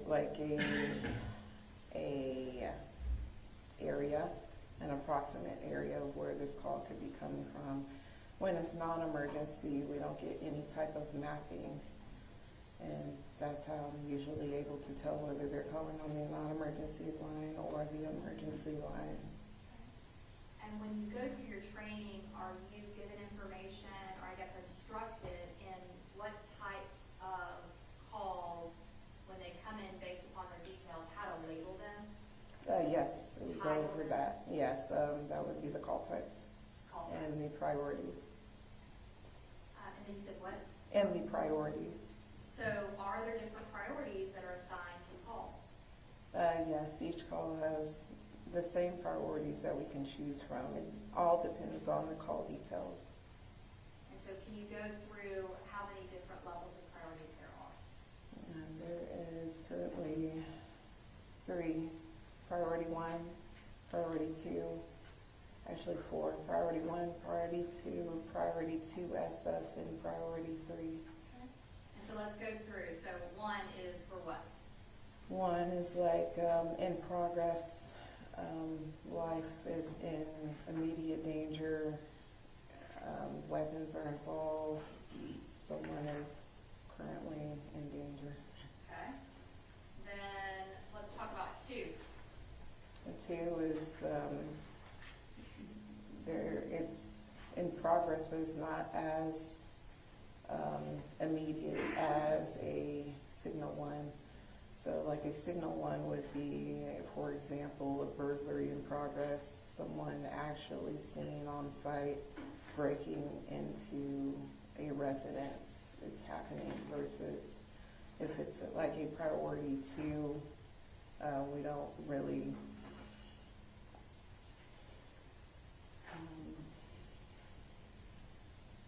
priority 2 would be like I saw someone around at my house or my neighbor's house like 5 or 10 minutes ago. I don't know if they're still on scene or not. Or Okay, so something that's already passed would be a 1. Excuse me, a 1 would be in progress, but a number 2 would be less prioritized, less emergent. Less emergent. Okay. If a weapon is mentioned, is that going to be a priority 1 or a priority 2? If a weapon is currently being used and someone is currently armed and threatening someone, that would be a priority 1. Got it. And then you said there's priority 3. What's that? Priority 3 is more like report calls, more so welfare checks can go underneath that category, things of that nature. What about an open structure call? What priority is that going to be? More so priority 2. Do you assign the level of priority, or does the computer system? I tell the computer system what priority. Okay, so you do it. Yes. And is there a difference in the priorities and what is assigned depending on whether it's a 911 call or a non-emergency number? It doesn't matter whether they call a non-emergency or emergency. We go by the details, not whether it comes on the emergency or a non-emergency line. May I approach you, Sean? Yes, ma'am.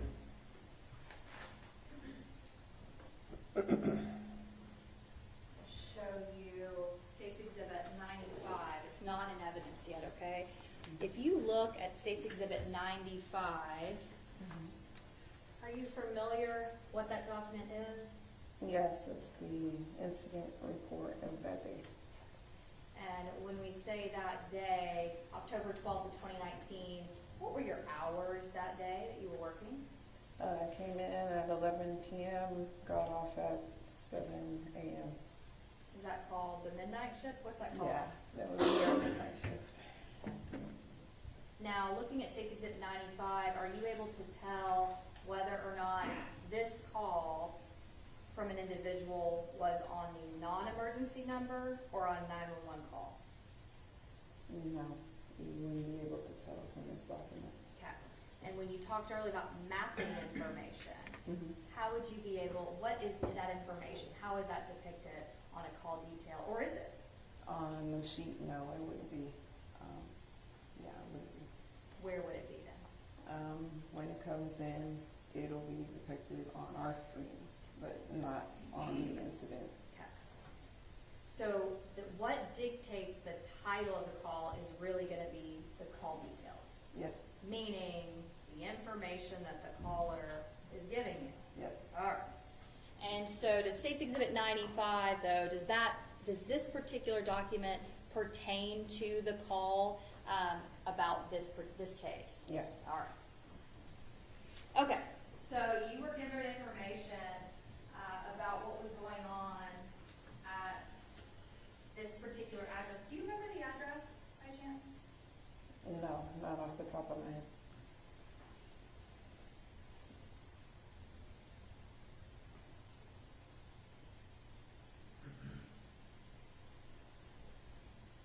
May I approach the witness again? Yes. I'm going to show you what's been offered into evidence as Defense Exhibit 29.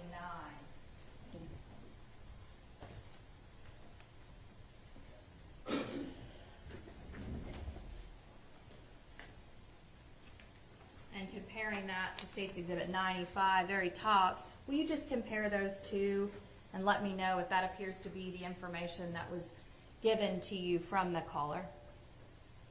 Yes. So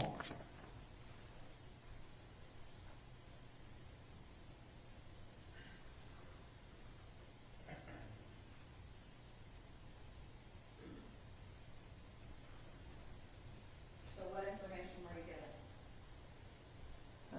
Everything that I wrote on this sheet, that the caller said that the front door to that address is open.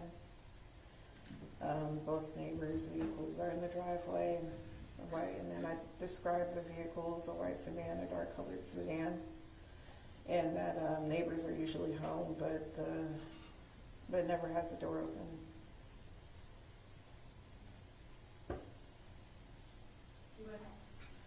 We're having some technical issues. Can you go forward Yeah, without it? I don't need the screen. Okay, so that's fine. It's fine. That's fine. All right, so repeat that for us again. You said what now? Okay, so I put that the complainant said that the front door to the address is open. Both neighbors' vehicles are in the driveway, which is a white sedan and a dark colored sedan, and that the neighbors are usually home but never has the door open. Okay. Now, why did you put that both of neighbors' vehicles are in the driveway? Why did you put that? Just so the officer knows what's supposed to be at the address. Okay. Nothing out of the ordinary other than the open door. And why did you put that the neighbors are usually home? As at that time, I believe it was around early morning, maybe 2, 3 o'clock in the morning. So it was important to know that they're on scene. They're usually on scene at that time. Don't expect anyone not to be at home at that time. Okay. So your purpose of this is to tell the officers that somebody may be home. Yes. All right. And so that information is relayed. Are officers able to, on scene, call you back and ask you for updated information? Call me. Well, call the center back call, the forward Yeah. call taking area, whatever it's called. Yeah, they're able to communicate back to us. How would they do that? They can do that via message. We have a messaging system. They can, send me a message, or they can contact the dispatcher, and the dispatcher, if they need any more information, can contact me via the same messaging system. And if we need to, we can call the complainant back for any other information if they are off the phone. If they are on the phone, then we can ask them in real time.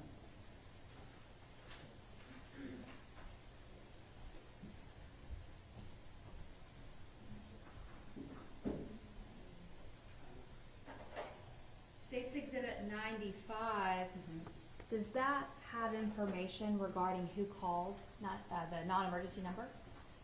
Yes, it gives the complainant's name. Does it also have information about the person that called the complainant, their phone number? Yes. Have you had it before where officers will call you guys back and give updated information? Yes.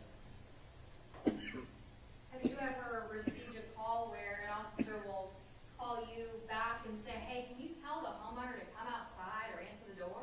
Yes, they'll send me a message, or they'll contact the dispatcher, and the dispatcher will contact me. So how does that work? You're the call taker, but then there's a dispatcher. Explain that to us. Okay, no problem. So I basically speak to the public. I'm the one that takes the calls and gets that information. And then I generate a call, which then gets sent to the dispatcher. Then the dispatcher is the one that assigns officers to certain calls. And that's usually how it goes. If you're giving me an idea of when we talk about call titles, can you give me some examples of what are some different call titles?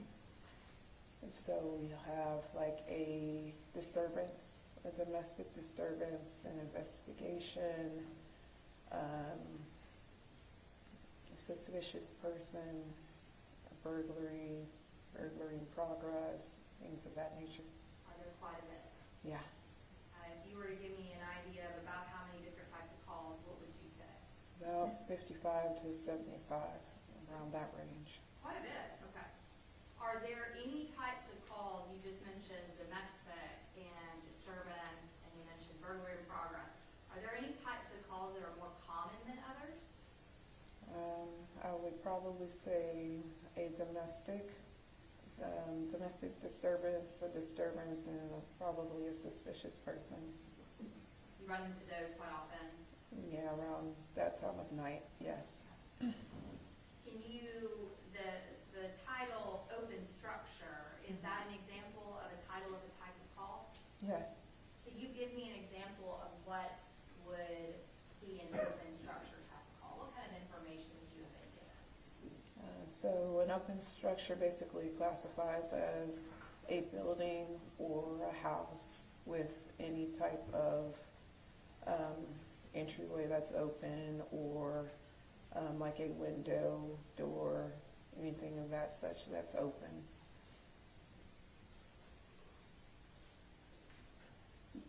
Would the police officers that get dispatched out to these addresses, would they know whether it's a non-emergency number that's been called or 911? No. And really, the only way that you know that is not looking at the actual documents, it's the computer, is that right? Yes.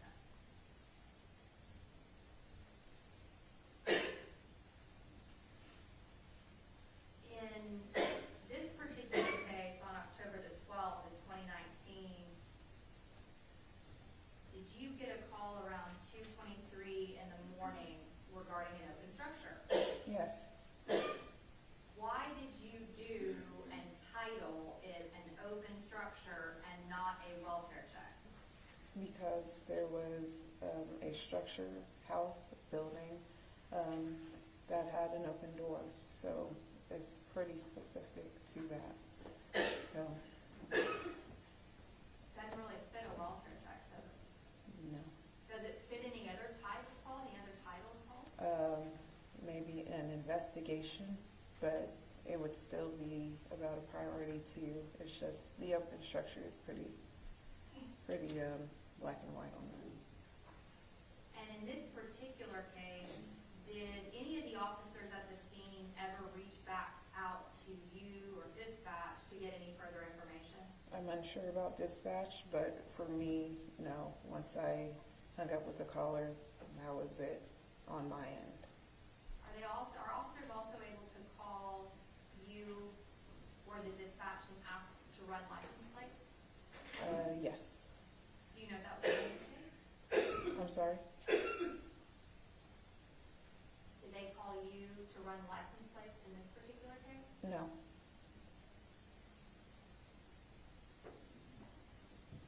Are you excited to be here? Not really.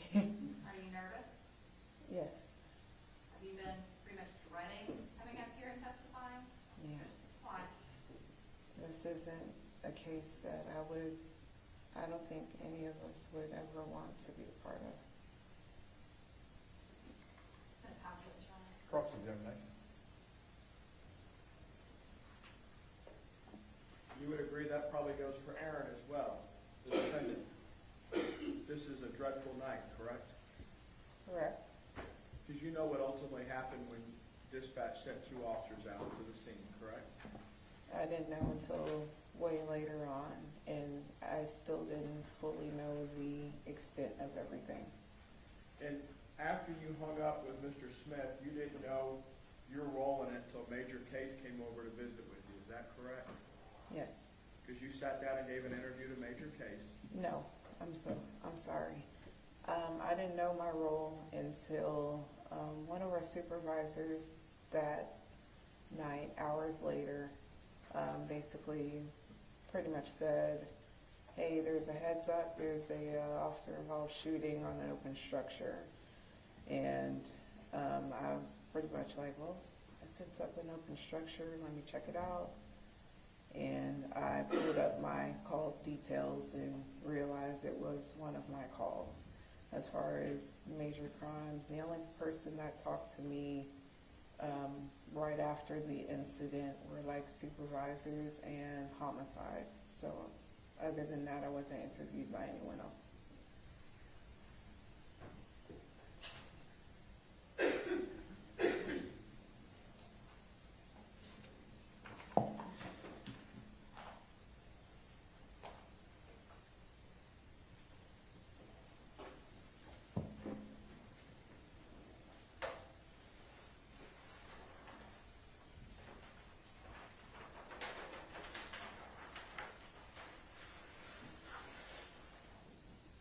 When we start talking about Fort Worth communication,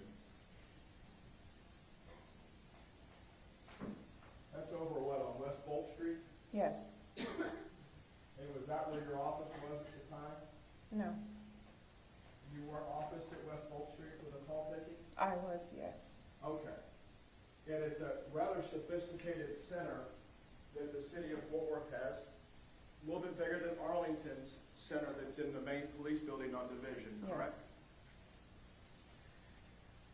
Yes. Am I right in understanding your training that everybody that's in the Tarrant County area, the Tarrant County 911 district is all basically cross-trained? You can work Arlington calls. If Arlington's lines fail, they fail over to Fort Worth and vice versa?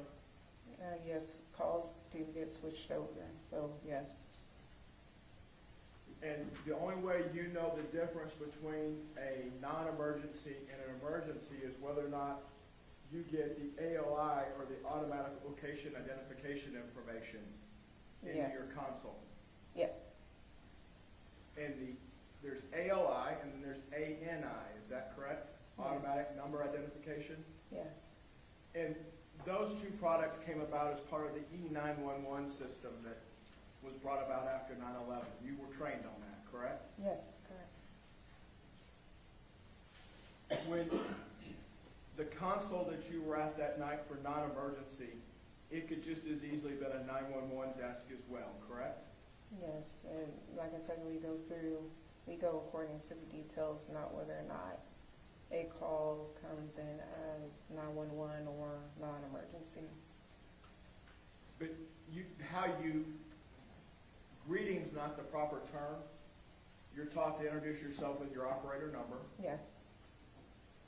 On a 911, you do it a little bit differently. What's your emergency? On the call, the regular non-emergency, you don't greet with that type of sentence to start with. Would you agree with that? No, I have greeted the same way regardless. Like I said, I don't know what I'm going to get until a caller tells me. You have a headset on, Yes. so you can have both hands on keyboard, mouse. Is the monitor a touchscreen as well, as I understand it? No, it was, but we work on 3 different screens. So we'll have one that has the calls and comes in, in the alley mapping. And then we have the one where we work on and generate calls or look up anything. And then we have like a second type of mapping system on the 3rd monitor. And our profession that ties into this building is probably the last bastion that uses a MapSco as well, right? I've never had to use it. Well, my time there. You're too young. Yeah. All right. And MapSco, for those that don't know, is grid coordinates in a book that tells you where stuff is. If the visual maps that the patrol cars have don't work, there's a MapSco coordinate to where something is. That's your understanding in your training, correct? Yes. Okay. This console with your 3 monitors and your headset, do you pick and choose which calls in the queue you get to answer, or if you're available, what happens when you're sitting there? No, if I'm available, it just comes on in. So I don't get to choose or pick out of a queue or anything of that nature. Next call up, it's in your ear. Yes. You get a prompt to know you have a call? We'll get it's like a slight beeping noise, and then we'll hear the caller. And your job, if I understand it correctly, there's general orders just for communications. You remember those? Mhm. Is that yes? Yes. Your job, if I understand it, was to listen to what the person was telling you and then figure out how it fits into those 55 to 75 codes or signals you talked about, correct? We listen, we ask questions to get a better understanding, and then we prioritize and assign a signal based off of that, what was said.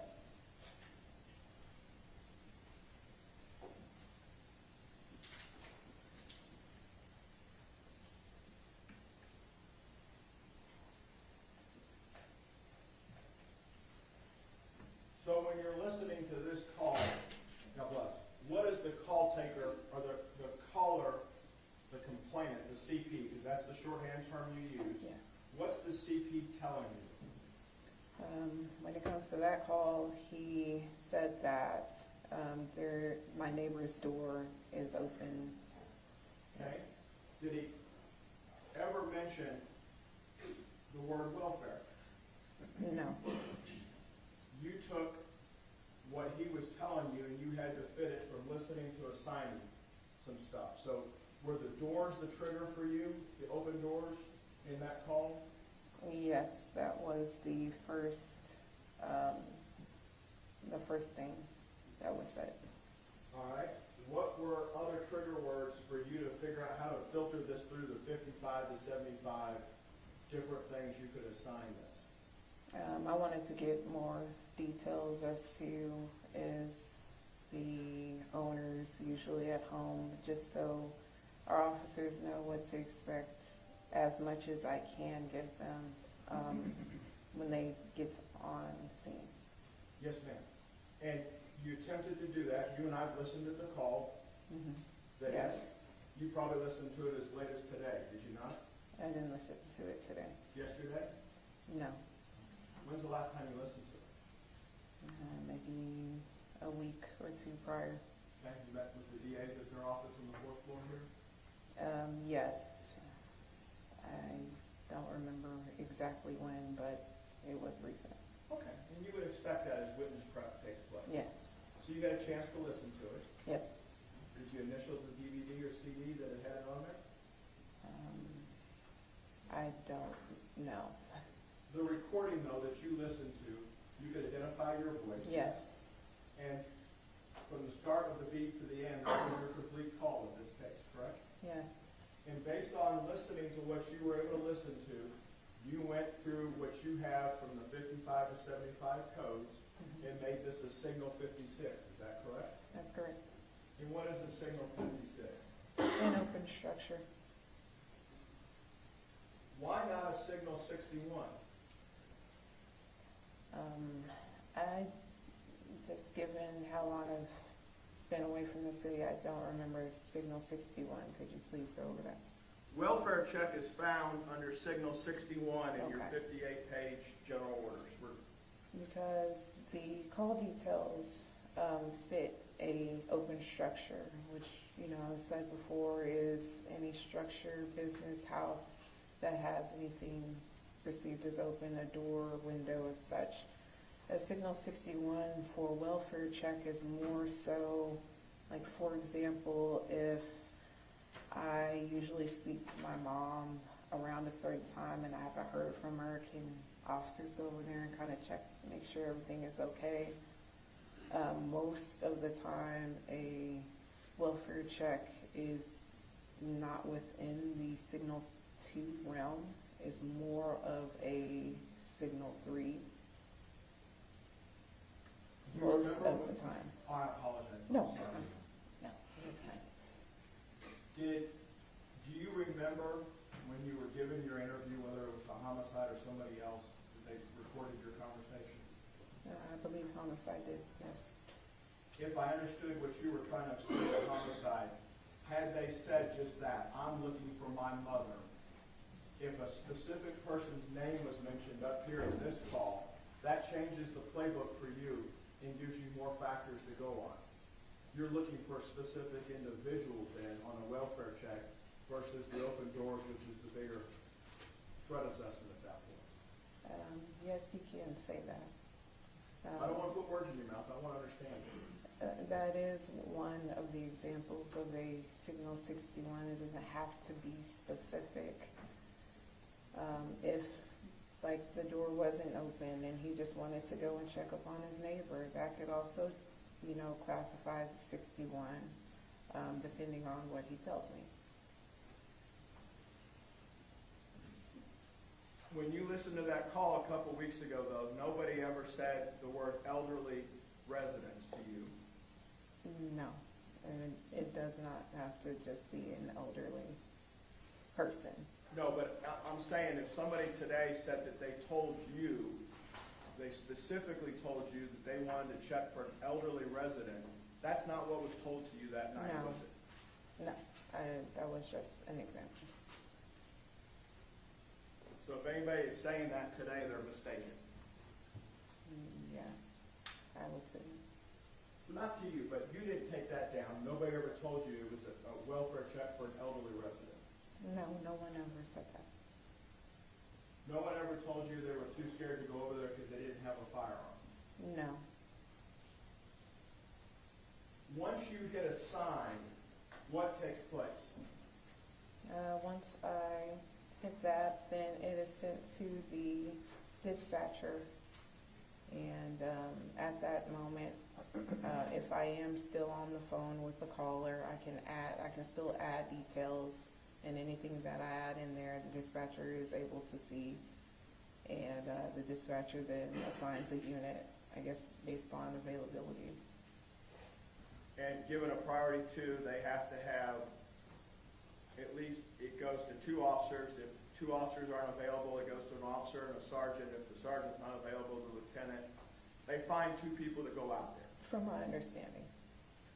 In your time at Fort Worth, did you ever work on the dispatch side, or was always the call taker side? Always call taker. And those are really specific disciplines, are they not? What do you mean? Well, are there people that are cross-trained to do both besides supervisors? Yes, there are some. Had you had the opportunity to do that at that point yet in your career at Fort Worth? At that point, no. Prosecutor asked you about officers calling back in. Was that on a regular occurrence that officers get stuff and they immediately start calling back in, or is that?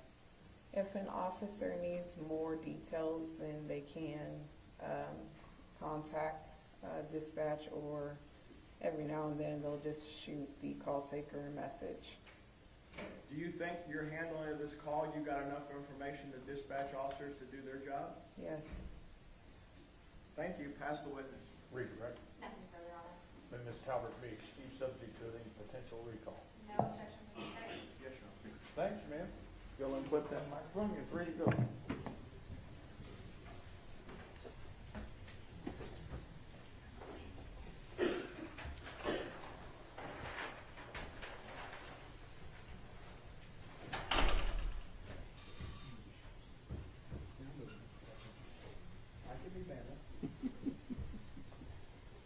Who do you have next?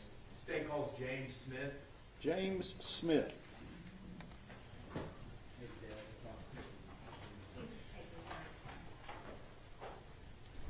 I think it may be working again. It's hypothetically, Yeah, yes. I understand.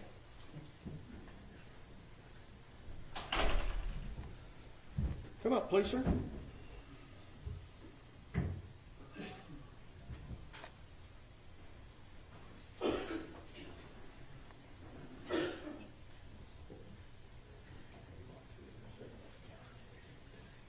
Just have a seat. Ladies and gentlemen, this witness has been previously sworn to testify truthfully. Mr. Smith.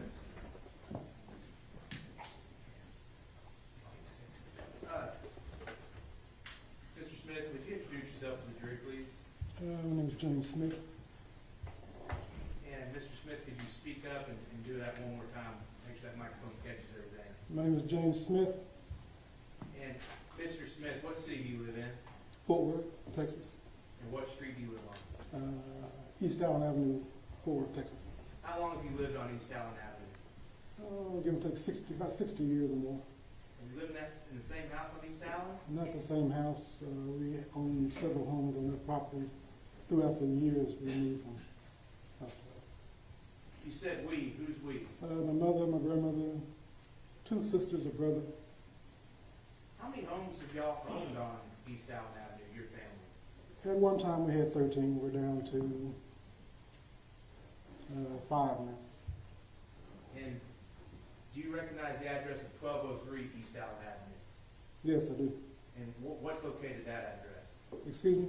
What's located at that address? That's the home of Yolanda Carr. Yolanda Carr, and that's where Atatiana Jefferson used to live? Yes. Do you live directly across the street from Yolanda Carr's house? I'm across the street, but I'm kind of like a diagonal.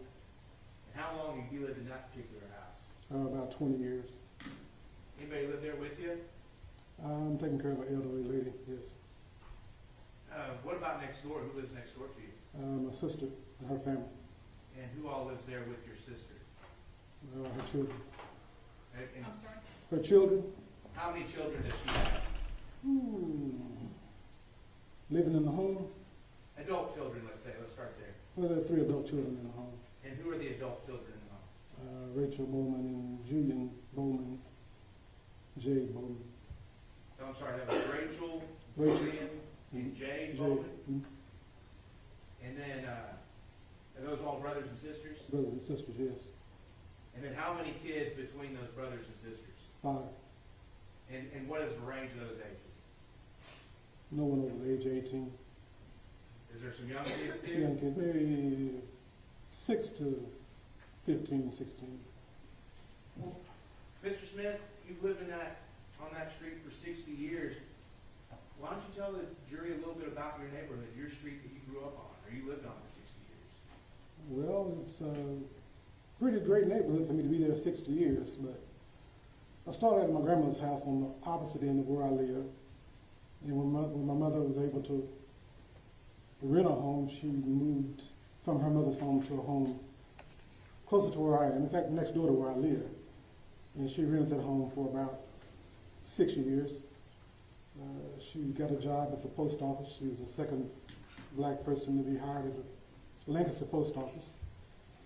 And she was able to buy a home. And she came home and told us that she was going to move. And we thought we were going to be the Jeffersons and move on up. Being a young lad, I'm going to use the word lad, I was waiting on a moving truck. And I waited till the sun was about to go down. And I said, "Where's the truck?" And we don't need one because she bought the home 2 doors from where we were renting. Over the years, when I got older, the neighbor that I had on the left and the right of me as an adolescent child passed, and I bought her home. And that's where I'm living. So, you know a lot about the neighborhood. If somebody has never been over there before, would they think that's a high crime area? Over the years, like any neighborhood, it has its problems in different sectors of the neighborhood. But my block was pretty much safe. Before October 2019, did you lock your front door? No. What about your sister next door? Did she lock her front door? She may lock her door, but I don't lock her door. So you lived on that street for 60 years, and before October of 2019, you wouldn't even lock your own front door? No. You mentioned the name Yolanda Carr, and she moved in across the street, 1203 East Allen Avenue. About when did she move into that home? That lot was empty for several years. There was a home before her home was built, but I believe her home was built in 2016. Did you meet Miss Carr when she first moved in? Yes, I did. And how did you meet her? She came across the street to bring Zion to play with her grandchildren. And was she wanting your grandchildren to teach Zion something? She came across the street. She wanted them to teach him how to ride a bike, and she was willing to pay my grandchild to help him ride a bike. And I told her she didn't have to pay him for that. Did those kids play with Zion? All the time, yes. They teach him how to ride a bike? He rides the bike, yes. What about, did any Yolanda Miss Carr's children ever move into that home? No. Did anyone of her children ever come to stay in that home off and on? Well, Atatiana came after she got out of college to stay. And do you know where she went to college? It's Louisiana, Xavier. Xavier? Yeah. About when did she kind of come back after college? I can't really remember the exact time, but pretty much close to when she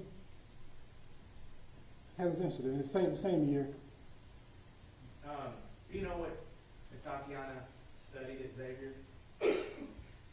She was, I don't know exactly what she studied, but I knew she was planning to become a doctor.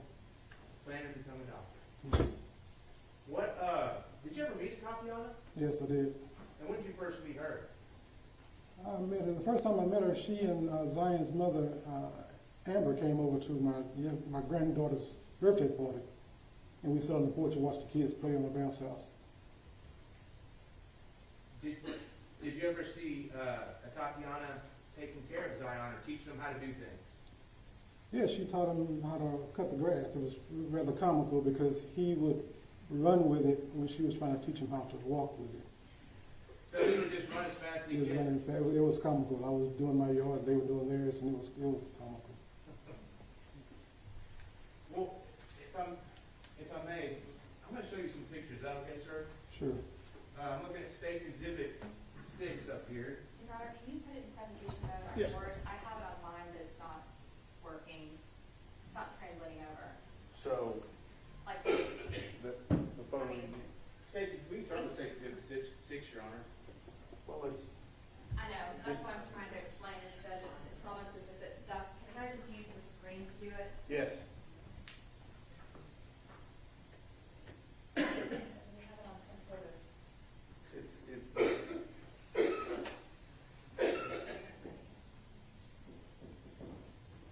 We're having technical problems. You might have to use it old school. Old school. It's showing on the computer, but it's not showing on the board. Your Honor, I'm anything, I'm adaptable.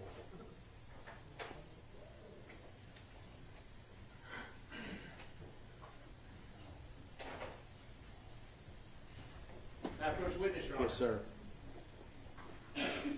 Okay, James, or Mr. Smith, I'm sorry. Would you- James is fine. James is fine. Okay, James, this is kind of hard to see, but this is State's Exhibit 6. Do you recognize it? Yes, I do. And what is this a picture of? In my neighborhood, my street, All right, and what house did Yolanda Carr live in? this one. All right, and let the record reflect the witness has pointed to the home in the middle of State's Exhibit 6.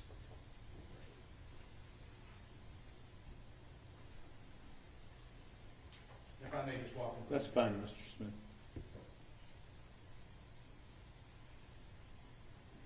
Now, James, which home is yours? This one.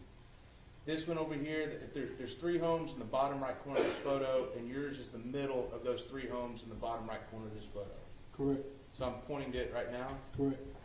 May I publish this, Your Honor? Yes, sir.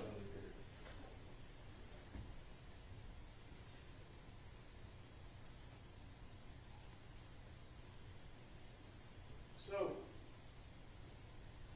James, what is this big building that's just to the west of Miss Carr's home?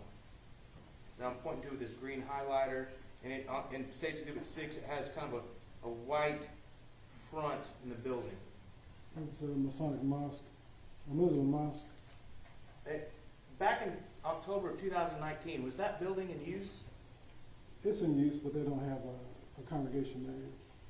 So there's not a lot of traffic going in and out of that building? No. And what about this big, long building that's kind of behind Miss Carr's home and that mosque? What is this? There used to be a community center, the Maddox Community Center. Is it in use anymore? No, it's not. And Your Honor, if I may, I'm going to do one pass showing the mosque.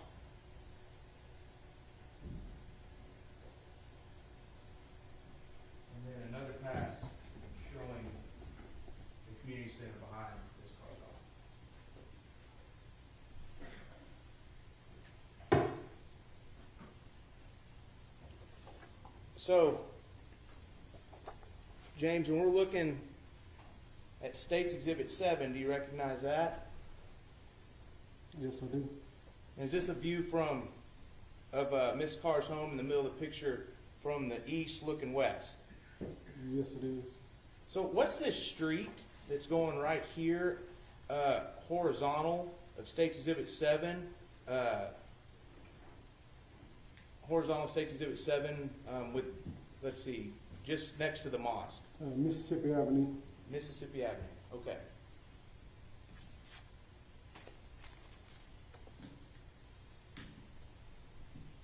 Now, have a moment, Your Honor? Yes.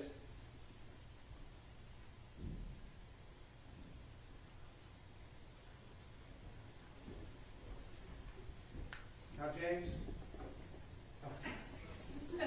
After you did all that work, of we course fixed it's it. working.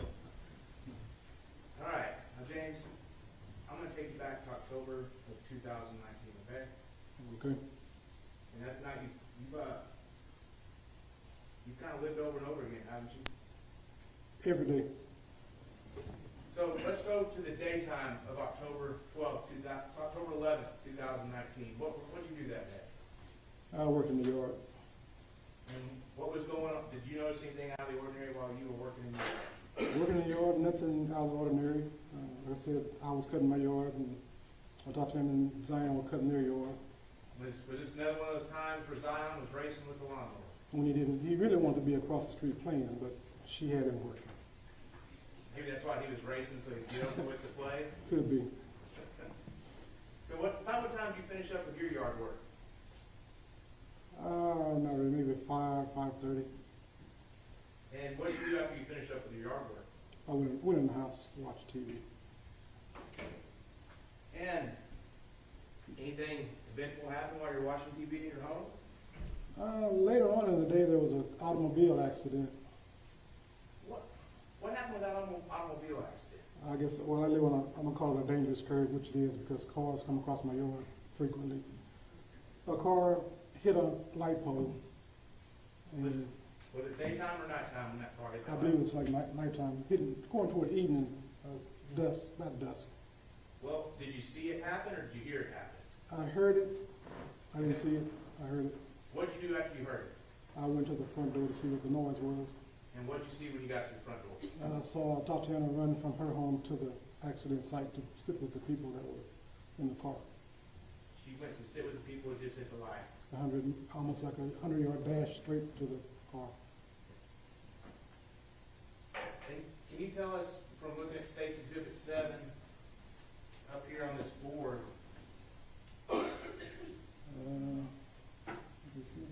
What I do?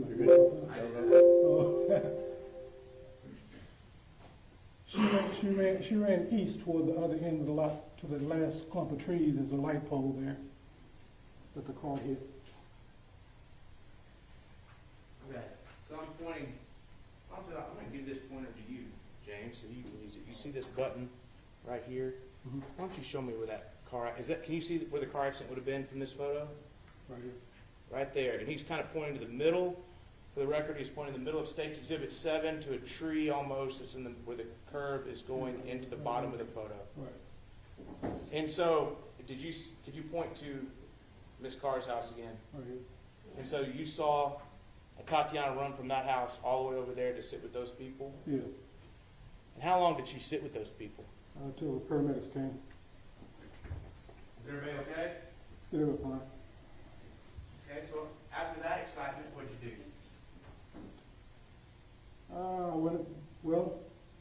Went outside, back outside. It was dark. All the lights were out. The street was totally dark. And Atatiana was standing outside talking to my son. Okay, and did you eventually go back inside your house? Yes. What did you do once you got back inside your house? I continued watching TV. Did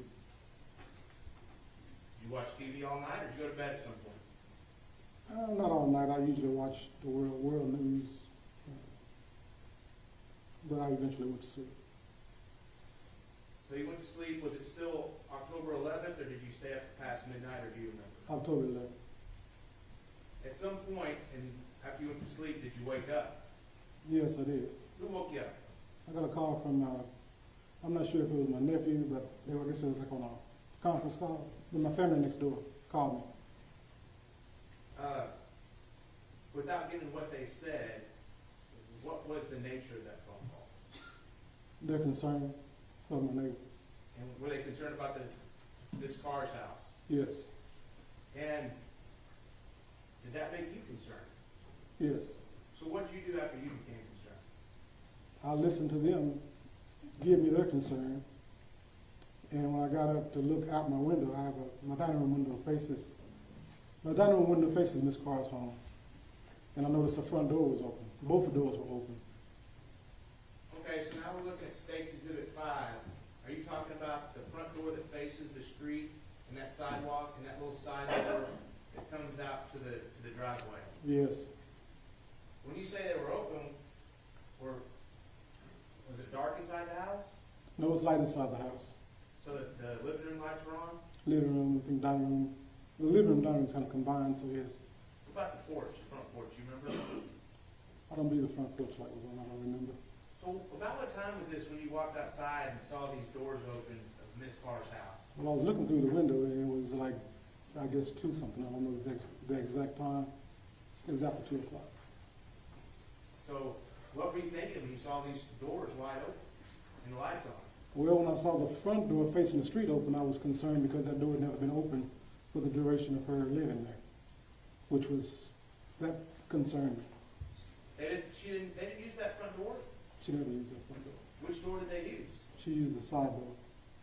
And both that front door and side door, in fact, open up in the same room of the house, right? Correct. So, you've known Miss Carr for about 3 years. Was she in good health? No, sure. Had she spent a lot of time in hospitals before October 2019? She'd have frequent bouts of trying to the hospital, yes. So, you see these 2 doors open out your window. What do you do next? I go over to the home, You left your house and walked across the street? yes. Walked across East Allen Avenue? Mhm. What did you see whenever you got to Miss Carr's home at When I got 1203 East Allen? when I got to the back of the car, I didn't see anything. Back of whose car? Back of, I don't know if it's, I think this car, no, Atatiana's car. There was a car that's normally parked there? Right. Did you hear anything inside the house when you walked over there? No, I didn't hear anything. So, did you knock on the front door or anything? No, I didn't. Again, this is after 2 in the morning? It was 2 in the morning. So what'd you do? I went back home and called the police. So, what was going through your head that you thought it would be a good idea to call the police at that time? Well, because I didn't know what was going on. It was 2 o'clock in the morning, and I didn't want to startle her. I realized that she's in the back of the house, and if she had to come from the back to the front, her front door was already open. So that would have been concerning for her, for someone to be at her home at 2 o'clock in the morning, and she not know who it is. Were you concerned about her medical condition? Her mother's, I didn't know her mother was still in the hospital. You're talking about Yolanda Carr. Yes. So, did you call 911? No, I dialed the non-emergency number. Why did you call the non-emergency number versus 911? Because I wasn't really sure what was going on. It didn't appear to be an emergency. Can I approach the witness, Your Honor? Yes. Now, James, you've come to me, you came up here to meet with me and Ashley before, haven't you? Yes. And in one of those times, did you listen to your call to the non-emergency line? Mm-hmm. And did you initial it? Yes. And is that your initials right here? Yes. Have a moment, Your Honor? Yes.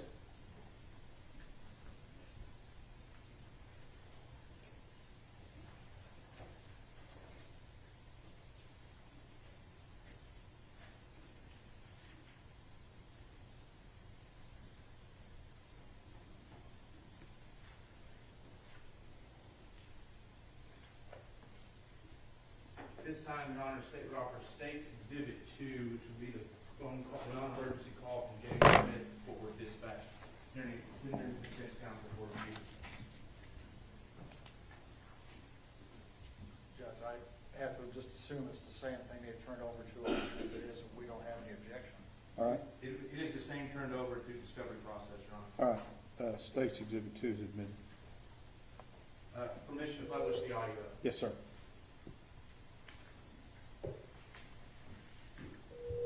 Fort Worth Police Operator 873 with the address. I'm calling about my neighbor, Okay, what's the address? 1203 East Allen Avenue. Okay, 1203 East Allen Avenue, what's going on there? Well, the front doors have been open since 10 o'clock. I haven't seen anybody moving around. There's nothing wrong with them now. Both of the doors open this time, man. Okay, you know if anyone is inside? No, I'm not sure. Both of the cars were there. Okay, yeah, let me see.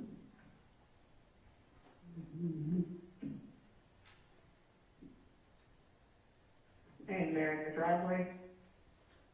Both the cars in the driveway, yes. Can you give me a description, like a color of the vehicle? One's white and one's dark blue. The white one is a sedan or a SUV? Or pickup? They're both sedans.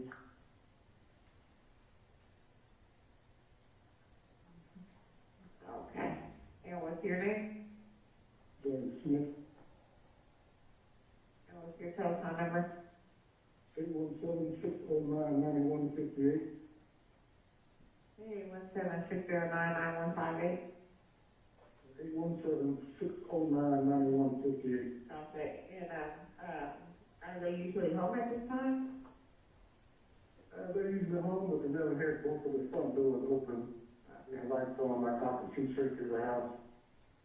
Well, my sister was me, she stayed across the street, and I live in the house, so my sister. Okay, and the address that you gave me, 1203, that's their address, correct? Yes. Okay. We'll have an officer come by, they're already being dispatched now, okay? Okay, appreciate it. I mean, there's not long since I had both the doors open this gate that long. Gotcha, okay. Thank you so much. Thank you. Bye-bye. Now approach the witness, Your Honor. Yes, sir. James, I'm going to show you what's been marked as State Exhibit 22. Do you recognize that? Yes, And is that Yolanda Carr's house? yes. And I know that it's got some crime scene tape on it, but is that, other than the crime scene tape, is that truly and accurately reflect Yolanda Carr's house on the night of October 12th, the early morning hours of October 12th, 2019? Yes, it does. This time, Your Honor, State offers State's Exhibit 22 for all purposes.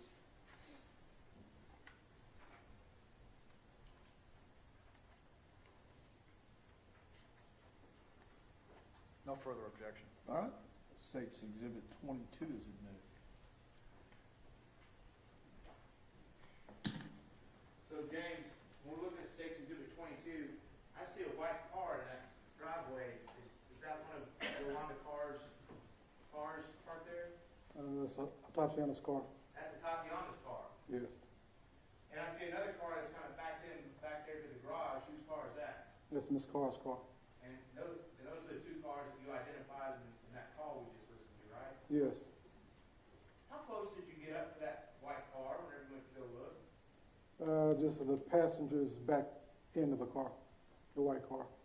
Did you notice anything about the lawnmower and weed eater? I saw the one lawnmower and the weed eater. Are they still plugged in? Yes. Did that strike you as odd? It was odd, but I remember them using it, yes. Because they just used it earlier that day. Correct. So, after you made the phone call, we can bring lights back up. After you made that phone call, what did you do? Did you go back to bed?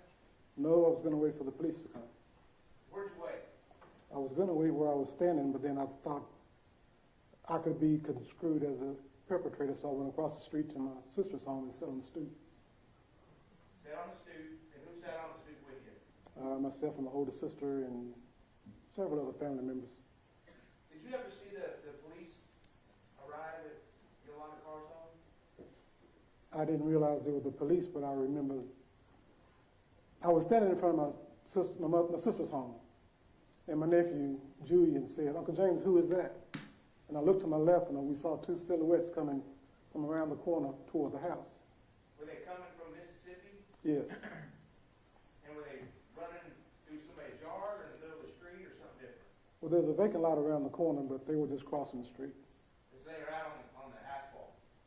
They were on the street's asphalt. I'm sorry? The street is the asphalt. Yeah. Were they on the street or the sidewalk? They were on the street. On the street, out in the middle of the street. And whenever you first saw these two silhouettes, did you have any idea who they were? No, I didn't. Did you figure it out pretty quickly? I really didn't figure it out till after.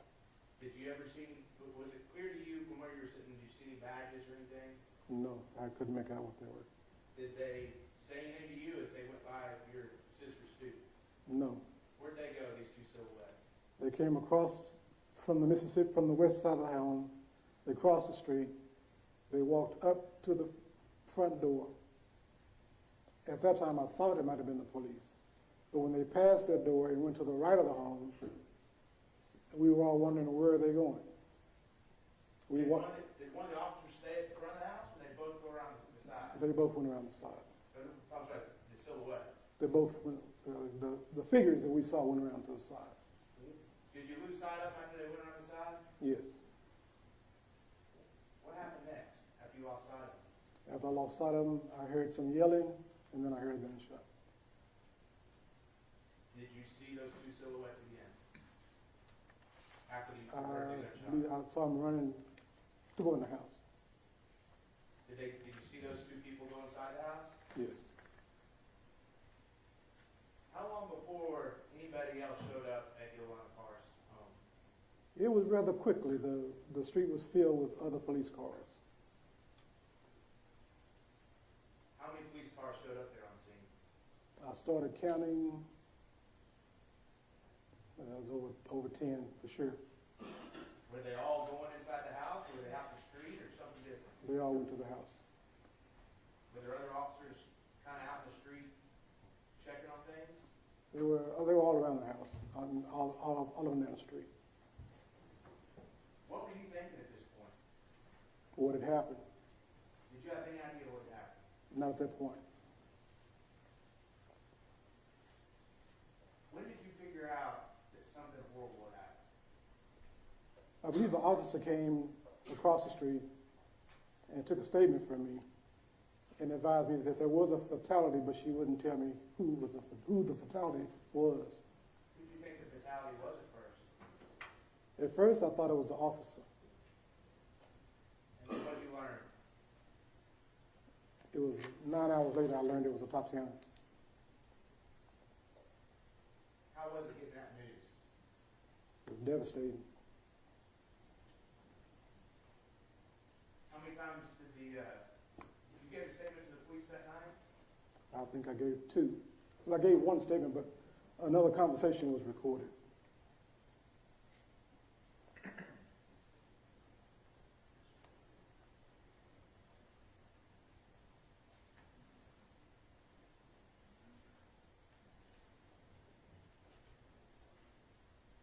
James, you said you live with this every day since.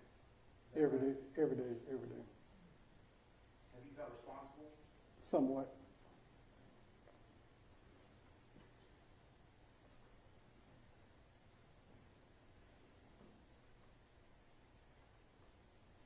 We'll pass witness. Cross-examination. Thank you, Judge. Good afternoon, Mr. Smith. Good afternoon. You mind if I ask you a few questions too? Sure. Thank you. In your 50 years of living over there,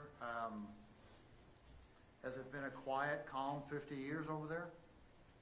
On my block, it has been calm. You said that the neighborhood was a pretty good neighborhood?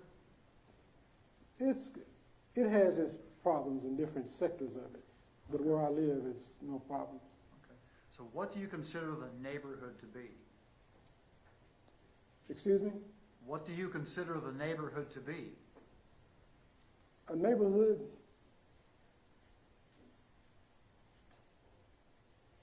is where you live. Well, how big is your neighborhood? Well, I live, well, if you want to do it in sectors, I live in a two square mile area of a neighborhood. In a 2 square mile area on the east side of I-35, Mhm. correct? Yes, South of I-30, yes, located here in Fort Worth, yes. right? And in that 2 square mile area, have you ever heard of there being any crime? Yes, I have. Okay. It's pretty plain that there's quite a bit of crime over there, isn't there? I don't know the stats, but there is crime over there. Okay. Are there burglaries?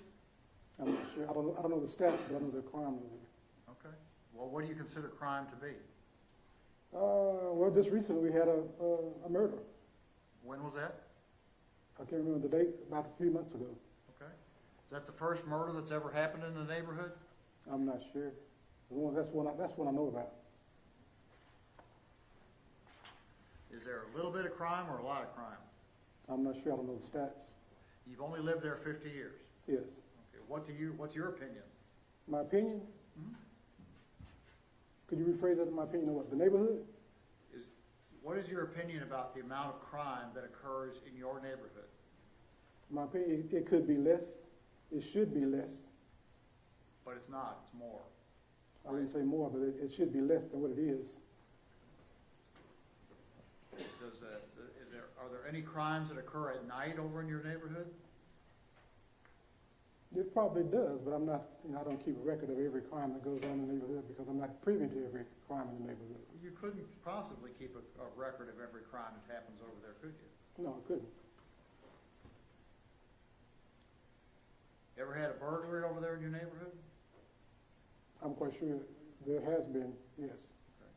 Probably quite a few of them, right? I wouldn't know I wouldn't know if it was quite a few. I know we've had burglaries. There are burglaries in every neighborhood. There are, aren't there? Yes. And there are robberies in every neighborhood. Right? Yes. And there are car thefts in every neighborhood. Possibly. And there are murders in every neighborhood. Not in every neighborhood. Name a neighborhood that's never had a murder. Well, sir, I don't know every neighborhood. I don't know the name of every neighborhood, so I couldn't give you that answer. So you live in, what is the address of your house on East Allen Street? 1208. And then, so looking out your front door, does your sister live to your left? Yes. And is there another house to the left of her? No. And when the police came out that evening to the car home across the street, there were a number of your family members that were out there on that front stoop waiting to see what happened, right? Yes. Who all was there? Julian, my sister. I think both of my sisters. And some nieces and nephews. Who is Julian? My nephew. You were actually asleep and got a call from one of your sisters that she was concerned about what might be going on over at the car house, correct? Yeah, correct. And that woke you up, and then when you learned about what was going on, you became concerned, right? Excuse me? After you were woken up by that phone call, you became concerned about what was going on over there, right? Yes. Because you could look across the street from your house and see that their front door was open. Yes. The door that faces, there's two doors on that corner, isn't that right? Yes. One of them directly faces the street. Correct. And one of them faces the driveway, right? Yes. And I believe what you said a little earlier, it was a door that faces the street that you had never seen open before. Correct. The first time you'd ever seen that door open. Yes. So it was highly unusual for that door to be open, right? Correct. Not only was that door open, but the other door that faces the driveway was also open, wasn't it? Correct. And you were concerned enough where you got up out of your home and at 2 or 2:30 in the morning, you walked across East Allen Street to their residence, right? Yes. And And you got all the way up to where that white car was parked in that driveway. Yes. And you were able to get a good look inside the house from there. Isn't that right? Not a good look, but I could see inside the house from that angle. Well, you didn't walk up any closer to the house, did you? No, I didn't. So you saw all you needed to see, right?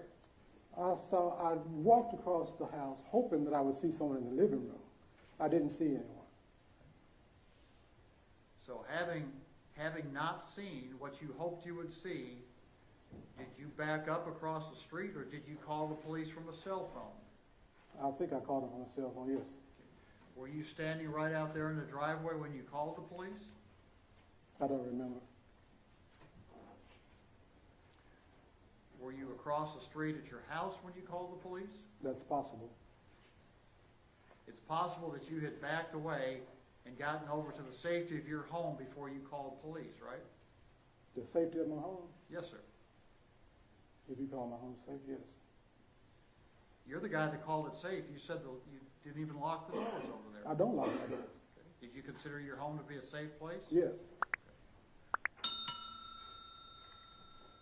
And you made the call to the police, right? Yes. And you told the police what you wanted to tell them, isn't that right? Excuse me? You told the police what you wanted to tell them. Yes. No one told you what to say, did they? No.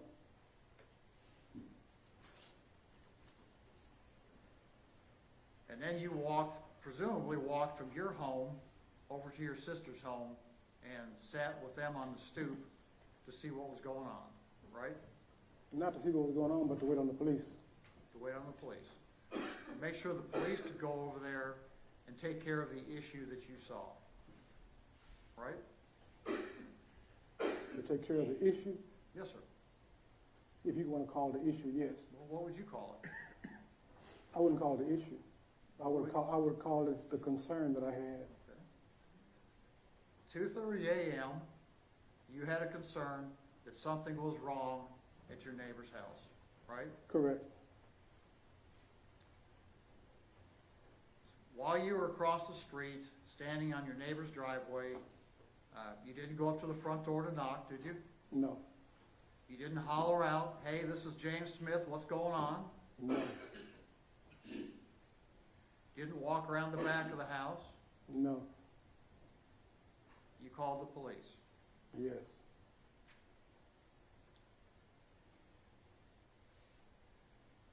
Now, after all this happened, the press and the media did a number of interviews with you, is that right? Yes. And you answered all their questions for them, isn't that right? I believe so. And told them what was going on from your perspective, right? Yes. And you were honest with them about what was going on, weren't you? Yes. And do you recall telling the press that you didn't get any closer to that house because you didn't have a weapon? I got to the end of the car, yes. Do you recall telling the press that you didn't get any closer to that house because you didn't have a weapon? Yes.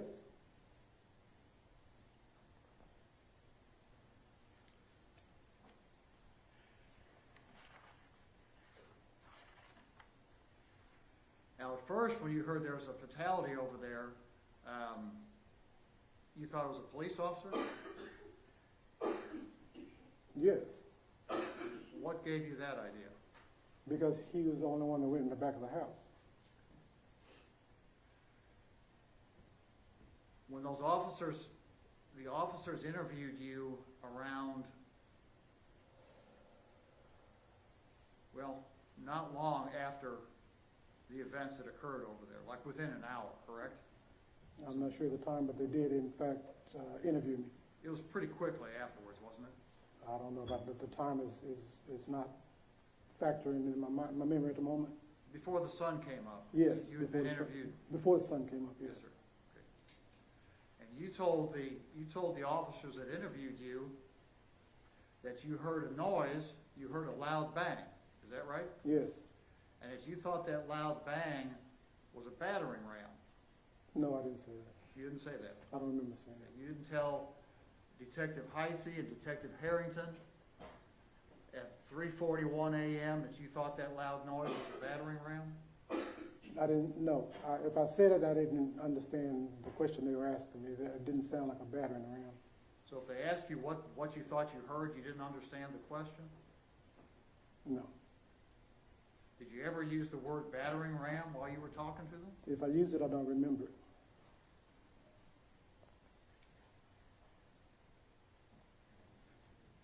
Did the prosecutors play the recording of that interview give you the benefit of that? I believe I heard that, but I don't remember hearing battering ram. There's no back door to that home, so I wouldn't be using the word battering ram. There's nothing to batter. Okay, you knew there was no back door to the house. Yes. You didn't tell the call taker when you spoke to them that there wasn't any back door to the house, did you? No. We pass the witness. Redirect, Mr. Smith. One further question, Your Honor. May this Mr. Smith be excused subject to a potential recall? We asked that Mr. Smith be excused. I'll stay here. Can we swap him for you? Sure can, Judge. All right, you're free to leave, Mr. Smith. Then. And Judge, the rule still applies? Be sure, I forgot to tell you that there is a rule of procedure, rule of evidence in effect that says once you testified, you're not to discuss your testimony with anybody else except the lawyers, okay? All right, thank you very much. Let me see counsel.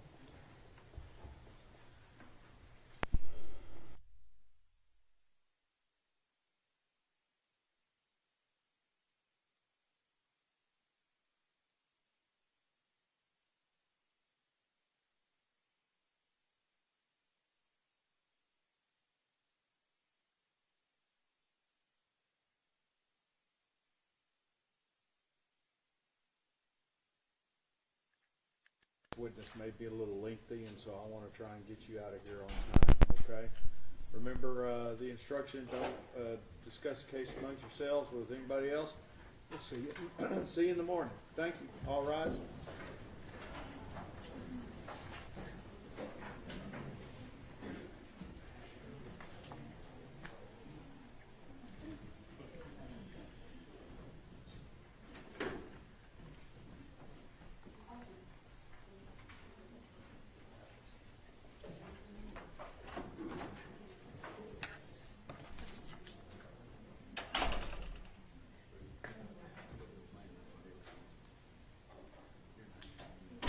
Thank you, everyone. Everyone have a nice